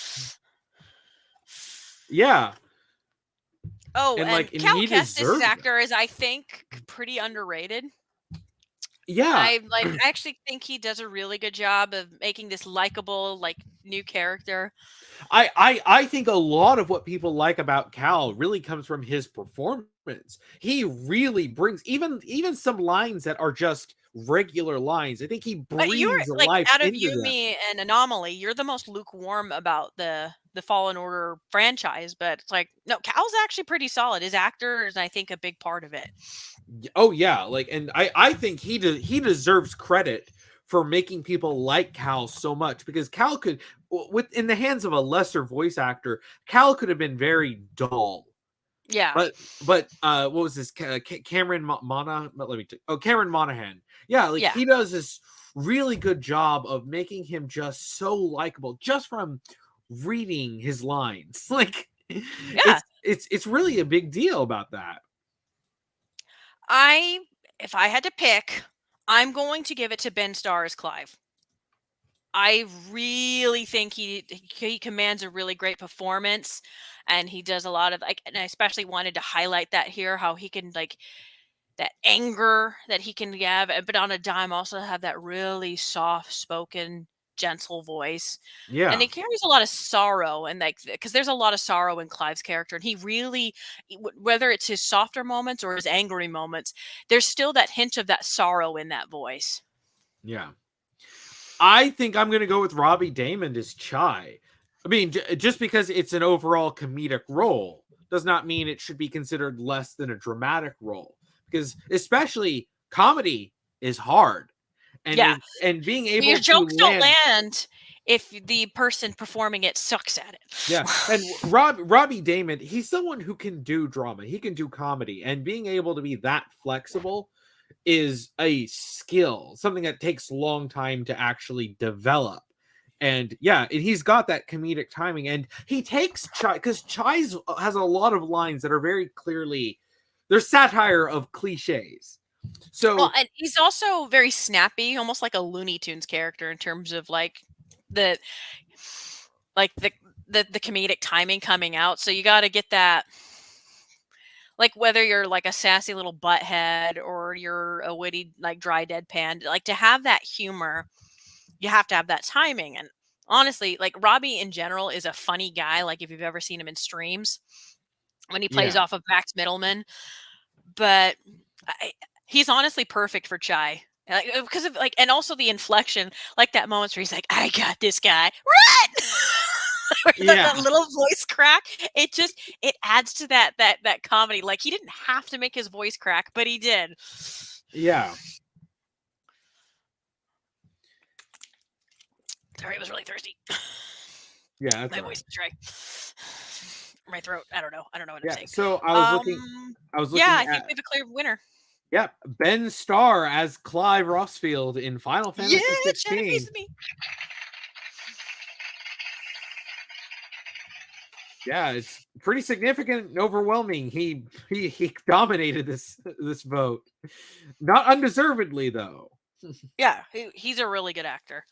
I still remember the Game Awards stream where the light hit Ben Starr. His face, and he became and like, he just had that face, and it became an instant meme. I still remember that one tweet where it's like, "Man, who flashbanged my man Clive?" I loved all the memes. The edits to make it like he summoned Ifrit. The fire surrounding him. But he's got this like dead face on him. That's what makes it so funny. He's got this completely blank face while he's like being flashbanged. Like complete, like the hugest spotlight shined on him when he looks dead inside. I too would be dead inside if I was sitting live at the Game Awards. Yeah, true. But he like me for real.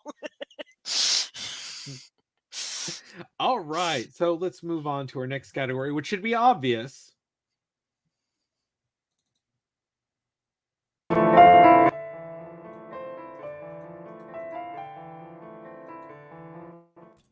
First thing tomorrow's your last chance to come clean. Let me know when you decide to give up. I joined his company because I believed it was the only one doing things right. And I read those files on Spectra. I've been such an idiot! If we had that, rescuing Mummy would be a piece of cake. Don't worry, I'll send you home. Once I figure out how. Wait! What are you doing? With or without you, I'm still going to help those wisps. Also, they worry me for some reason. So, we run. Whoever it is you are. The rest of your forces have all been defeated. So surrender now.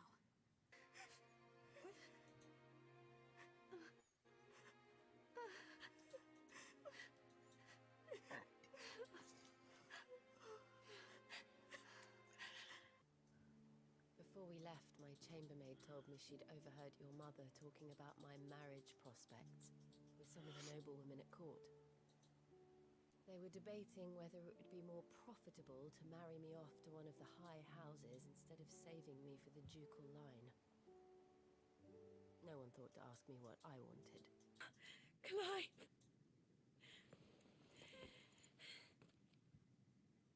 You're alive. And if what you told me is true, and you did what you said you did, then we will face it together. You keep dangerous company. I'm sure you do. But please try to understand that it's not something I can just talk about freely. When actual pain comes, the victim's already done the heavy lifting for their torturer. There were no right answers with that devil. We do not know what waits below, so we need to be ready for anything. Is it possible? Do these murals depict the same legend? How do you know our names? He is so very dedicated, and he refuses to back down from any challenge. He is very strong. And his heart is good and true.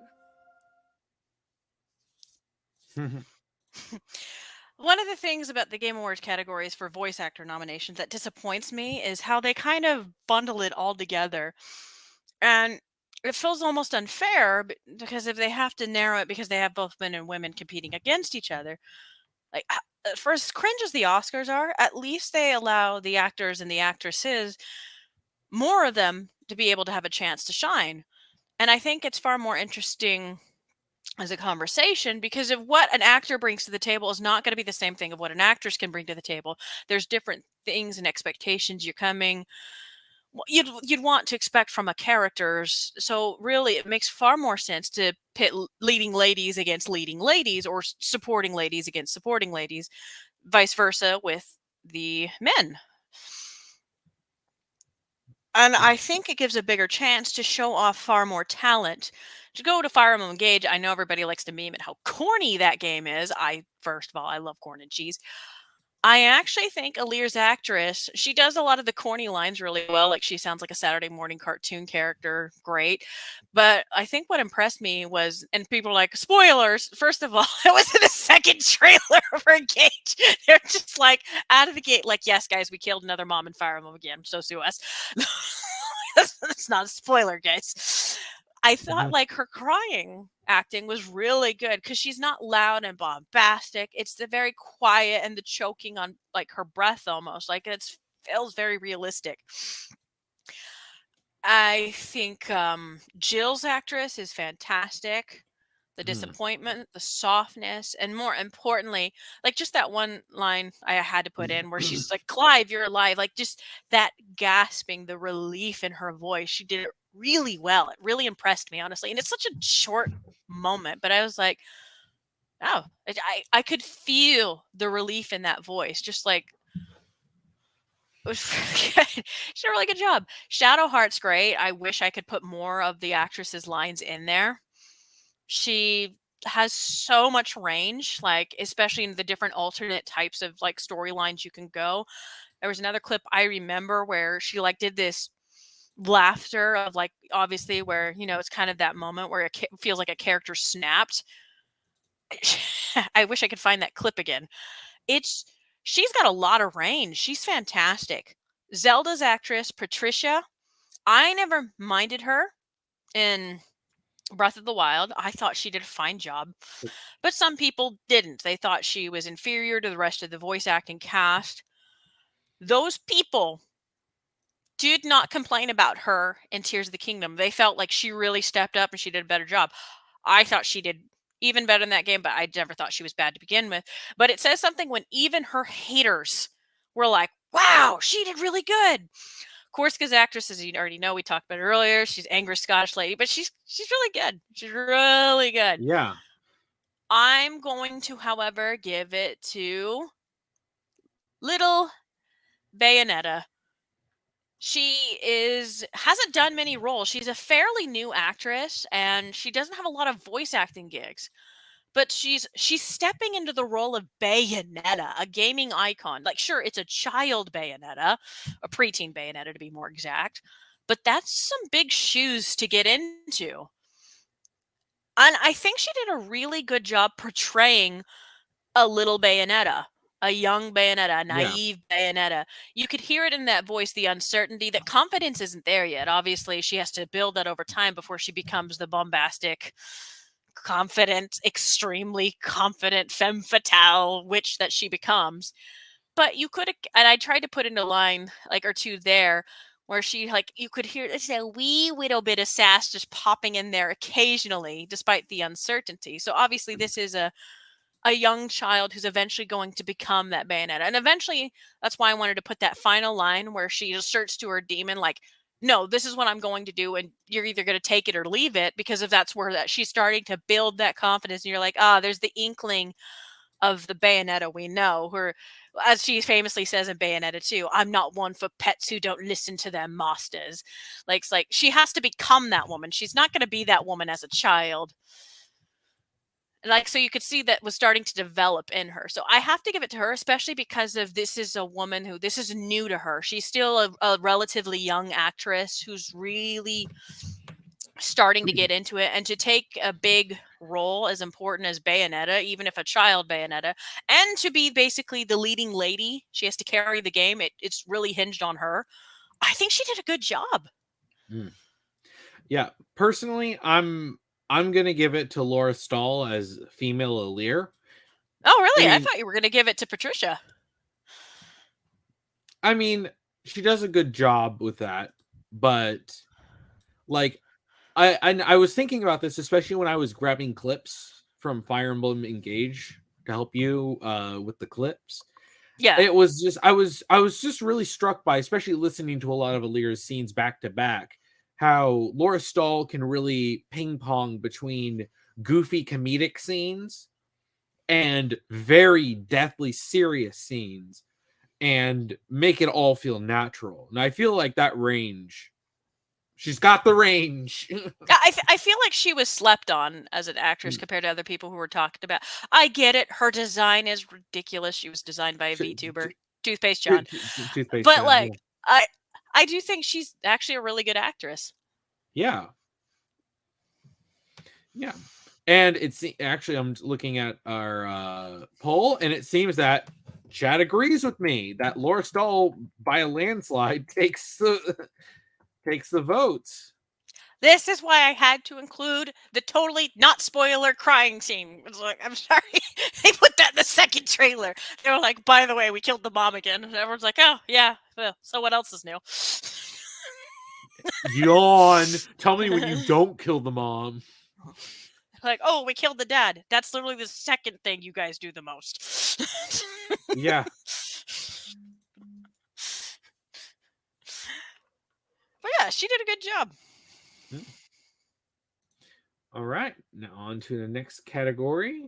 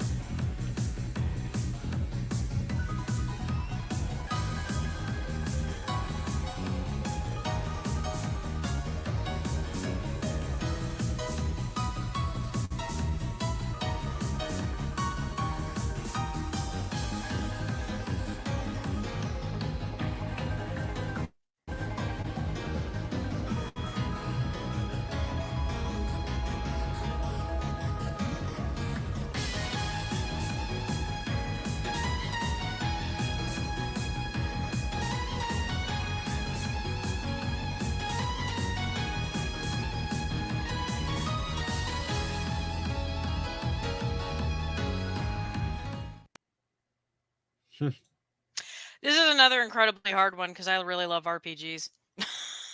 Yeah. Well, and we not only have RPGs, but a wide variety. Bye, of Big Bro. RPGs. I love you, and thank you so much for coming to watch our stream. Bye. Thanks. Shame you couldn't be here for Game of the Year because I know what you would vote for. Yeah. Because we have a Star Ocean Second Story R. I wouldn't have bought the first Star Ocean remake if it wasn't for that trailer for Second Story R. I was like, ooh, I really like the look of this game. It's really good. Motto Anomalies was another one where when we were looking into it, we're like, this game's an RPG, like because it's like mystery and it's got all these other elements, but it's also an RPG. It looks cool. It looks very cool. I just, from aesthetics alone, I'm like, I kind of want to play it. But then I looked at the gameplay. I'm like, I really want to play. Hey, there's Anomaly. What's up, dude? Hello. Hey, Sea of Stars is a fantastic. Oh, bye, Belmont. Thank you so much for coming. Hi. Thanks for coming by. Sea of Stars is fantastic. It's a really good RPG that pays homage to Super Mario RPG and to Chrono Trigger. And it's a really fun indie game. I haven't beaten it, but it's really fun. Octopath Traveler 2, phenomenal. Phenomenal. Oh gosh, it's really good. Final Fantasy 16, it's not like a traditional RPG like some of the past Final Fantasy games. It's a more action-oriented RPG, but it's still really good. It's kind of like, Kingdom Hearts in that way. I'm sorry. It's my pick is Super Mario RPG. Sorry, I love Super Mario RPG. I can't help it. I love it so much. No, that's fair. I really love it too. But I think what I'm gonna have to give my vote to Baldur's Gate 3, because as an RPG, as a role-playing game, I think it is Dungeons and Dragons, so it really immerses itself in that fact. Yeah.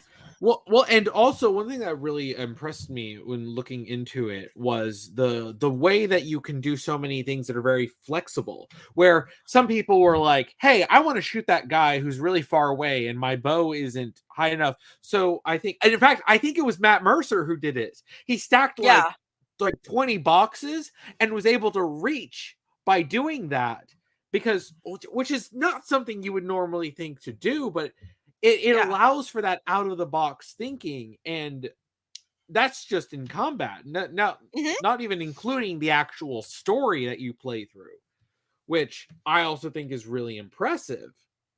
So, like, if we have to talk about as an RPG, I think Baldur's Gate 3 is going to get my vote. I think that's completely fair. It is pretty impressive as a game. Yeah. Wait, Wolf is saying that Matt Mercer used to be a game tester. So he's used to doing a whole bunch of stupid stuff to break games. That's actually a funny bit of tidbit. So he's like, hey, I want to see if I can do something stupid to break the game. Works! You know, that tracks, honestly, knowing what I know about Matt Mercer. Yeah.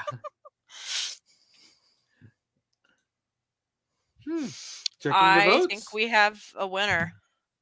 We have a winner, and it's Octopath Traveler 2.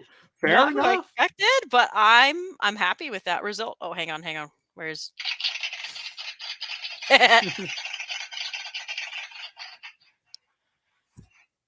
I will be right back. I have to. It's so late, and I need to put Phoenix to bed. I'll be right back. So entertain your chat briefly. Oh, he heard me. He's like sitting outside my door. He's like, oh, she said my name.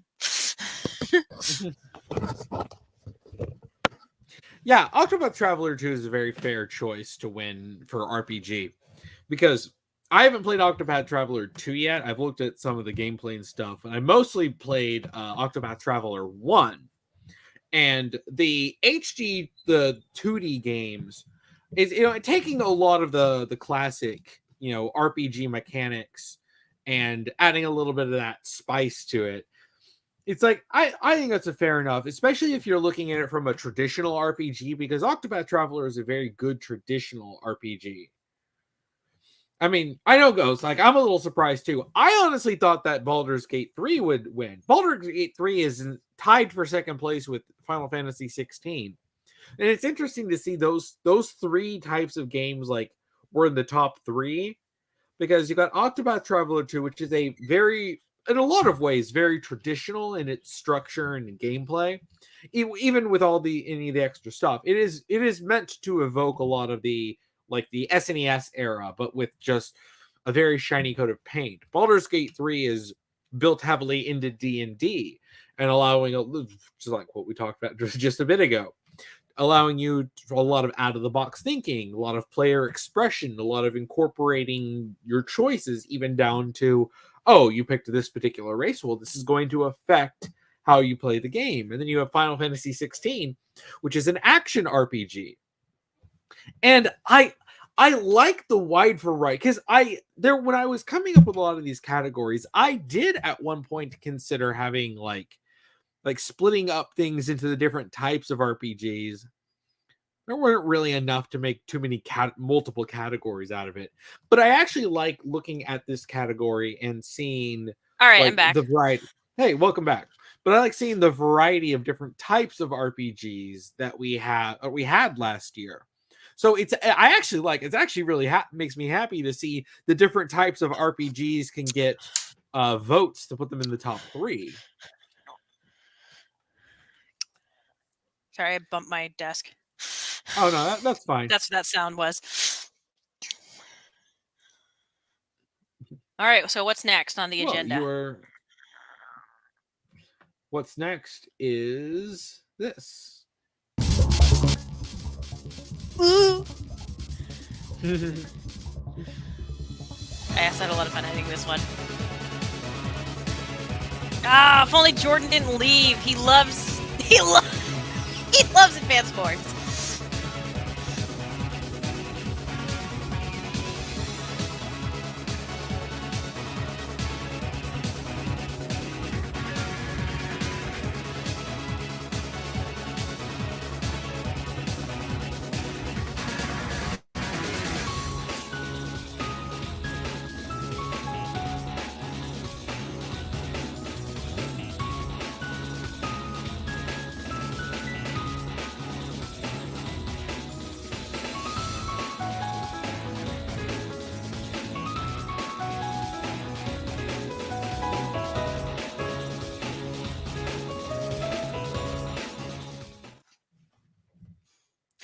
Before we decide on a pick, how many categories do we have left? Just so Wolf knows, because he asked how much time we got left. I'm not sure about time, but at least with categories, that kind of might give you a definitive idea.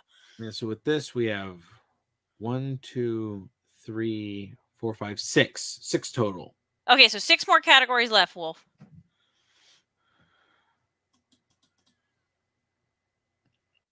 Yeah. Okay. I like tactical RPGs a lot, and tactic games in general a lot. I've gotten Fire Emblem thanks to Awakening, and I think Engage is quite fun. I didn't know when we were researching this category, I didn't know Aliens had a tactical game. Yeah, I know. Game. Like, we were like, what? Really? That's cool. Pikmin is technically a strategy game, guys. Isn't that funny to think about? But yes, it is a strategy game. Yeah. Yeah, but I'm particularly interested in Persona 5 Tactica, and I just got that. But what I really like, and what I like about it is the particular type of RPG, because it's the same type of like a turn-based. And in fact, it's a lot of ways it reminds me of Codename Steam. If anyone played that game, it was on the 3DS. It's where you have like sort of free movement within your turn within a specific like space, and you have turns. Well, Fire Emblem does that as well, which makes sense. Intelligent Systems made Codename Steam, I believe, right? I think so, yeah. Because you were able to tap amiibos for Fire Emblem characters. Oh yeah, you were. But yeah, it's like I like those particular types. So I mean, I'm gonna pick Persona 5 Tactica. That particular type of like strategy games, I really like it. I also like the art style, how it made itself distinct from like say Persona Q and Persona Q2, the chibi art style, because it is still a chibi art style. It kind of reminds me a lot of Panty and Stocking with its art style. Yeah, it does. It's a lot of the lanky designs, very thin, long. It is. It's a toss up for me because I love Fire Emblem, but I also love Persona 5. Hang on, I have a quarter here. I was gonna flip it if I was ever like undecided. Where'd it go? Oh no, the quarter. Where'd you go? Crap. I'll have to pretend there's a gun to my head instead.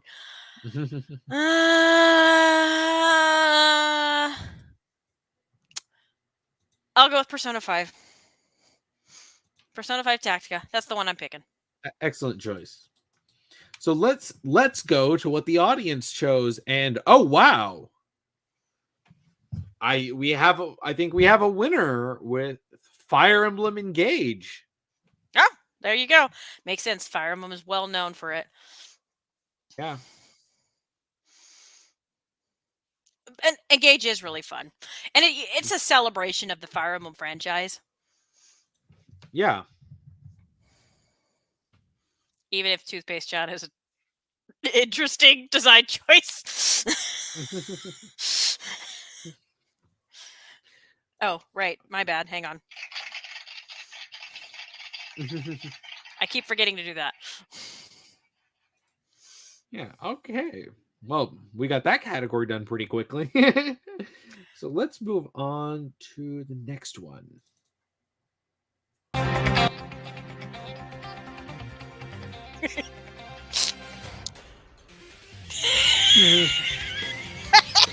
I was like, wait, I could do this with my editing, and I did it anyway. I'm like, I don't care, it's funny.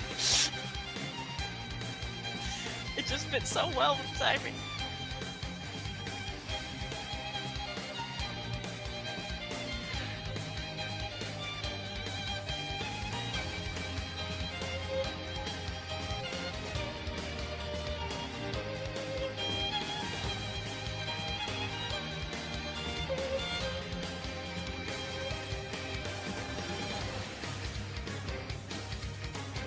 Good night, Ghost.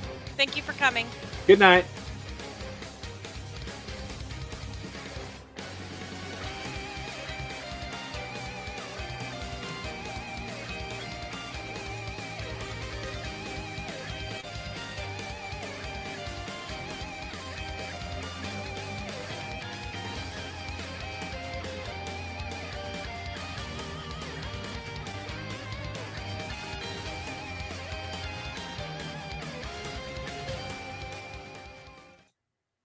This one's a hard one. There's a lot of really good ones. Yeah. Yeah. I mean, it's like we have some good stuff. Like we have Pizza Tower, which is an indie game, where it's Gravity Rush. Gravity Circuit. Gravity Rush. I wish. I wish. Gravity Circuit. Gravity Rush is great too. Gravity Circuit is really fun. Mega Man inspired game. It's fantastic. Super Mario Brothers Wonder. I talked about it earlier. I had so much fun playing it with my nephews and my niece. It was perfect, like platformer to play with family. The Disney Illusion Island actually looks really charming, and I think the gameplay looks really solid. Yeah. And 9 Years of Shadow, we gushed so much about it earlier, how it's an indie title that's been absolutely slept on. And Yeah. I want more people to play it. I want more people to play it. Please, guys, if you like Metroidvanias, play it. It's really good. Wonder's not on there twice. The video's just looping. Oh no, it's. Oh, Did shoot. the video edit like something go wrong? Because it was supposed to be Sonic Superstars. No. It's not the video. It's the poll I made. I see. The poll. They're talking about the poll. I was like, what? I didn't put Wonder in the video twice. Okay, hang on. We got to do a new poll. Yeah. We're experiencing some technical difficulties. Yeah. So. Oh, you silly cool man. Tricks are for kids. Yes, they are.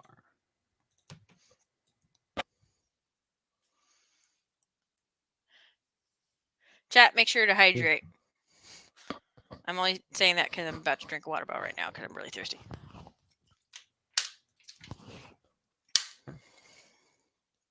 Maybe my throat is dry. What to pick? Yeah, I know. It is. I'm kind of down to between Sonic Superstars and Mario Wonder. If I'm going to be honest with myself, hand on my heart, and be completely straight, as much as I adore Mario and as much as Mario's been a part of my life and has how much fun I had, and I even said, like in terms of family games, I had more fun playing with the kids with Mario versus I played by myself with Sonic because Wonder's just a really fun game to play together with your family. It's really fun. It's really enjoyable. It's really imaginative. But Sonic is the platforming franchise that I've always adored. I'll be honest. I've always liked Sonic more than Mario. I love Mario, but if somebody were to tell me I had to choose, gun to my head, Sonic in a heartbeat is always going to be my more favorite of the platforming franchise. And Sonic Superstars is a legit, really fun game and a really good platformer. And it's so good that our resident birthday girl, Julie, who's never played a Sonic game, had no interest in Sonic games. Whenever I was showing her like what I was editing for these trailers, and she was just like, I kind of want to check out that Superstars Sonic game. And then me and JD were like, ooh, what was that? What was that? Non-Sonic fans say what? We gonna drag you into Sonic games? Yes. Yes. And I think Sonic Superstars is really charming. I really love it. I really dig it. It really is, and I do love how it's like how Sega is allowing them to branch out a little bit with this. Like it's a classical style game, but done in 3D. It looks like if the Sonic Generations, like the classic Sonic sections, but it was only that, Yeah, but with more characters. yeah, and that's also something that's really fun to see. That's like, oh yeah, we'll actually have the You can the play as classic. Tails again. You can play as Knuckles again. Now, granted, Sonic Mania, you can play as Tails and Knuckles again too.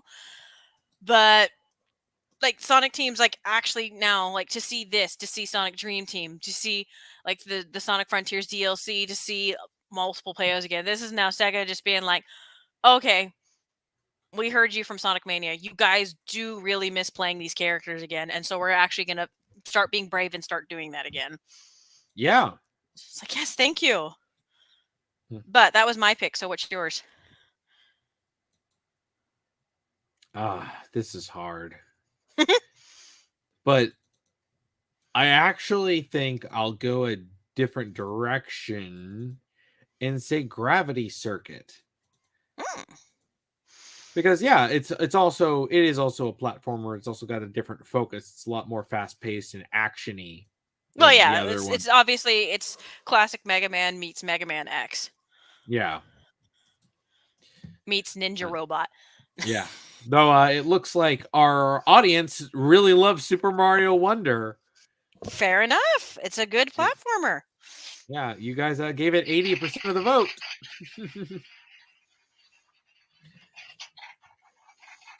All right. Right. All right. That was easy. That was easy. And what's next on the agenda? Oh, that's what's next on the agenda.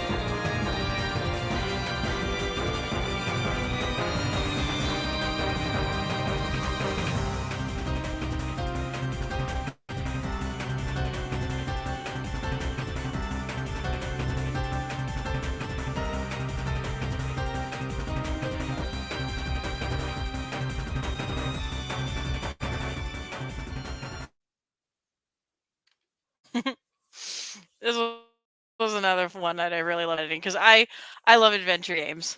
I love them a lot.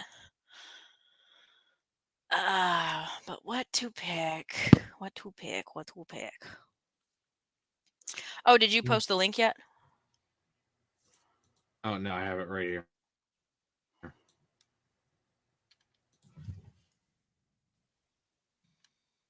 There you go.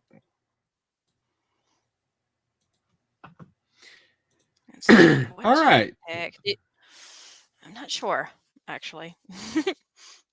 Adventure like genre. It's just how broad that term is. Oh, you accidentally put Blanc in there. Games that are class. You accidentally put Blanc in there. Blanc isn't in the category. Oh shoot. Okay, chat, ignore Blanc. It's not part of the category. rather than make a new poll. Just ignore Blanc. It's not one of the nominees. Yeah, sorry, I copy pasted the wrong stuff. I mean, it's pretty much everything except Blanc. But yeah, it's all right. So, shoot, what do Zelda's always been one of my favorite franchises, and I've been absolutely enamored with it. Tears of the Kingdom is really good. Bayonetta Origins is a really good adventure game.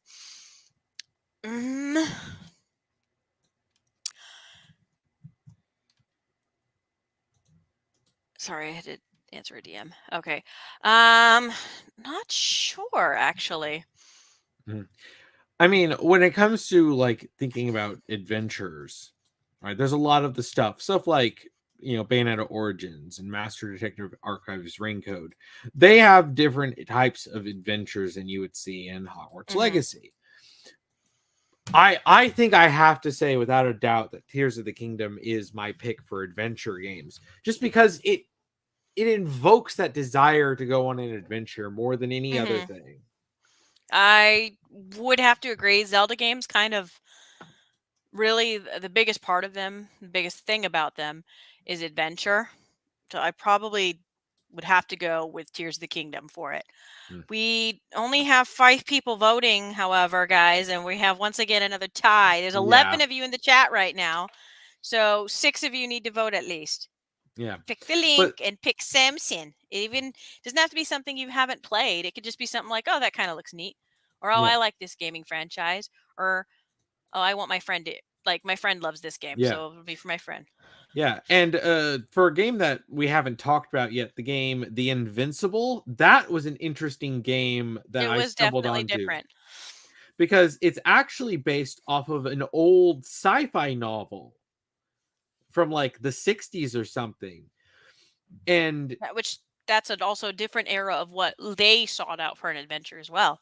Yeah, and it's got this whole like area, and it's like you're stranded, and it's like it's a fascinating thing, and it's one of those little games that kind of came out that wasn't like a big budget game, and I'm like, no, that's really fascinating to see these little games, and I kind of wanted to just show a little bit of attention to it. That was the other big reason we wanted to do this stream. We wanted to give other games a chance, at the very least, if not even a chance, if it's something. The Game Awards, what they used to do a while ago was sometimes it introduced me to a game I hadn't heard of normally, like as advertised, but it would be like in a category where I'm like, oh, that looks like a game I'd want to play. And yeah, it was Game Awards were always corporate, but it got progressively worse, and it felt less and less about the games and more about Keighley's ego and ads. Please hurry up. Like I want to celebrate the devs, and I want to celebrate their hard work, and I want to see games I hadn't heard of before, just because simply in my corner of the internet, it really just hadn't blipped there, but it was like popular in some other corner of the internet, or it was so niche it kind of got slept on, and it's your chance to kind of give them a chance to shine. And not some jerk off for all the journalists and the judges. Like, I don't care about like your stupid hyper-realism. Oh, my feel-good game. Ooh, look at us and how many polys we have and how much we huff our own farts. Like, I want artistry and I want passion and less fart huffing. Yeah. Anyways, that's my little rant. Yeah. But yeah, so I'm looking at the audience poll, and Tears of the Kingdom is the winner. But it's pretty close. There's quite a few more votes. Hogwarts Legacy and Spider-Man 2 are also up there too. That doesn't surprise me. Like, people always liked Spider-Man. People always liked exploring the fantasy worlds. Like, so that doesn't surprise me at all. Yeah. Okie dokie. Well, that will bring us to our last ad break. Okay. Probably we should do this one a little bit quicker though. Try to, because I can tell some people are starting to get a little tired. Oh yeah, we only have 3 more categories after this. Then I pull this handle. Okay, so chat, It's 3 time more to drink categories welcome. after this, so bear with us. We're going to answer just a couple super chats, and we're going to give out our last prize. Yeah. Stranger, I hear you don't So drink Wilson Connor coffee. gave Now us for a what? $20 Now, super is any chat. other stranger Thank Very you generous. so much.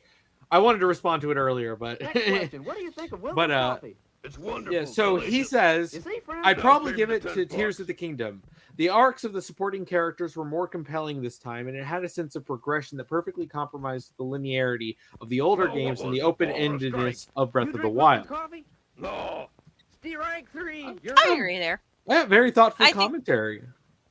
I think Tears of the Kingdom definitely, while it still wants to be its own thing, I think it really It took a couple steps back, not entirely, but it kind of moved a but little also bit a back. lot of steps forward. It's Yeah.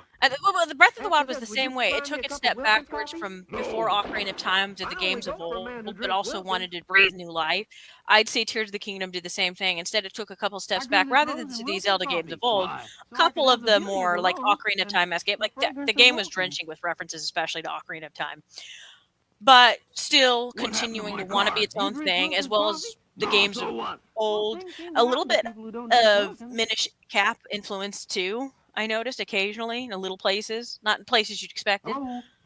Why don't you come over for some coffee? But I think, yeah, I really like Tears of the Kingdom a lot. Yeah. All right. So I think that'll probably be our last super chat for the night. And thank you, Connor, more for that from Charlie? incredibly generous. Charlie is going to be upset when he finds out that Connor out super chatted him. Yeah, sorry, Charlie. You must buy this Wilson coffee by the ton. All right. So this one's for the Amazon gift card. This will be for the. If you do not DM me, we will re-roll. Yep. Charlie, he awoke to the chat. We awoke to the demon. Yep.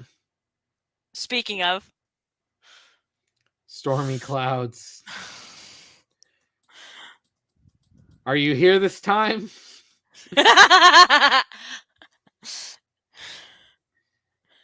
Unacceptable. All right, stormy clouds. I'm going to give you 30 seconds to respond to me in DMs. If you do not respond, we're going to re-roll. Man, what luck to get rolled on twice for this and to get and to not be here. Well, we call that bad luck. Yeah.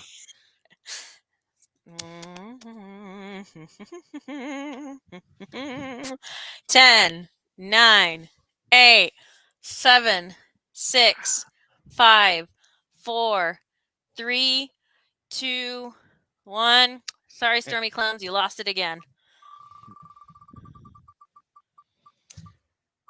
And this one goes to Julie. Happy birthday, Julie.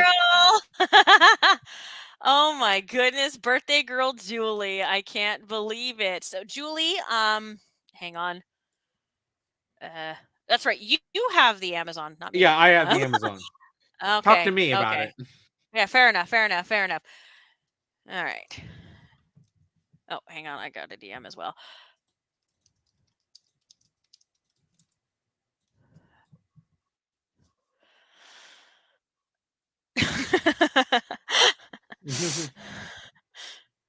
Oh, did I hear a DM from you for you, cool man?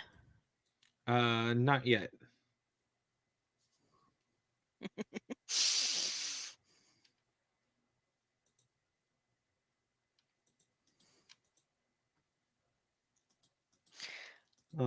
I'd say I'll give her a minute because I actually know she was here.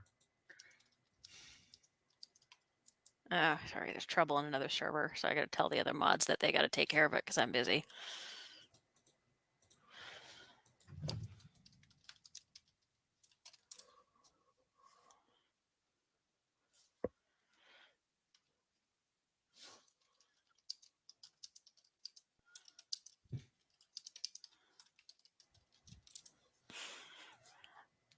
Okay. Looks like All right, here she is. All right. Let me give her that. All right. That is our last. Sorry, I just dropped my phone. Yeah, that is the last of the gift cards that we had. Oh, there's my quarter.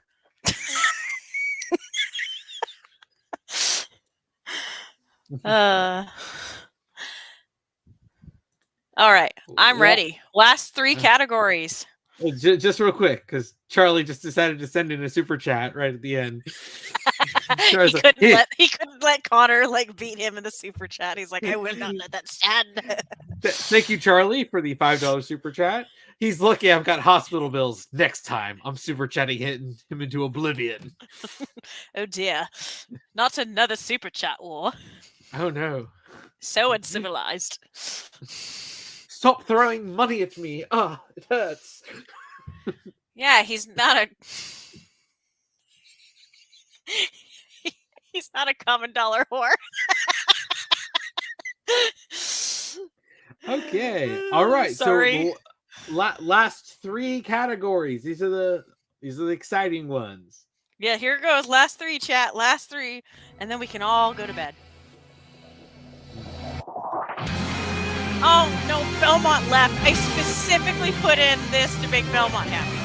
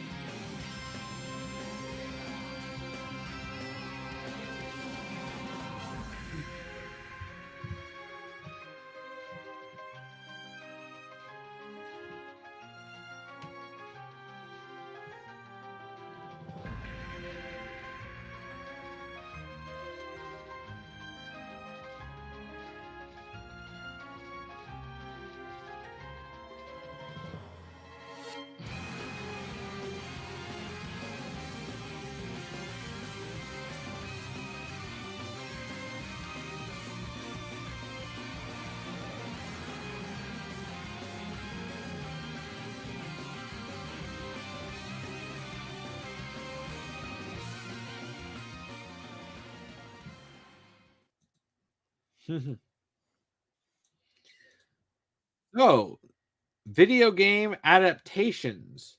We actually had several in the last year. First of all, I want to give a dishonorable shout out to the Game Awards for daring to put Castlevania Nocturne as a nomination. Get that out of here. That was garbage. Disgusting. It's awful. Awful. Awful Castlevania adaptation. Anyway. Yes. I will not beat around the bush. The Super Mario Brothers movie is hands down the best video game adaptation that we had. Period. Before I make a choice, I want to first give a couple of compliments. I don't care for The Last of Us at all, but The Last of Us fans were quite happy. Yeah. So, compliments to them. Yeah, and I heard that the Five Nights at Freddy fans were very That happy. was the one that I specifically wanted to put in because I found it absolutely shameful that the Game Awards did not put Five Nights at Freddy as a nomination, but Castlevania Nocturne was put in. And everyone's like, well, but reception. First of all, the Super Mario Brothers movie also got negative critical reception because critics are stupid. So did Five Nights at Freddy's. So they're like, well, what about the timeline? No, Five Nights at Freddy's falls into the Game Awards stupid cutoff date, but for whatever reason, it got excluded. Whereas Castlevania Nocturne was reviled. Say what you will about The Last of Us, but it was critically acclaimed and it did well with audiences. What's Castlevania Nocturne doing there? It was reviled. It does not count. Get it out of there. Five Nights at Freddy was loved by the Five Nights at Freddy fandom. Fans really loved it. Like, I just remember in Julie's server, Belmont was gushing forever about how much he loved the movie. And it also really like got the creator involved in the process. It financially did really well, especially I think I remember the Bloomhouse it was, right? Yeah. Like it was like I think their most profitable movie ever. And they did it on a relatively cheap budget, which is really important because Hollywood is bloating so many of their budgets. Like you don't need to spend too much. The animatronics look really good. Yeah. Yeah, because it had a budget of like 20 million and it made like 300 million. It's So really good. Like you don't need to blow your budget to make something that would make the fans happy. Just listen to your fan base, care about your fan base, and listen to the creator. yeah. Mario's my pick. Absolutely, hands down. I've been a Mario fan my whole life, loved Mario. And after the disaster of the live action movie, it was like Nintendo pulled out of adaptations like pretty much entirely. Yeah. Well, yeah, So that's why they were so this was, protective over this. and people were like, the movie's safe. I'm like, it had to be. It didn't need to be the most deep. It didn't need to be some Pixar movie. It just needed to be a fun family movie that had a nice, good start. It was Yeah. simple. It wasn't. Yeah. I don't understand some of the criticisms of like why it's Well, not some. Not every movie needs to be a Pixar movie. It just sometimes needs to be just a good and not slop, mind you, because kids do deserve good movies. But it just needed to be a faithful Mario movie. It needed to have, more importantly, the love I felt for Mario as a franchise. Like it wasn't just yeah. love for the mainline games, but love for a lot of the spin-offs, loves for Mario Kart especially. Like they just, and even love for Nintendo in general. There's a lot of little moments. Yeah. Well, and even then when people say, "Oh, they played it safe," I'm like, it had a simple story, but it's less playing it safe and more of it's not trying to be Well, it's something not that it's trying to not. be deep and complex. It's not trying to be a Studio Ghibli movie. It's not trying to say any deep philosophical themes. It's a simple story about a guy who just wants to be like successful in a business and make his family proud. He gets isekai'd into another world Yeah. with his brother. He ended up dragging his brother along, and now his brother's in trouble, and all he just wants to do is protect his little brother. It's that simple. And now people are like, "Oh, he didn't save Peach," and blah blah blah blah. That can come later. Like the important thing is like Mario just met Peach. It wouldn't make sense for this Mario to throw away everything. And first of all, in this kingdom, also just to be like, "Hey, newcomer, come save her." When Toad probably could have done it if that was the case, because Toad's Yeah. a pretty go getter. Like, no, it makes far more sense for Mario to be more invested in Luigi because that's his little brother. Like, you can always save Peach for later. And I kind of like that they've like this Peach is more like Smash Brothers Peach meets like the adventure comics meets like the Mario RPG games.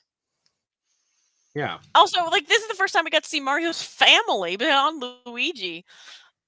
And like Yeah. also, when have the Mario games ever been deep? People say, "Oh, well, the Mario RPG and Paper Mario, those are simple RPG stories still at their core." Yeah. Yeah. Yeah, they Like tell a lot. Like, yeah, there's a little bit more story, of course, like especially in Thousand Year Door compared to like the platforming, like Go Save the Princess, but they're still at their heart very simple stories. It's fairly simple. It's hero fights the dragon and saves the kingdom. yeah.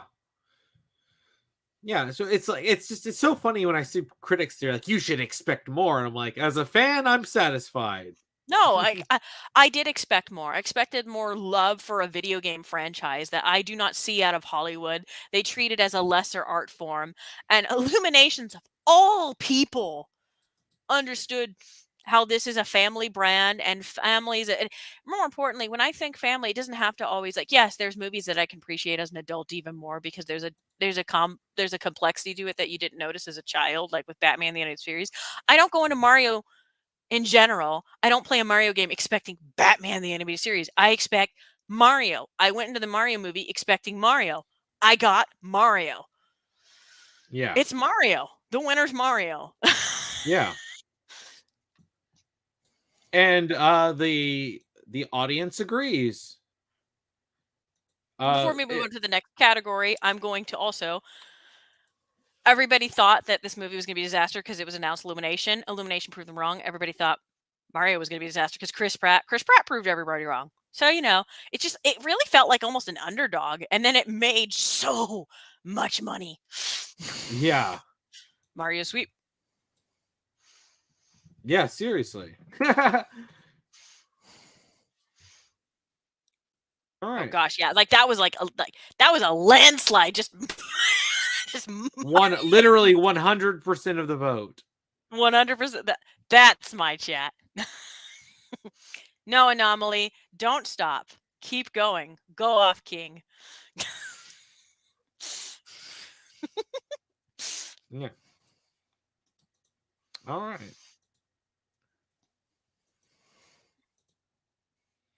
All right. 2 more categories left.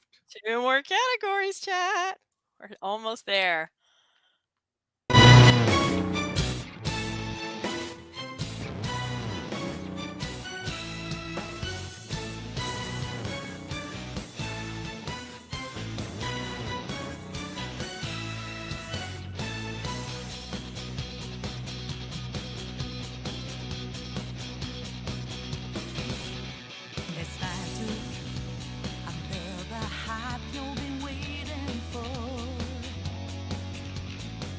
So mean putting that shot in.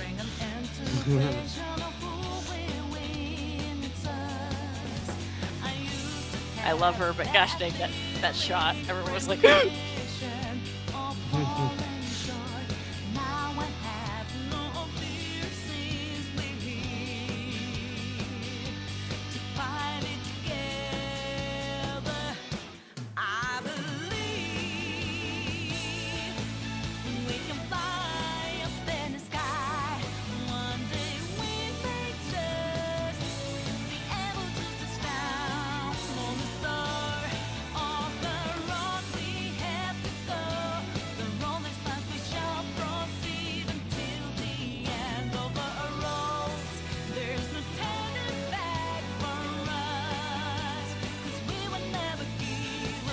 epic bro fist.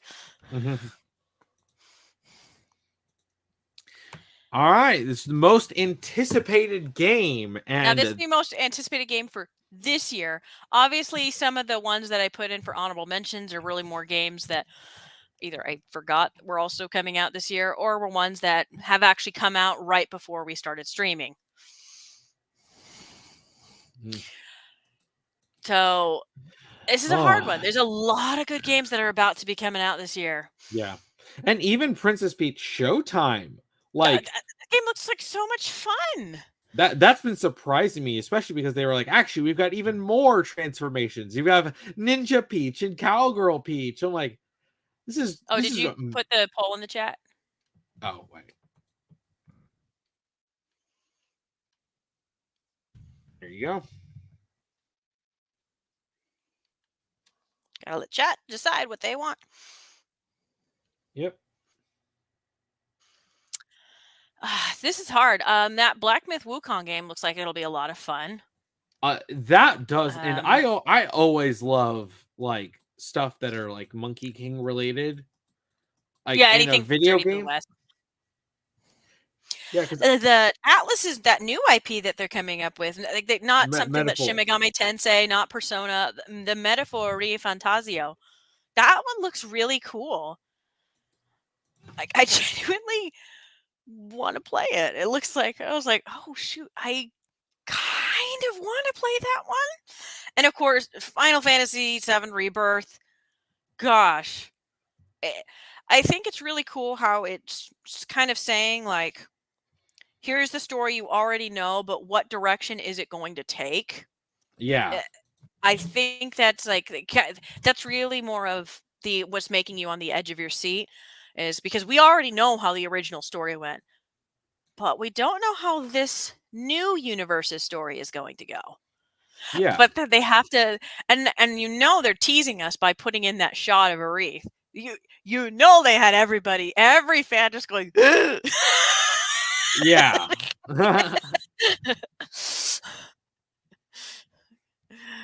It's like, that's so mean. Yeah.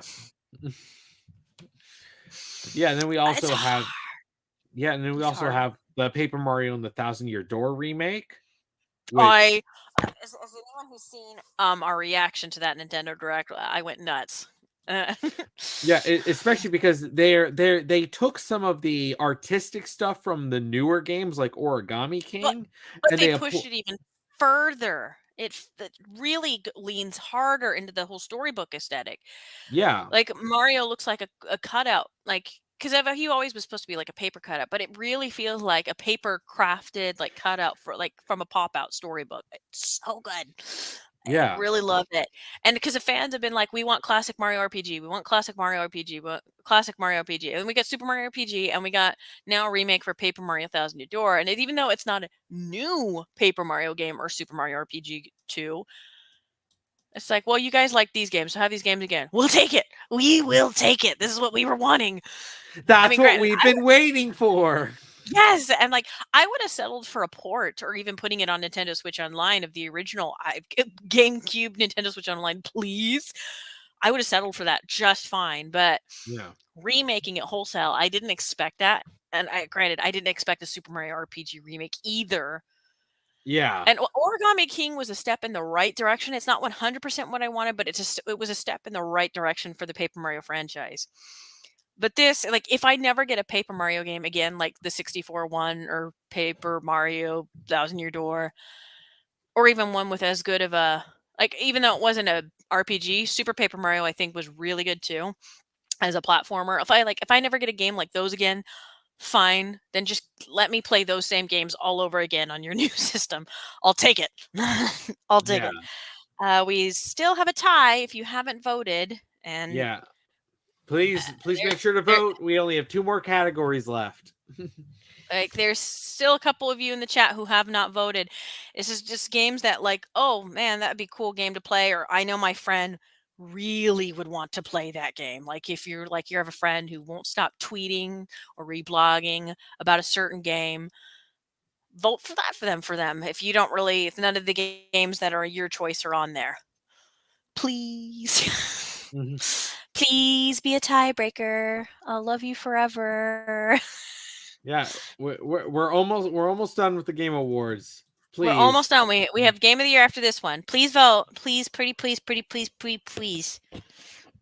Okay. All right. We got a vote. I'm closing it. Thank you for that. Thank you for that tiebreaker.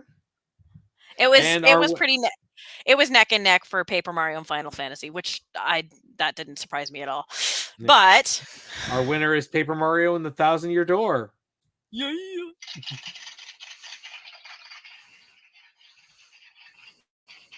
All right. Now we move into the last one. And you all were waiting for this one specifically. Yep.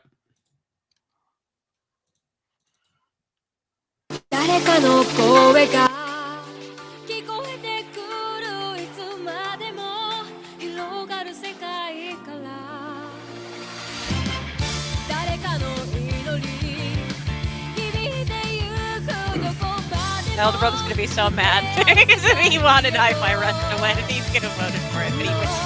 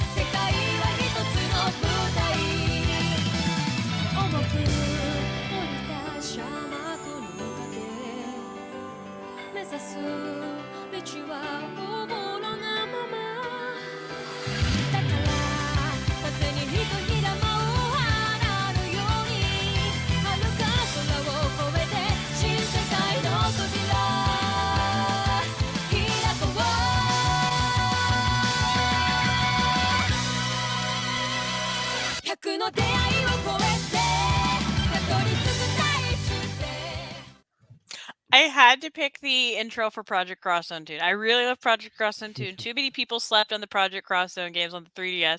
But more importantly, the Project Cross Zone games are a celebration of video games.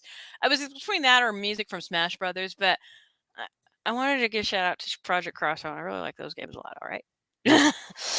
And it really felt like an anime opening. Yeah, I also was really going for that too. This is a hard one also, just because of, like, despite everything, despite all the crap last year going on in the industry, it was stacked with a lot of really good games. Sure, the industry ignored some of those really good games, but Yeah. there's a lot to pick from. A lot of good games from a lot of different categories and genres. You had Hogwarts Legacy, which, yeah, there was the controversy, but like I said, the devs worked really hard on it, and it made so much money. Like, it was staggering. Tears of the Kingdom, like we already gushed about that earlier in the stream a lot. It's a really good game, guys. Sea of Stars. And, like, sure, a lot of other indie titles I wish got more attention, but Sea of Stars rightly was the one that got a lot of attention for a reason. It's not that the other indie titles weren't just as good as Sea of Stars. It's just the problem is there's a lot of good games. It's a lot of competition, and Sea of Stars rightly deserved a lot of that attention. Baldur's Gate 3 won the actual Game of the Year in the Game of the Year category, and that's one that I'm like, that's genuinely fair. Yeah. That's genuinely fair. It's a good game. I haven't played it yet, but from what I've watched from other streamers, I'm like, oh, this is a good game. Like, it's legit. It earned it. And hats off to the people who made it. Like, you actually earned that category. It didn't feel like for once it was rigged. Like, sometimes it's nice when the rigged game awards, like, you see a game that you feel like actually earned it. Like when Elden Ring won it, and I was like, yeah, that's fair. Yeah. And then it's something like The Last of Us 2 wins it, and you're like, are you kidding me? Yeah, bullcrap. just like those moments. So when a game that actually you feel like actually earned it, like, somehow managed to beat the rigged odds, you're like, wow, that was great. Final Fantasy 16, it might not be for everyone, but I think they had a vision of what they wanted to go, and I think they really committed to it, and they did a good job at delivering that. And yeah. This is hard. Wonder was a fantastic Mario game. It, like, brought Mario, Mario is a game that kind of sticks to its formula when it comes to the platformers. But it's like, if it ain't broke, don't fix it. But it was nice to see how much like fun freshness they could inject in it while still being a Mario game. Like, Yeah. even though there was like new power-ups, new this and that, Peach and Daisy, or replayable characters.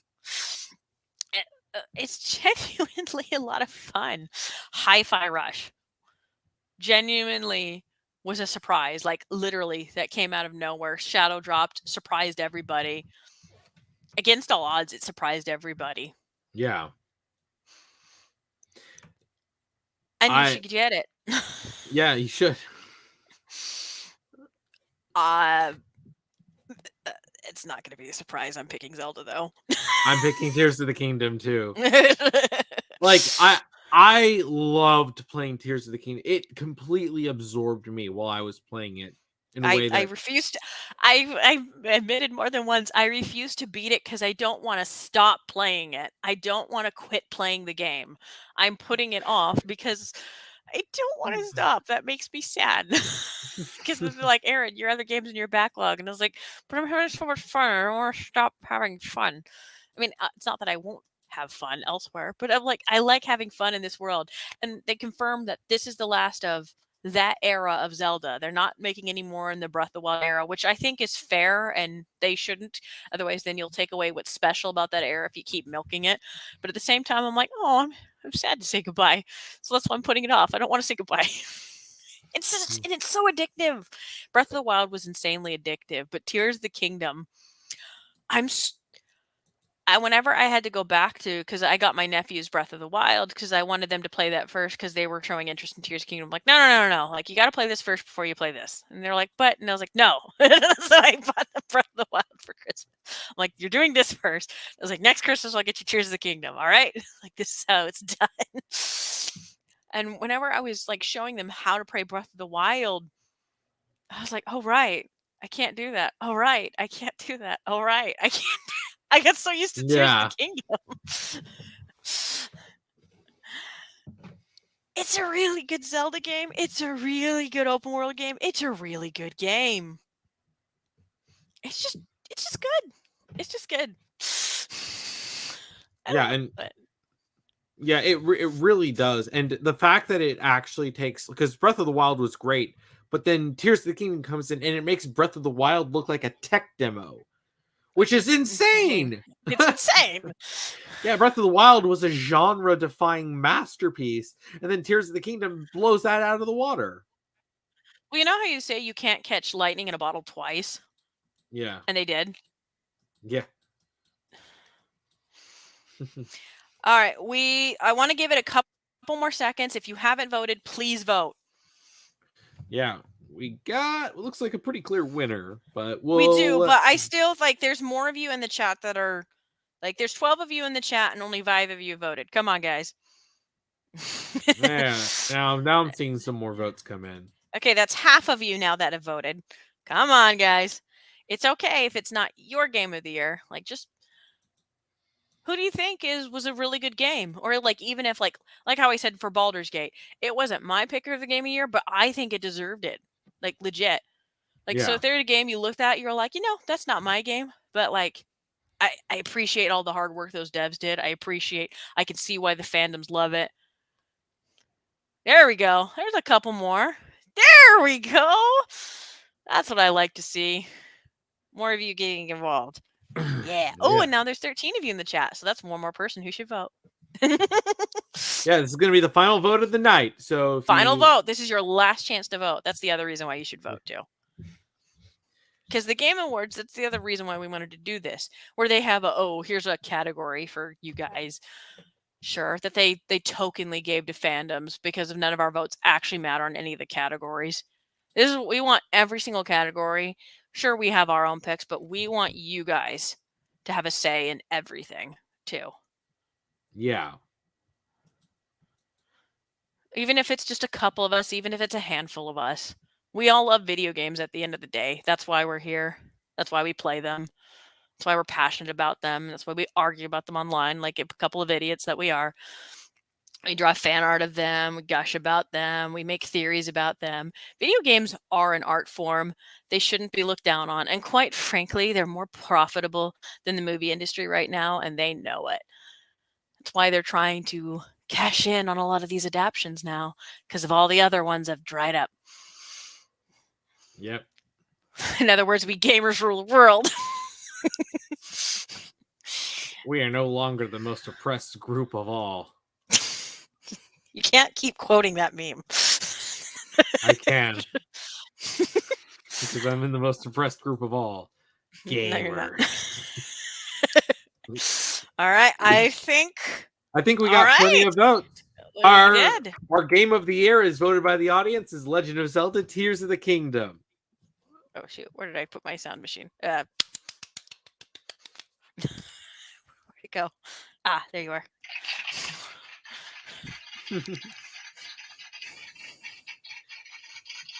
I gotta stop putting it in places in different spots the same. Yeah. Oh well. I literally bought that for the stream like the dork that I am. But thank you guys so much for coming. This was way more successful than I busted my butt so many nights editing these categories, and I like was so afraid that like maybe only 3 people would show up, and that was like always on my mind that I was basically destroying my health of staying up late almost every night editing all these for nothing. Yeah, this went so much better than I was expecting. Like it legitimately was amazing. For anyone who's still here, thank you. Anyone who's watching this afterwards, if you had to go to sleep because it's 12:30 in the morning for us here, but like if you are coming and watching this later, thank you. Like the support we got for this stream was incredible. Thank you guys for sticking it out, whether you started at the beginning also and just couldn't stay, or you dipped in a little bit and dipped out. You kept checking in, checking out. You only could come at the end. Every single one of you guys are awesome, and thank you so much. Thanks, everyone. Yes, Anomaly, it does count. You count, yeah. Even you, Mr. Australia man. Yeah. I don't know what to say, guys. Honestly, I'm really happy. I really appreciate you all being here. This is a lot more than I thought. Like, okay, it's not like 100 of you came here. That'd be amazing. But like, then suddenly I'd be like, oh my gosh, there's 100 people. I don't know what to say. But this legitimately is like, I think the most people I've ever had watch me on a stream. So thank you for making this my most successful stream. And if any of you want to watch it after the fact, that's perfectly fine too. And Yeah, if you are listening to it after the fact and you were like, dang it, I couldn't vote on things, that's okay. Put in the comments, future whoever, of what you think should have won each category, or basically what's your picks. Let us know, and thank you guys so much. Yeah, and I'll at some point after this, I'll be time stamping it to make it easier to watch back. So yes, thanks everyone for watching, and have a nice night have a nice day, night, day, afternoon, whatever your time is. Whatever second your time breakfast. Is. Yeah, because it's late for us, and we have to go to bed. I'm extremely tired. I've been up since 4:30 in the morning, so I got 4 hours of sleep last night, rushing to get the last video out, and then I collapsed on my desk. My back hurts. I think we can take our rest now. So I think we can. So thanks everyone, and if I don't see you later, good afternoon, good evening, and good night. Mwah.